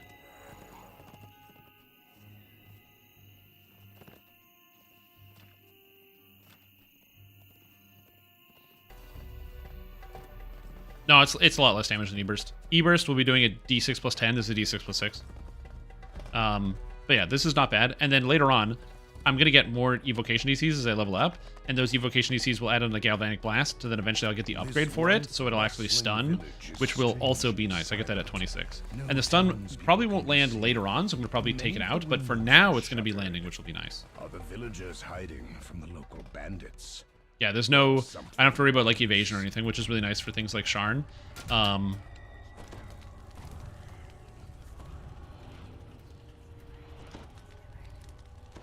A nervous man motions for you to come closer. Before the man can give you the key, cell swords burst out of the nearby buildings. The man runs off. Yeah, so the ability is pretty good. And it works well for what I want because I go... and I hit him. Sometimes it double hits. I do not know what causes it to double hit.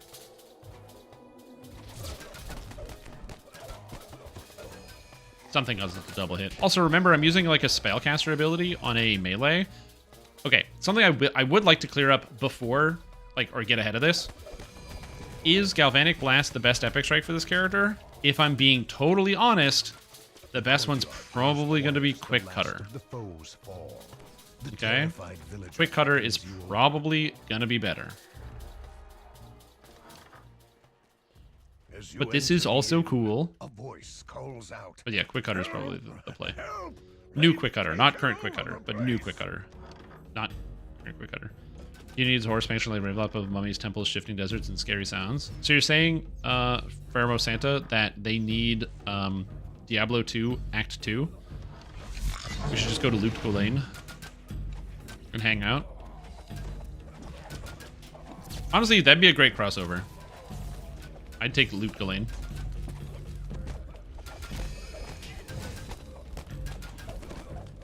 Am I stealing cool powers from other robots? It is. It is thematic. I didn't take it because I decided not to.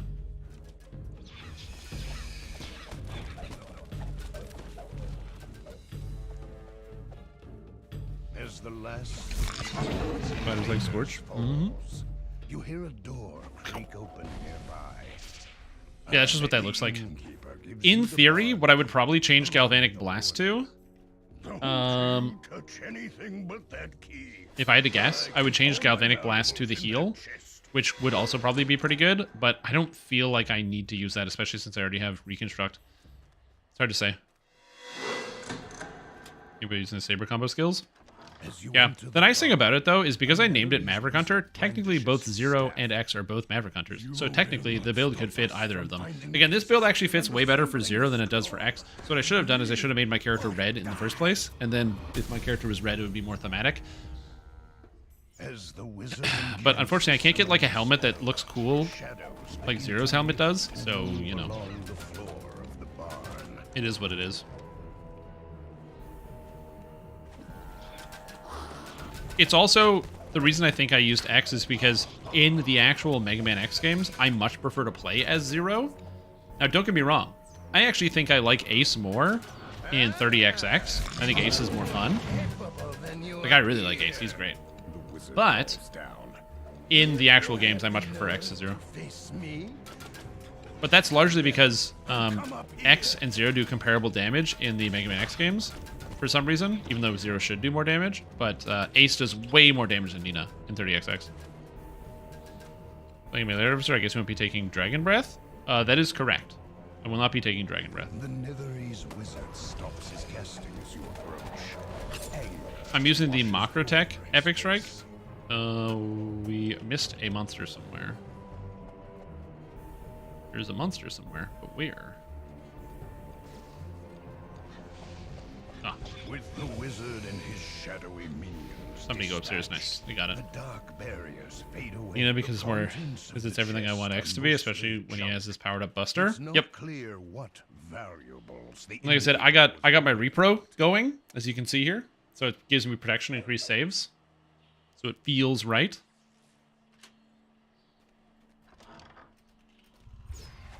The bartender is nowhere to be seen. Not surprised. The innkeeper seems. And you're probably thinking, Cruiser, you're like, hey, so when are you going to be actually playing some 30XX again? You're talking about it quite a bit. And the answer is, I actually want to play 30XX soon, except I started another Path of Exile character. Never live to tell my secrets, he shouts. A smooth voice issues from the cellar. Hold your attacks, man. I wish to speak with these heroes. The wizard's voice goes. What?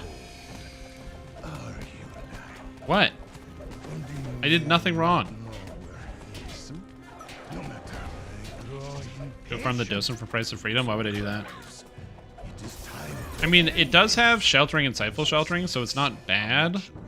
But I don't want to farm it. I could run the Price of Freedom one time. I don't remember how dangerous it is in Epics. I'm pretty sure it's fairly dangerous, but I could do that. Farm, probably not, though. But doing it once, I could probably get behind doing it once. It's a 25, so I can do it later.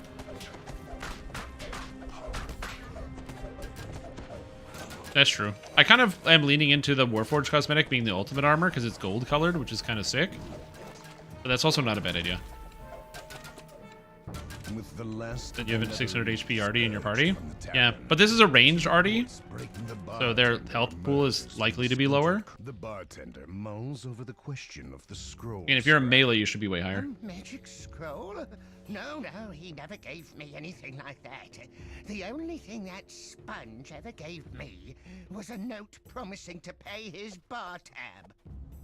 At the mention of the bar bill, the bartender's face lights up. He rushes upstairs. Range battle, you still get plus HP? No. If you want the critical threat range, you don't. It's built into the crit enhancement. The bartender points at the promissory note on the wall. That's it. One side of the parchment reads, I promise to pay 1 platinum and 3 gold in return for beverages rendered. Yep, exactly. Yet when you turn the scrap I probably could have taken weapon attachment. you see 0.5 W arcane on a symbols bastard and sword. ancient writing. If it's a raid bastard sword, that's a D10 plus nether 3, which is an 8, so it's 4 extra damage. Is that a 4 damage for a 1-pointer? That's probably worth it. This once bustling 4 damage for 1 village point. is Yeah, that's worth it. strangely That'd be worth it. silent. I just didn't take it. No townspeople can be seen. Out of laziness. Many of the windows are shuttered. Okay, now it's rest The stop. villagers hiding from the local bandits. The real one. Or something worse. The Driscoll helm, is it red? Is it red?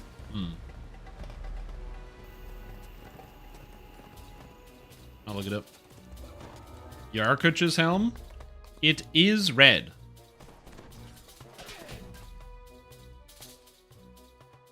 I never use that helmet. Like, literally never.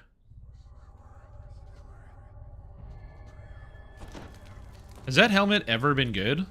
I don't think so. I don't think Yarkuch's helm has ever been good. Has fallen to Even back in the day. adventurers stand around the campfire, telling tales of their exploits and griping about their traveling. Attach the bear trap and keep it as a souvenir. Yay! I like that tavern music plays in the opening section here. Shift store in the ruins. Very fitting. It may be wise to make this old fireplace sits unused in the main foyer. Yeah, I was just staring at it because it's on the wiki. Whoever did the cosmetic picture took a very forward picture of a gnome. So it looks really goofy. I mean, gnomes do have like pretty big heads, so I mean, I guess it makes sense, but it looks kind of You goofy. must be searching this part of the camp. A frustrated voice echoes from down the hall. Find the way to dispel the barrier protecting free-spirited wanderers sing and share stories here? around this campfire. Some Oh, somebody's talking to all the adventurers. That's sick. I like never do that ever. I never talk to all the adventurers.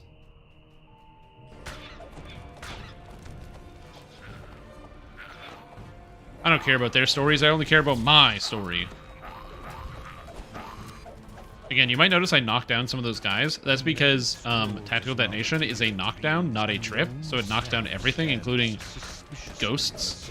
Like these shadows. They get knocked down by me. Red Dragon Helm, but I don't think you're committed. No, I'm definitely not. Okay, so place the bear trap under the strength, because we don't have strength here. I mean, we do have a barbarian somewhere. So they probably could have done it, but whatever. It's fine. And then we hit him here with the arcane, I believe. And I don't have divine, but we have a paladin, so they can take care of the divine. Never know how to set up proper ambushes. No, the dog got paralyzed. That shouldn't happen. That's a machine. Well, whatever. Yeah, the Iron Defender that Artificer summoned should be immune to paralysis. The reek of still and stagnant pools wafts up from the nearby chambers. Something foul is in this portion. I mean, slap on Radiant Force Field, which I really like. With that AoE damage. A soft magical din can briefly be heard as the Divine overseer for this staff. Then there is only silence. He's got it. Get him. Channel that divine. Beautiful. Beautiful. All disabled safely. I love that. Look at that 882 XP. And we learned what we could from the other adventures. How much does that give you?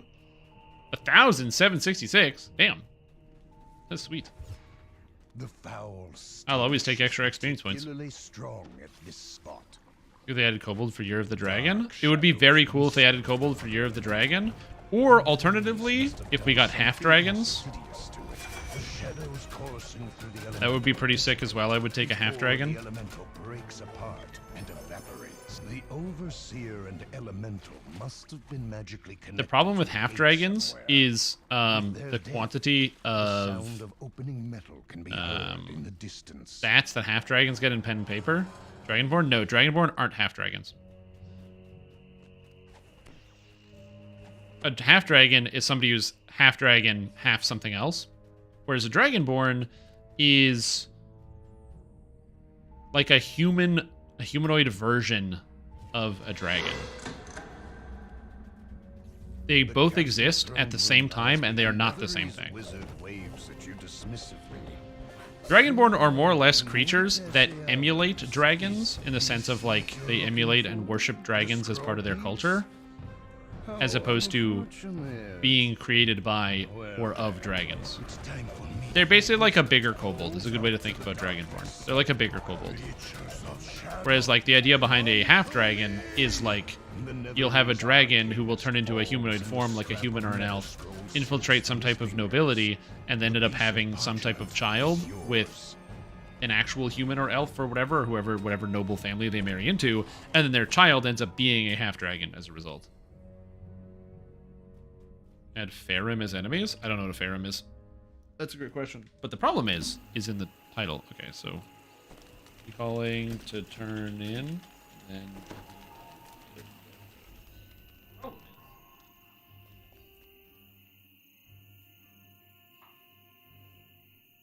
all in the details.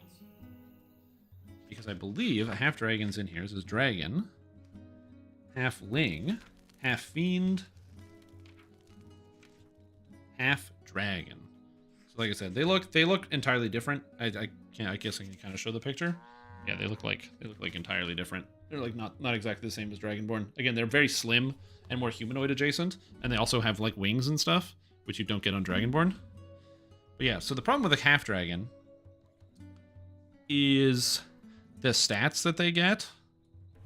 So if you're like creating one, or like, yeah, where is it? Half dragon. Yeah, half dragon characters or whatever. I think it's in here. Sample half dragon, half celestial. Base creature +2. Level adjustment, same as base creature +3. Yeah, so like where is it? Half dragon. Yeah, half dragon characters. So increase from base creature and +8 strength, +2 con, +2 intelligence, +2 charisma, because they're dragons. So that's a big one right there. That's a lot of stats. Ooh, reconstructing. Yeah, and half dragons also have tails, unlike Dragonborn. Correct. But yeah, you get your special qualities. So you get like you get Dragon Breath. They get attacks like Claws and Bite, and they get damage that changes based on their level, in speed, and they get Dark Vision. And then there's also like wings and other stuff. For some reason, I can't find the page in here for the actual half dragon as characters, but there's a section in here probably. Half celestial, and there's also half celestial characters, half fiend characters as well, which is not necessarily tieflings. You can make half fiend characters. Anyway, it's all interesting stuff, and I think that the idea could be interesting. The problem is the quantity of half dragons is very small. So that's the main issue with the idea of having half dragon as a race, is that half dragons are exceedingly rare. So like Dragonborn are rare on the regular like land mass, but not just in general. So for example, in Eberron, the continent of Arganessen, which is the continent that belongs to the dragons, has tribes of Dragonborn all around the edges. So there's loads of them. They're everywhere. Versus half dragons, which are very, very few and far between because of the circumstances. A keen-eyed elf nods to you as you enter the... half dragons are +8. This must be the Harper agent you were sent to meet. Yeah, they're +8. As you enter the grounds of Granwell Keep, you can see forms moving further on down the road. The Harper was right. Yeah, because they get everything from the base class, plus everything that they get from being like a dragon. Or base race, sorry. Oh no! Shezaval. Or Shezalav? Shezalav?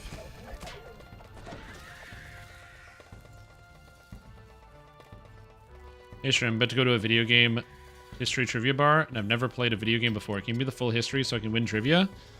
Yes, I can. So, basically, back in the Stone Ages, people didn't have video games, so all they could do was throw rocks at the ground and wait, and that was all the games people had. No one had any other games. But then, video games were invented. But the problem is, video games didn't matter until they invented Diablo 4, which was so good, they had to lock it away for thousands of years to keep it away from the hands of mankind. However, people hear legends of this legendary game Diablo 4 and keep trying to recreate it, with the most recent recreator of Diablo 4 being Blizzard, making a Paul attempt at making this incredible legendary game that we'll never actually see. And since that time, there have been other famous games, such as Brain Age, where you can train your brain for minutes a day. And I think that's it. I don't think there's any other video games. So, keeping that in mind, you should be able to win if you just remember those important facts about the trivia.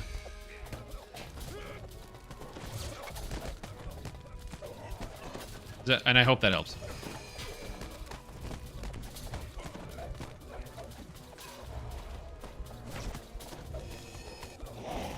Also, another thing about video game trivia you need to remember, especially when answering a question, the older video games are always better than the newer video games in all cases.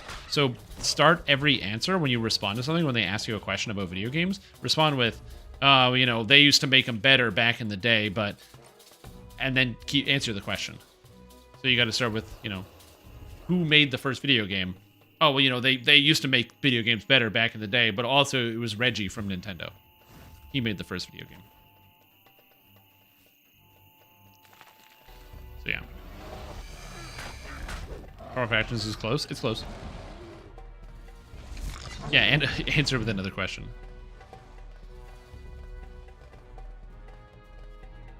Classic Excite Bike. What a game.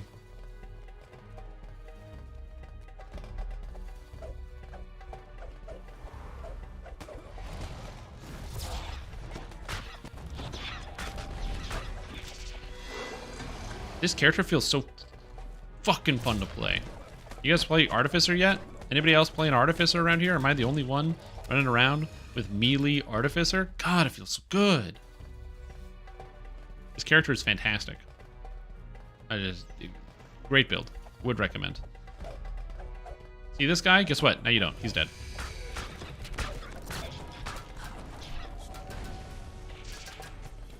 I really like Artificer. Loads of fun. The last time I played this build, it was so much slower, but Rune Arms being dramatically stronger and actually getting the synergy within Macrotech makes a huge difference. This makes me wonder if when Sandstone Games actually eventually comes out with a Warlock Epic Destiny, if that will make Warlock feel a lot better in Epics, just by virtue of it having inherent synergy, as opposed to having to go somewhere else for your synergy. Games who named this game after himself, like most inventors, John Madden's Football Simulator. Yeah. Well, the thing you don't know, Lotil, and the thing that most people don't know, it's actually kept a secret, is that John Madden and John Pong and John Remnant are actually the same people. Same with John Microsoft and John Sony. It's all literally all the same guy. They just don't want you to know that.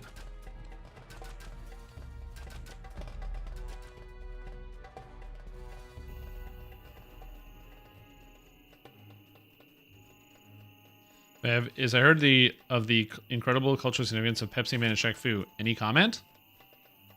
Yes. Pepsi Man! That's my only comment.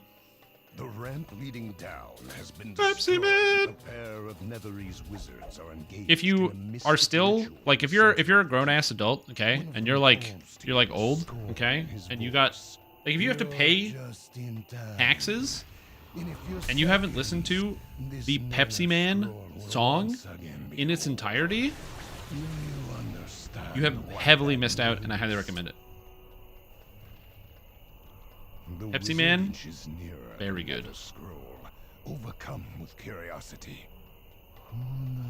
You're running around, everyone else is behind me. Enough to make a man into a king into a god. It's just so good. It's one of those songs that is confusingly for a not a bad video game, but a like product placement video game of Pepsi, but it's also amazing. Musical genius. Ancient humans can never begin a game of solitaire because they would say their opponent never showed up. It's so stupid. It's so stupid. It's really funny. Oh, their opponent never showed up to solitaire. Amazing. Malevolent place. The towering demon turns to the wizard and grins. Would you like to know? Unfortunately, this thing is immune to lightning because he's a Glabrazu, so I just have to tank it and eat it.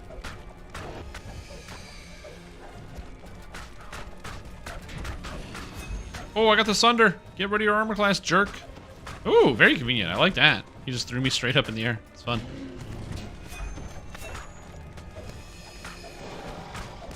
He's got him. Get out of here. Okay. Smoldering fireworks leap down from inside the portal. The demon falls, and the gateway to his infernal home snaps shut. Suddenly, a pair of more familiar I will say that speaking of, because I mentioned Diablo 4 as a joke, there is actually a group of people I feel bad for, and those are people who were genuinely excited for Diablo 4 without realizing what was going to happen. Like, I know it's really easy to just be like, oh, Blizzard's going to make a bad game. And then they do, because that's what they've been doing or not been doing for a long time, but, you know, they aren't always knocking out of the park nowadays. Not to say that they haven't delivered on some products that people like. Dragonflight's a great example. A lot of people really like Dragonflight. But it wasn't really a surprise to me and a lot of other people that Diablo 4 was going to be very lackluster and mid at best, even for the price point. So I feel bad for people that haven't had that kind of moment where they have to like realize like, oh no, it's just not going to get better. And they're having that feeling right now where they feel like they're being robbed. Like, Blizzard, I waited 3 seasons. What the hell? And so those are the people I definitely feel for right here, because that sucks. They didn't know what was going to happen to them.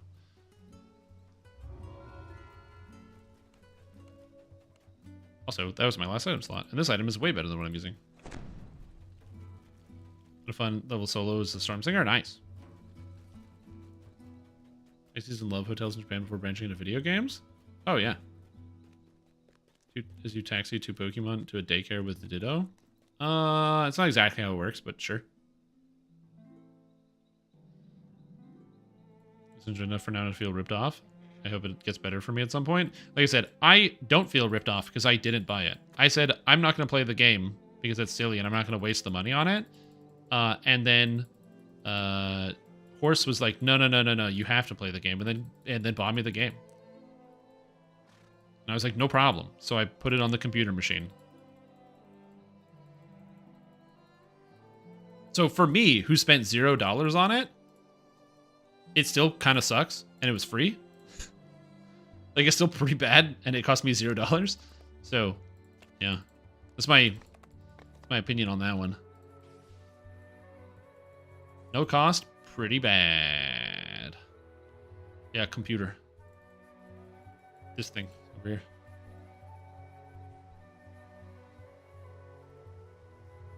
D4 people, but there's nothing compared to the EA nerf. True. Damn, the EA nerf is just way better. Or way worse. Way bigger impact. I gotta bank some crap.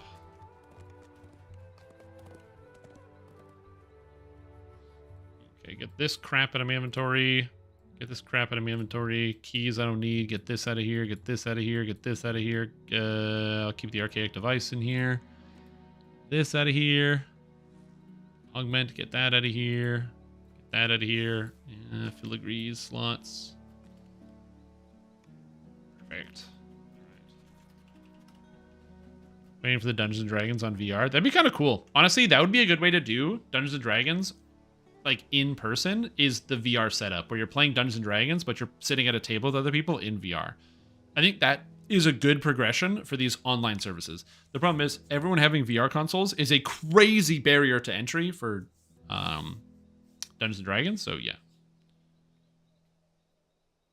Season 5. I mean, you can go buy it right now if you want.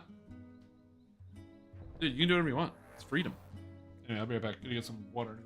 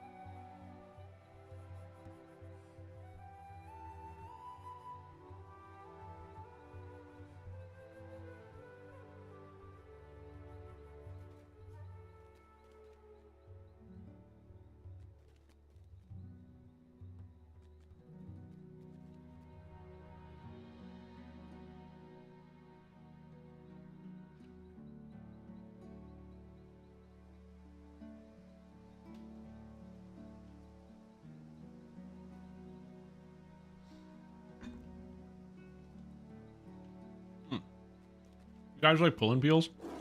I like pulling peels.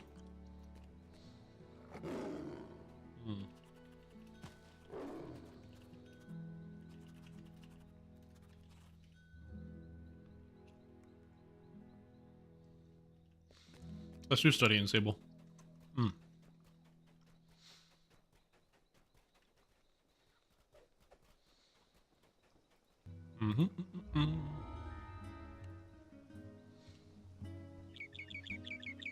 What's up, Ludacrisp? How you doing?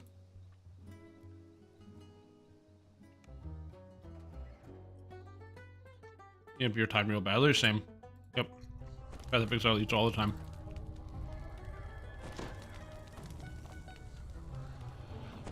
Sable Manor looms ahead.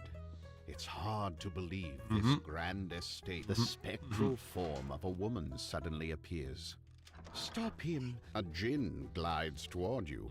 Welcome to Sable Licorice Manor. candy. You are here to see Sir Ebermund, I take it? It's not The real sun licorice, it's just rises, licorice candy, but it's the so new good. day begins.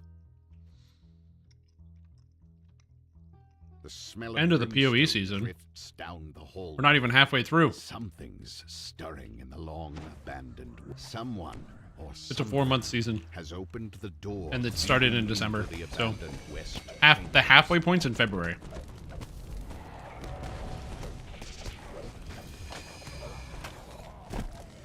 So you got loads of time. Yeah. Like, I finished everything pretty quickly, and I was very happy about that.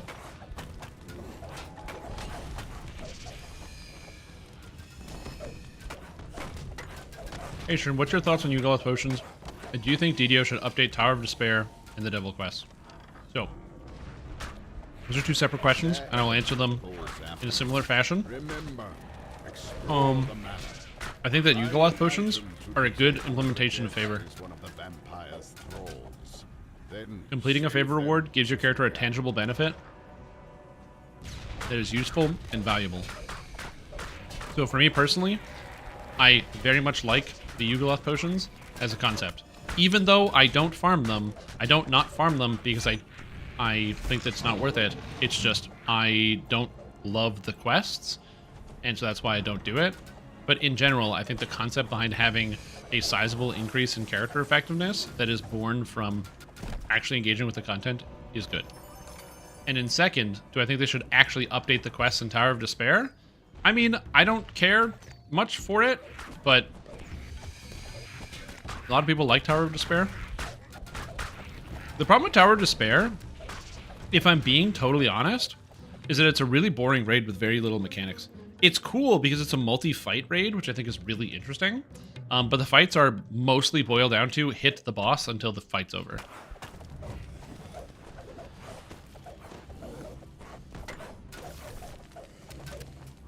All the stream moved on from PoE, so the league is over. That's because they're all playing Pal World. the orb of sunlight pulses with a warm. That's a different story. soothing glow. Also, what's up, Ray? How you doing?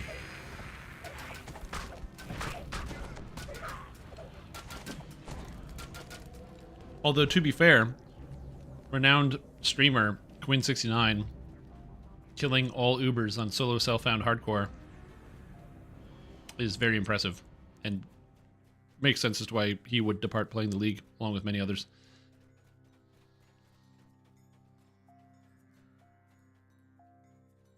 And look at this. Use it. This guest is not currently under the vampire's control. Genuinely impressive. Night falls on Sable Manor. I didn't even do all the Ubers. I didn't kill Uber Cirrus, Maven, or Strange sounds Exarch. resonate. I from will. deep I will kill all below of those. the I just haven't manor done it yet. house. Something is moving. My problem with down Uber the Maven wine cellar. is I'm playing melee, so and over you go. But Quinn69 is playing melee. No. Quinn is playing 2 million armor Juggernaut melee. So he just stands in everything and stands in every slam. It's a very different experience. I mean, and no discredit to the guy. He's playing solo self-found hardcore. it's very impressive. But man, watching like, because I watched all the fights, because why not? It's fun. But watching him just like stand in every slam from every boss was amazing. Just literally every slam. Every time the boss does the instant kill slam, he just stands in it. This sturdy trap is perfect. It was just magical. Honestly, feels like cheating, yeah. It was exemplified best when Ziggy D did a podcast with some of the developers of Path of Exile 2, and they're asking questions about the difficulty and difficulty scaling. And one of the questions that was asked was like, do you think people, or like, is the design still going to be the case for people to be able to like instantly kill all the Uber content and stuff? And the developers were like, well, it's never been in the design for people to be able to do that. That's just like emergent gameplay where people find ways to be able to do that. It's never been designed for people to do the hardest content in the game in seconds. But also at the same time, like the goal is for the fights to be engaging and interesting. And so you'll find, you actually have the experience of engaging with the content and fighting the monsters and doing all of this yourself. And it's always supposed to be exciting. And yeah, having builds that just one-shot Ubers is not as exciting because it kind of takes out the whole point of having this like long fight. My only problem is that as melee, a lot of the Ubers really suck.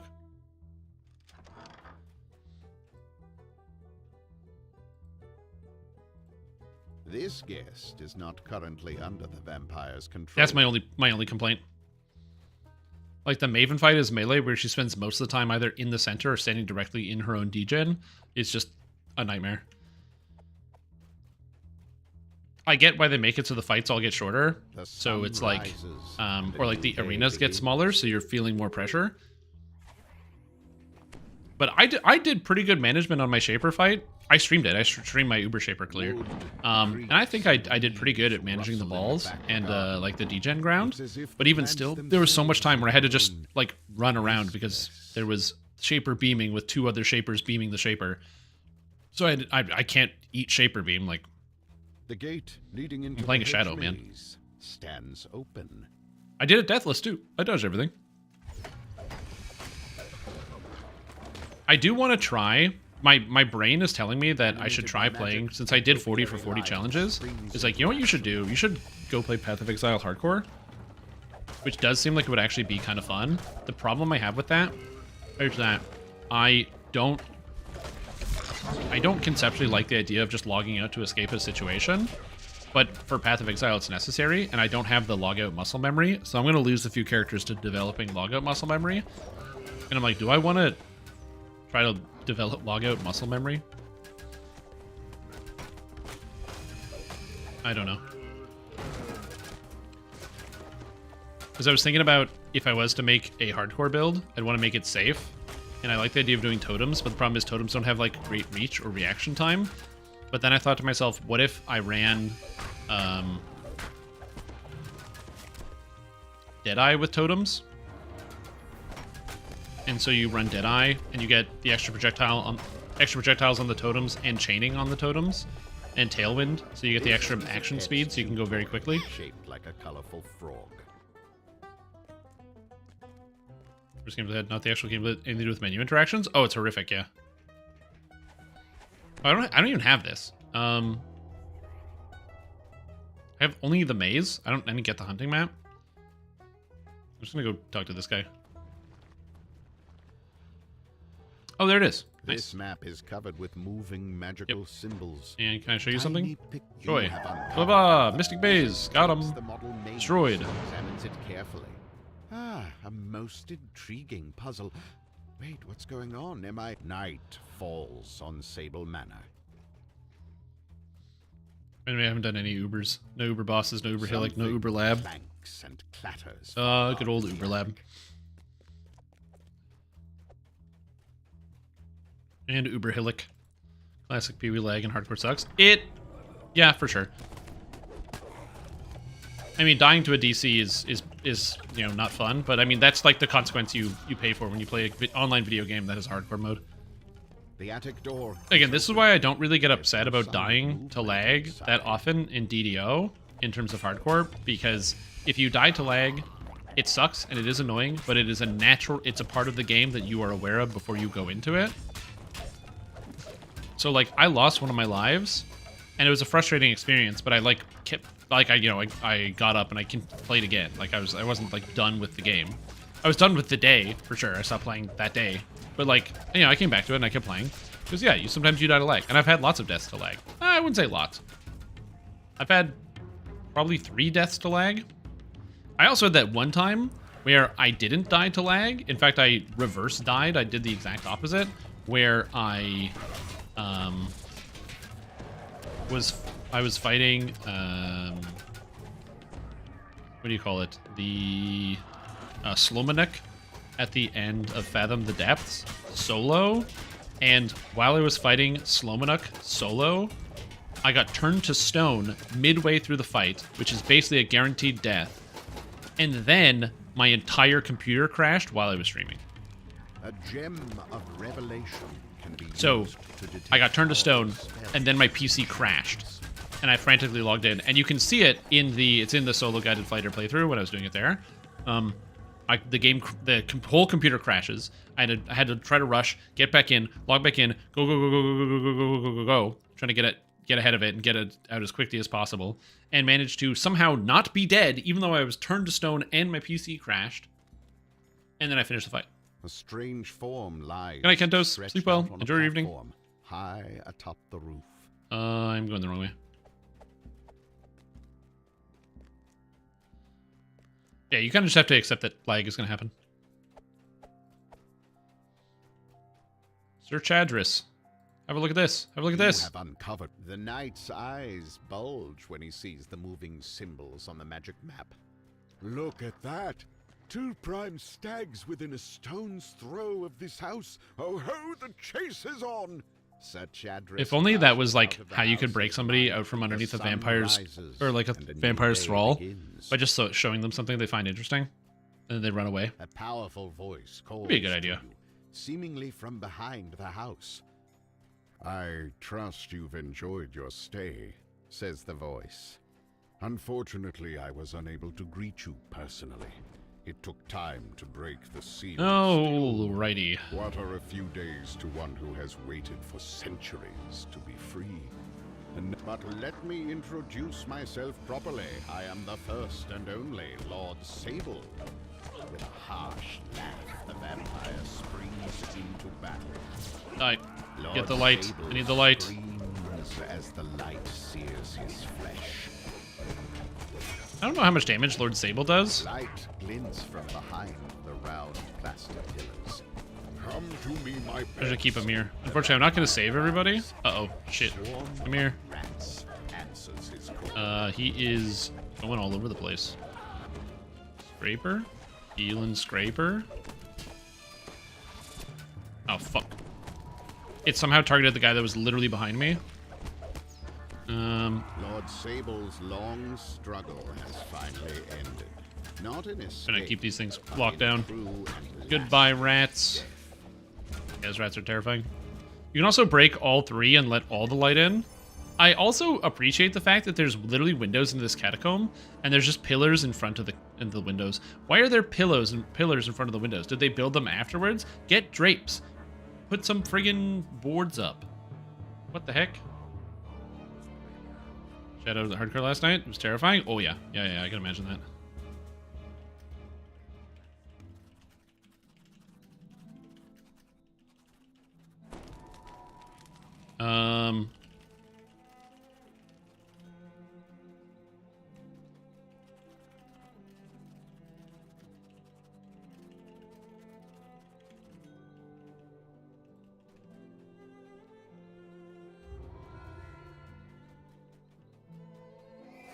You really don't want to see the neighbors? Nope. Yeah, screw that. They're like, no, I'm not going to put up boards. I'm not going to put up drapes. I'm not going to put like a bookcase in front of it. We're building a pillar. And you're going to make it a load-bearing pillar, so you can't even take it down. You can't even get rid of it. You'd have to build a new pillar somewhere else. Yeah, the whole pillar thing seems silly. It should have just been like boarded up windows. I have to imagine they probably just had like the pillar model that they could throw in. I don't know why there would be pillars in front of that. Why would you put a pillar in front of the window?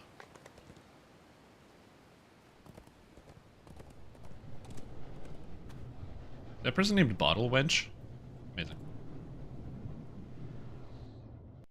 Alright, now we're going to do the Price of Freedom. Why? Because it was mentioned to me earlier that there's a sick docent that comes out of that quest. And if I get it, it'll be really good. So, we're going to try here. Jarasco. No, the 12. Yeah, the 12. They cast Dispel Magic, so it's not a big deal to actually have, like, house speed buffs or anything.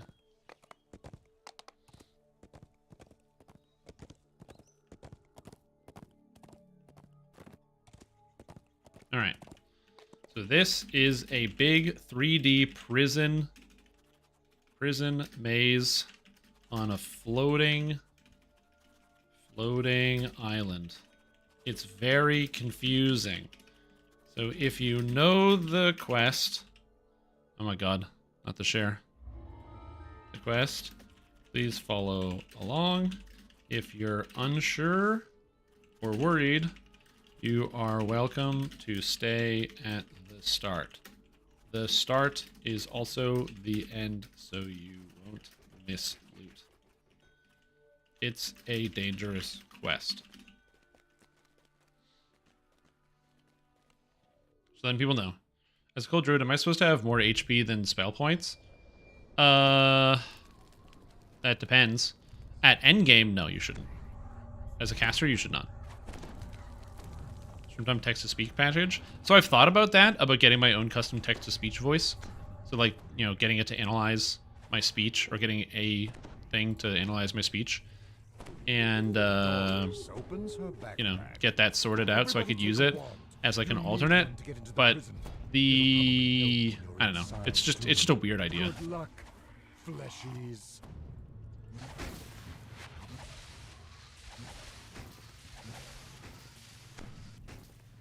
Oh shit, I missed a bunch of these.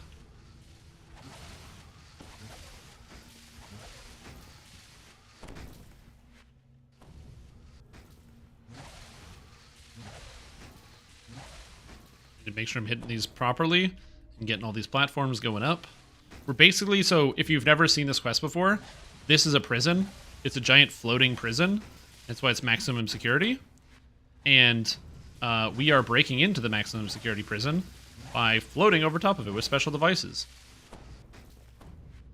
And the way to do this quest is to go all the way over top of the prison. So you don't actually want to go in the side. If you land on the walls, you're going the wrong way. You just want to go up and over everything. The real trick to this quest. So we go up and over, and then we are set.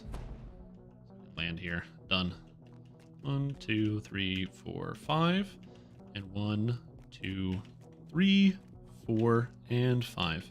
I warned everyone that this quest is exceedingly dangerous, and I have no problem with people waiting on the ship and waiting for the quest to be over. I don't want anyone to die in here, but yeah, this is a dangerous quest for the most part. So we'll see. In Fire Stance, does Fire Stance give bonus HP? No. Fire Stance does not give bonus HP.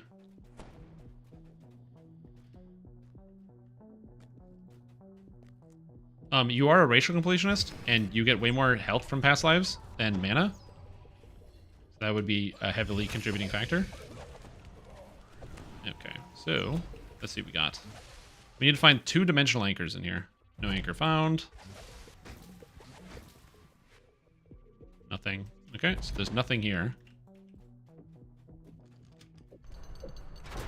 Because if there's anything even close to there, it would tell us. We have an alert. We should not have an alert right now. So that makes me nervous. Because there's a lot of monsters you can aggro for no reason, especially up top. No anchor found.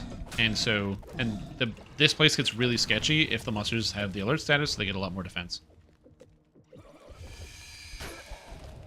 This quest is also harder on Epic than it is on Heroic. Because of the location of the dimensional anchors, which can also get kind of sketchy as well. Yeah, also having every Reaper point in the game also gives you more health than mana, because Reaper mode doesn't really give you health. So that also helps. Oh, there it is right there. I'm blind. Why did it say it's not even close when it was here? Oop. The one hack wardens don't want you to know. True. Every prison warden would be very upset if they knew you could just fly over the prison and then break through the wards. Okay, so that's done. 1 of 2. And then we come down here. Better way through this, and we go into the lower section. I didn't pick up any of the keys. Yoink. I didn't grab a key. Give me a key. Thank you. Now we go even further downstairs. The end fight is actually not too bad, but it can be really dangerous if you unfortunately don't have access to death, because it's full of infinitely respawning shadows in a lava pool with constantly moving platforms. So yeah. Will you take a 28? Yep, that's fine. It's a 25, so we can go up to 29 in here. That is perfectly acceptable. So I have to find Talabron. Talabron is... he's not here, so I believe he is here. He's right here. You can open all the gates if you want, but we just don't have to. No, no, no. Hit the button. Oh god, did I hit the button? Oh, geez, Louise. I will say again, something I like about Dungeons & Dragons Online is the ability for like there to be so many different interesting quests. Oh, he's downstairs, I think. But they can do so many wacky ideas with this game. Of like, hey, we're gonna have you break into a prison that's floating, so you need these wands that make you float to get into whatever. Like, in my opinion, this is one of the better quests in DDO. A lot of people hate it because it's also really hard. Comparison to a lot of quests. This is way harder than the average quest. And so I do understand why people get upset about this one. But I think it's like one of the better quests in the game. I think it's very, very, very cool. Okay, we are being followed. Nice. There's also a lava pit here with a lever. You can shoot the lever, and it opens up a secret passage, so you don't have to swim through the lava into a room full of shadows. It's a shadow. The shadows are here because this is a torture room, as you can see, with the blood and the torture devices and the Iron Maidens literally everywhere. But there's a chance for named loot in this chest, and I'm looking for the docent. I did not get it, which is fine. And now we go downstairs. This portion is only in the epic portion of the quest. So if you've never seen this, that's because you got to do epic. It dumps you into here. Yes, you can. Come on in. And you have to fight the warden who slides on the lava. But the platforms actually disappear underneath you. So you have to be careful about that. You also got to watch the champions that are around. And hope you don't die. I'm going in the lava. Oh, oh god. Lava damage. Okay, good. So everything is done. So now we escape the prison. Whoop. The dimensional anchors are down. Opening an extraction. I probably did get a missiles con rare. It's time. Nope, just regular con. All right, and we're done. So now we're just 1, 2, 3, 4, 5. We're waiting on Jeff, and we're all set.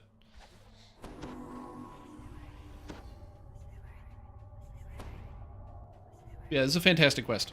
Easily one of, like I said, I think the more interesting and best designed quests. It's got lots of great voice lines, lots of recurring characters, because a lot of characters you've already seen before are in jail, so if you try to free all the prisoners, you can. But you have to like get them to escape. Like the visuals are cool, how you're like in this secluded canyon, and there's just like this weird whirlpool going on underneath the giant floating prison because of all the magic that's present inside of it that's holding everything in place. All right, Geoff is here. We're good. Warns you of an upcoming mutiny. Speak with the captain. Talk to the captain. Then recruit allies. Hello. Captain, Rosie is the trouble. I fancy myself a nice cup made from a minotaur skull, but I think yours is a little too thick. Can't drink much from a thimble. You can convince some of the minotaur's like, what the hell did you say to me? He kicked their ass. Bed and Lotra's Dungeons of Dol Guldur. Well, yeah, but again, Lord of the Rings Online is based on some amount of realism in the sense that like people don't fly, and the magic is much more like traditional magic of power over objects and people by knowing true names, as opposed to, you know, flying through the air with a magic wand. Damn, I did not get it. I got this one though, the epic confiscated mail. Brimstone Boulder Wardens. Oh, somebody got Crystalline Cacophony. Oh. Ugh.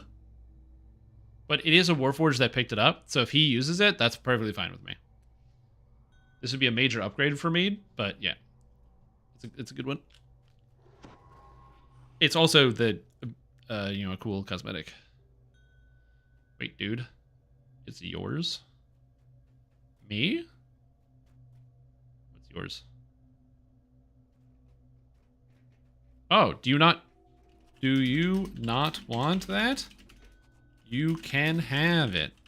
It's likely a good upgrade for you as well. Out your streams, dude. All you. Well, look at that. What a nice person. Sheltering, Insightful Sheltering 15. Mythic Boost 2 as well. Oh. Oh. Yes, also the cosmetics are fantastic. This armor looks really, really good. Although I don't think we have anyone that needs it. So I guess I keep it. And nobody wants this. All right, and away we go. Now let me show you what it looks like. So you can see the visual. One of the best looking armor pieces in the whole game. No, like full stop. So this is my character. This is my cosmetic that I currently have going on here. Just get rid of some of the stuff that's unnecessary. So this is the Mechanized Warrior's Plate. The actual armor that I'm wearing here is this friggin' jacket. Which, like, I'm going to move out of the way, so it's just, no one's going to be in front of me. It's just this jacket, which is like, whatever. That's the actual armor. This is the Memory of Hiding in Darkness. And then, the armor that I just got from that, the Crystalline Cacophony. I'll get this out of here. Yeah, dude. It's like this, like, molten plate that also matches up with the armor color. So I've got blue armor, or like blue plating. Where's the sunlight? Where's the sun? There it is. Oh. Oh, yeah, buddy. It's so cool looking. You know what's funny? This armor skin has actually been in the game for a long time. It was on one of the cosmetics in the Hall of Heroes. Or not cosmetics, one of the statues. And it was on the statue for like a really long time. And I remember my brother, he just kept posting in like every thread when it was Lamania coming up, being like, hey, when are you guys gonna, can you put that cosmetic that's there on for like a players to use? Can you put it for players to use? Can you put it for players to use? And then eventually they're like, oh yeah, good idea. And then here it is. So there was a Warforged that was just wearing this. Like somebody made this armor and then put it on a statue. And it just never made it into the game. And so you guys can thank my brother for that one. His constant badgering. Well, also the devs who put it in, and the artists who designed this, which is so cool, but yes.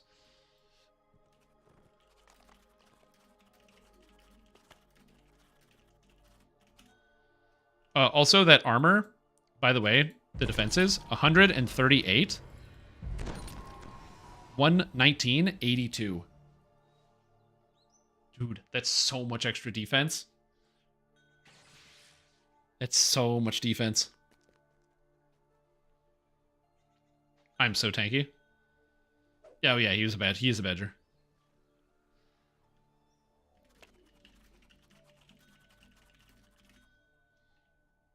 Anyway, let's do this. Okay, so I level up next. At 26, we're taking Warding Inscriptions. That's good. I should get Primal Avatar Weathering the Elements, because that's good. I should get Step Through Shadow and probably Darkest Luck. And then we're going upstairs. Boost Drive is not really that important. Blast Drive is fantastic, so I should bank points. And I'm not taking Meta Magic Focus. So, if we take a step back, we're going to be grabbing 21, 22, 23, 24, 25, 26, 27, 28, 29, 30. So it's actually perfect. It's this plus these three plus this is 30 points exactly to get Armored Augmentation. And that brings me up here to the top tier 5. So it's actually perfect. So my setup is good. So I can just put the points in here and then not really stress about it. The extra Rune Arm DCs will end up being good in the long run. Plus, all the free fortification is nice. And to each healing amplification, 15% exceptional bonus to armor class, and your cash level with Rune Arm shots now factors in bonuses from your epic and legendary knowledge feats. So my cash level with the Rune Arm is going to be 26, and it's all maximized, empowered, and intensified. Dude, that's sick. That's very exciting. I'm stoked for this. And that should leave me enough points to be able to take Now Grow, Weathering the Elements for 15% absorption, and the 25 points per level from the Protection from Elements, which I have here, which I actually can use Protection from Elements mass, so I should update my spells. I should be able to get Evergreen, and I might even be able to fit in Darkest Luck, which I don't really need for evasion, but it just gives me extra damage. Although I don't necessarily need the sneak attack damage, so I'm kind of like on the fence about this one. The problem is I just can't give up on Technician, because +6 to search spot, disable device, open lock is way too good. I don't know. Alright, I gotta hit the tavern anyway. Yeah, 26 will be massive, because Warding Inscription makes them my Blade of Armor, which is this spell right here. Currently gives 50 like shield, basically, so it absorbs the first 50 damage that I take, that are physical damage. So it's okay. It will change into 20 per level with no cap, which when I get this will be 23, and 23 times 20 is 460. So that's pretty good. Punching XP, but I made a level and a half. Don't apologize, you did great. Everybody did fantastic. I'm in no capacity upset with the performance of my party members in my party. Everyone did really, really good. Like I said, I'm having a lot of fun with this character. It's good. It's very powerful. Yeah, there's no cap on it at all. No cap. Yeah, I'm like one of the kids. That's why I said that, because I'm a youth. No cap. Yet all cap. All caps. Caps lock. You know what I'm saying? You know, guys? you know, guys? I should probably have Deadly. That's a good idea. Yeah. For real, for real. Oh man, I'm so fucking old. Oh my god, just reading chat, I'm so old. It's fine. Old people. Okay, other spells I can get. Well, this is not a bad spell, and I do want this one. So I'm gonna put this one on the bar. Put that there. And this one, it goes off the screen. It doesn't fit. That's hilarious. Has it always been like that? I guess I take Stone Skin, sure. Master's Touch, I guess. Reinforced Construct is technically some temp HP. Does this have a cap? Up to caster level 10. Yeah, it has a cap on it. Ugh. Age? Yeah, you can see it.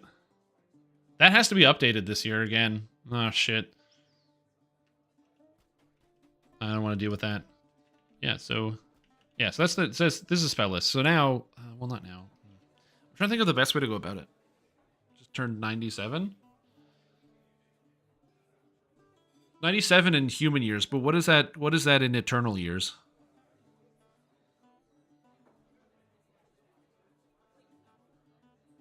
The number of the age changing every year. Me too.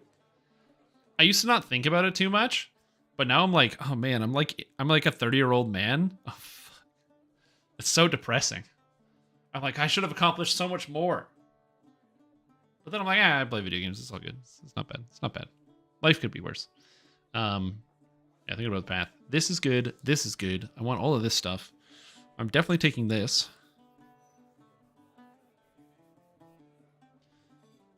I won't have 2 points. So I'm going to take this, then probably go this and to this. Because I think that 15% elemental absorption is good. Because it's 15 fire, cold, electric, acid, poison. Bludgeoning, piercing, slashing, electric, sonic, force, and rust. Oh no, I don't have force field generator. I don't have that at all. Should have been completed by now. True, yeah.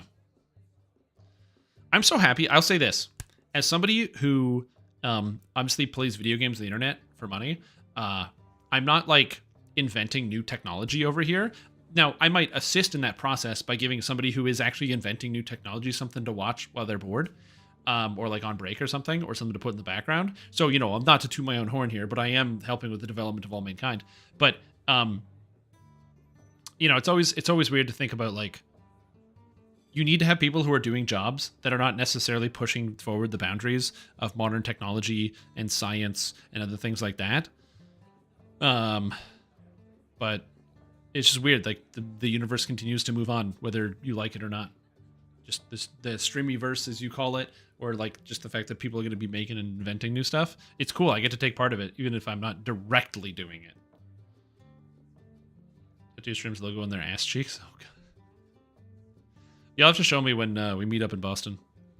Which, reminder, I'm going to be going to PAX in PAX East. So we're doing the meet and greet. So you'll be able to see that. I'll post details for you later. There is... I'm trying to think about this. There's a good possibility that for the specific meet and greet, I might just also piggyback off of Standing Stone Games and just do it wherever they're doing it, because that makes it easier. Because I'm not going to attract more people than people who actually want to talk to the devs. But then I can just also be there. So we'll see about that. But yeah, but I'm still working out some of those details, because they also might be like, no, we don't want that. So yeah, it is what it is. But you know what it isn't? Time to continue the live stream. That's right, everybody. It's the end of the stream time. Hope you had a fantastic time checking out with the show and the channel and everything else. Unfortunately, I'd love to stream for you all night, but I don't want to, so I'm not going to. We'll be back tomorrow. Some more Dungeons & Dragons online content. Should be a good time. We will be raiding on Hardcore League, and not just any raid. I've been invited to tag along with some fun folks doing Too Hot to Handle, the hardest raid in Dungeons & Dragons Online on Hardcore League. It's going to be an absolute fucking nightmare. So, tune in to see if we all lag out. Oh, will you hand me the free quests pack if I see you at PAX? I mean, you could just put the code in right now. It's free DDO 2024. You get all the quests in the game for free. But you don't have to wait, but yeah. But if I see you in person, yeah, I could probably just give you a free quest pack. Just a backpack that has like the word quest printed on paper and that's like shredded up, so you just pull out little shreds that say quest on it. Yeah, I could do that. Anyway, whoop! So yeah, thank you guys for watching. We had a fantastic time. If you like what you saw, make sure you follow that channel. If you didn't like what you saw, follow that channel anyway, because the best part is, right now, algorithms are designed in such a way where you actually don't generally get shown the things that you follow. That's why whenever you go to a place, it's called like the homepage or the For You page on any of these websites. You go to Instagram, you go to YouTube, it just says, oh, it's for you, it's for you. Not the things you follow, the things that they think you should be looking at. Which means that actually following somebody, even if you don't like my content, realistically, you're giving yourself the opportunity to never see my content because they don't send it to you. So if you don't like my content, follow me. You'll never see it ever again. That's how algorithms work. They only feed you content based on the things that you actually consume based on watch time metrics and not following metrics. So that's what we've got. Noises, making sounds in the computer. Oh, computer noises. Well, computer noises would be more like beep, beep, beep, beep, beep, beep, beep, beep. You guys remember the old dial-up sound effect? Where you'd lift up the phone and then, and wrapped hide karate motions? I was definitely doing that with my hands. I was definitely doing like karate motions with my hands. 100%. Also, yeah, questing also makes me hungry. I love that emote, by the way. The Strim Heckin' A. It's great. Great emote. You can use that everywhere. Make sure, actually, to use it everywhere whenever your favorite streamer that isn't me, so you're like your second favorite streamer, starts talking mad shit, and then you hit him with the Strim Heckin' A. It's also called Heckin' A because I can't use the F word on Twitch in an emote. Yeah. Anyways, that's all I got. Okay, thank you. Eat your vegetables or I'm going to come to your house and you won't know when I'm doing that if you don't eat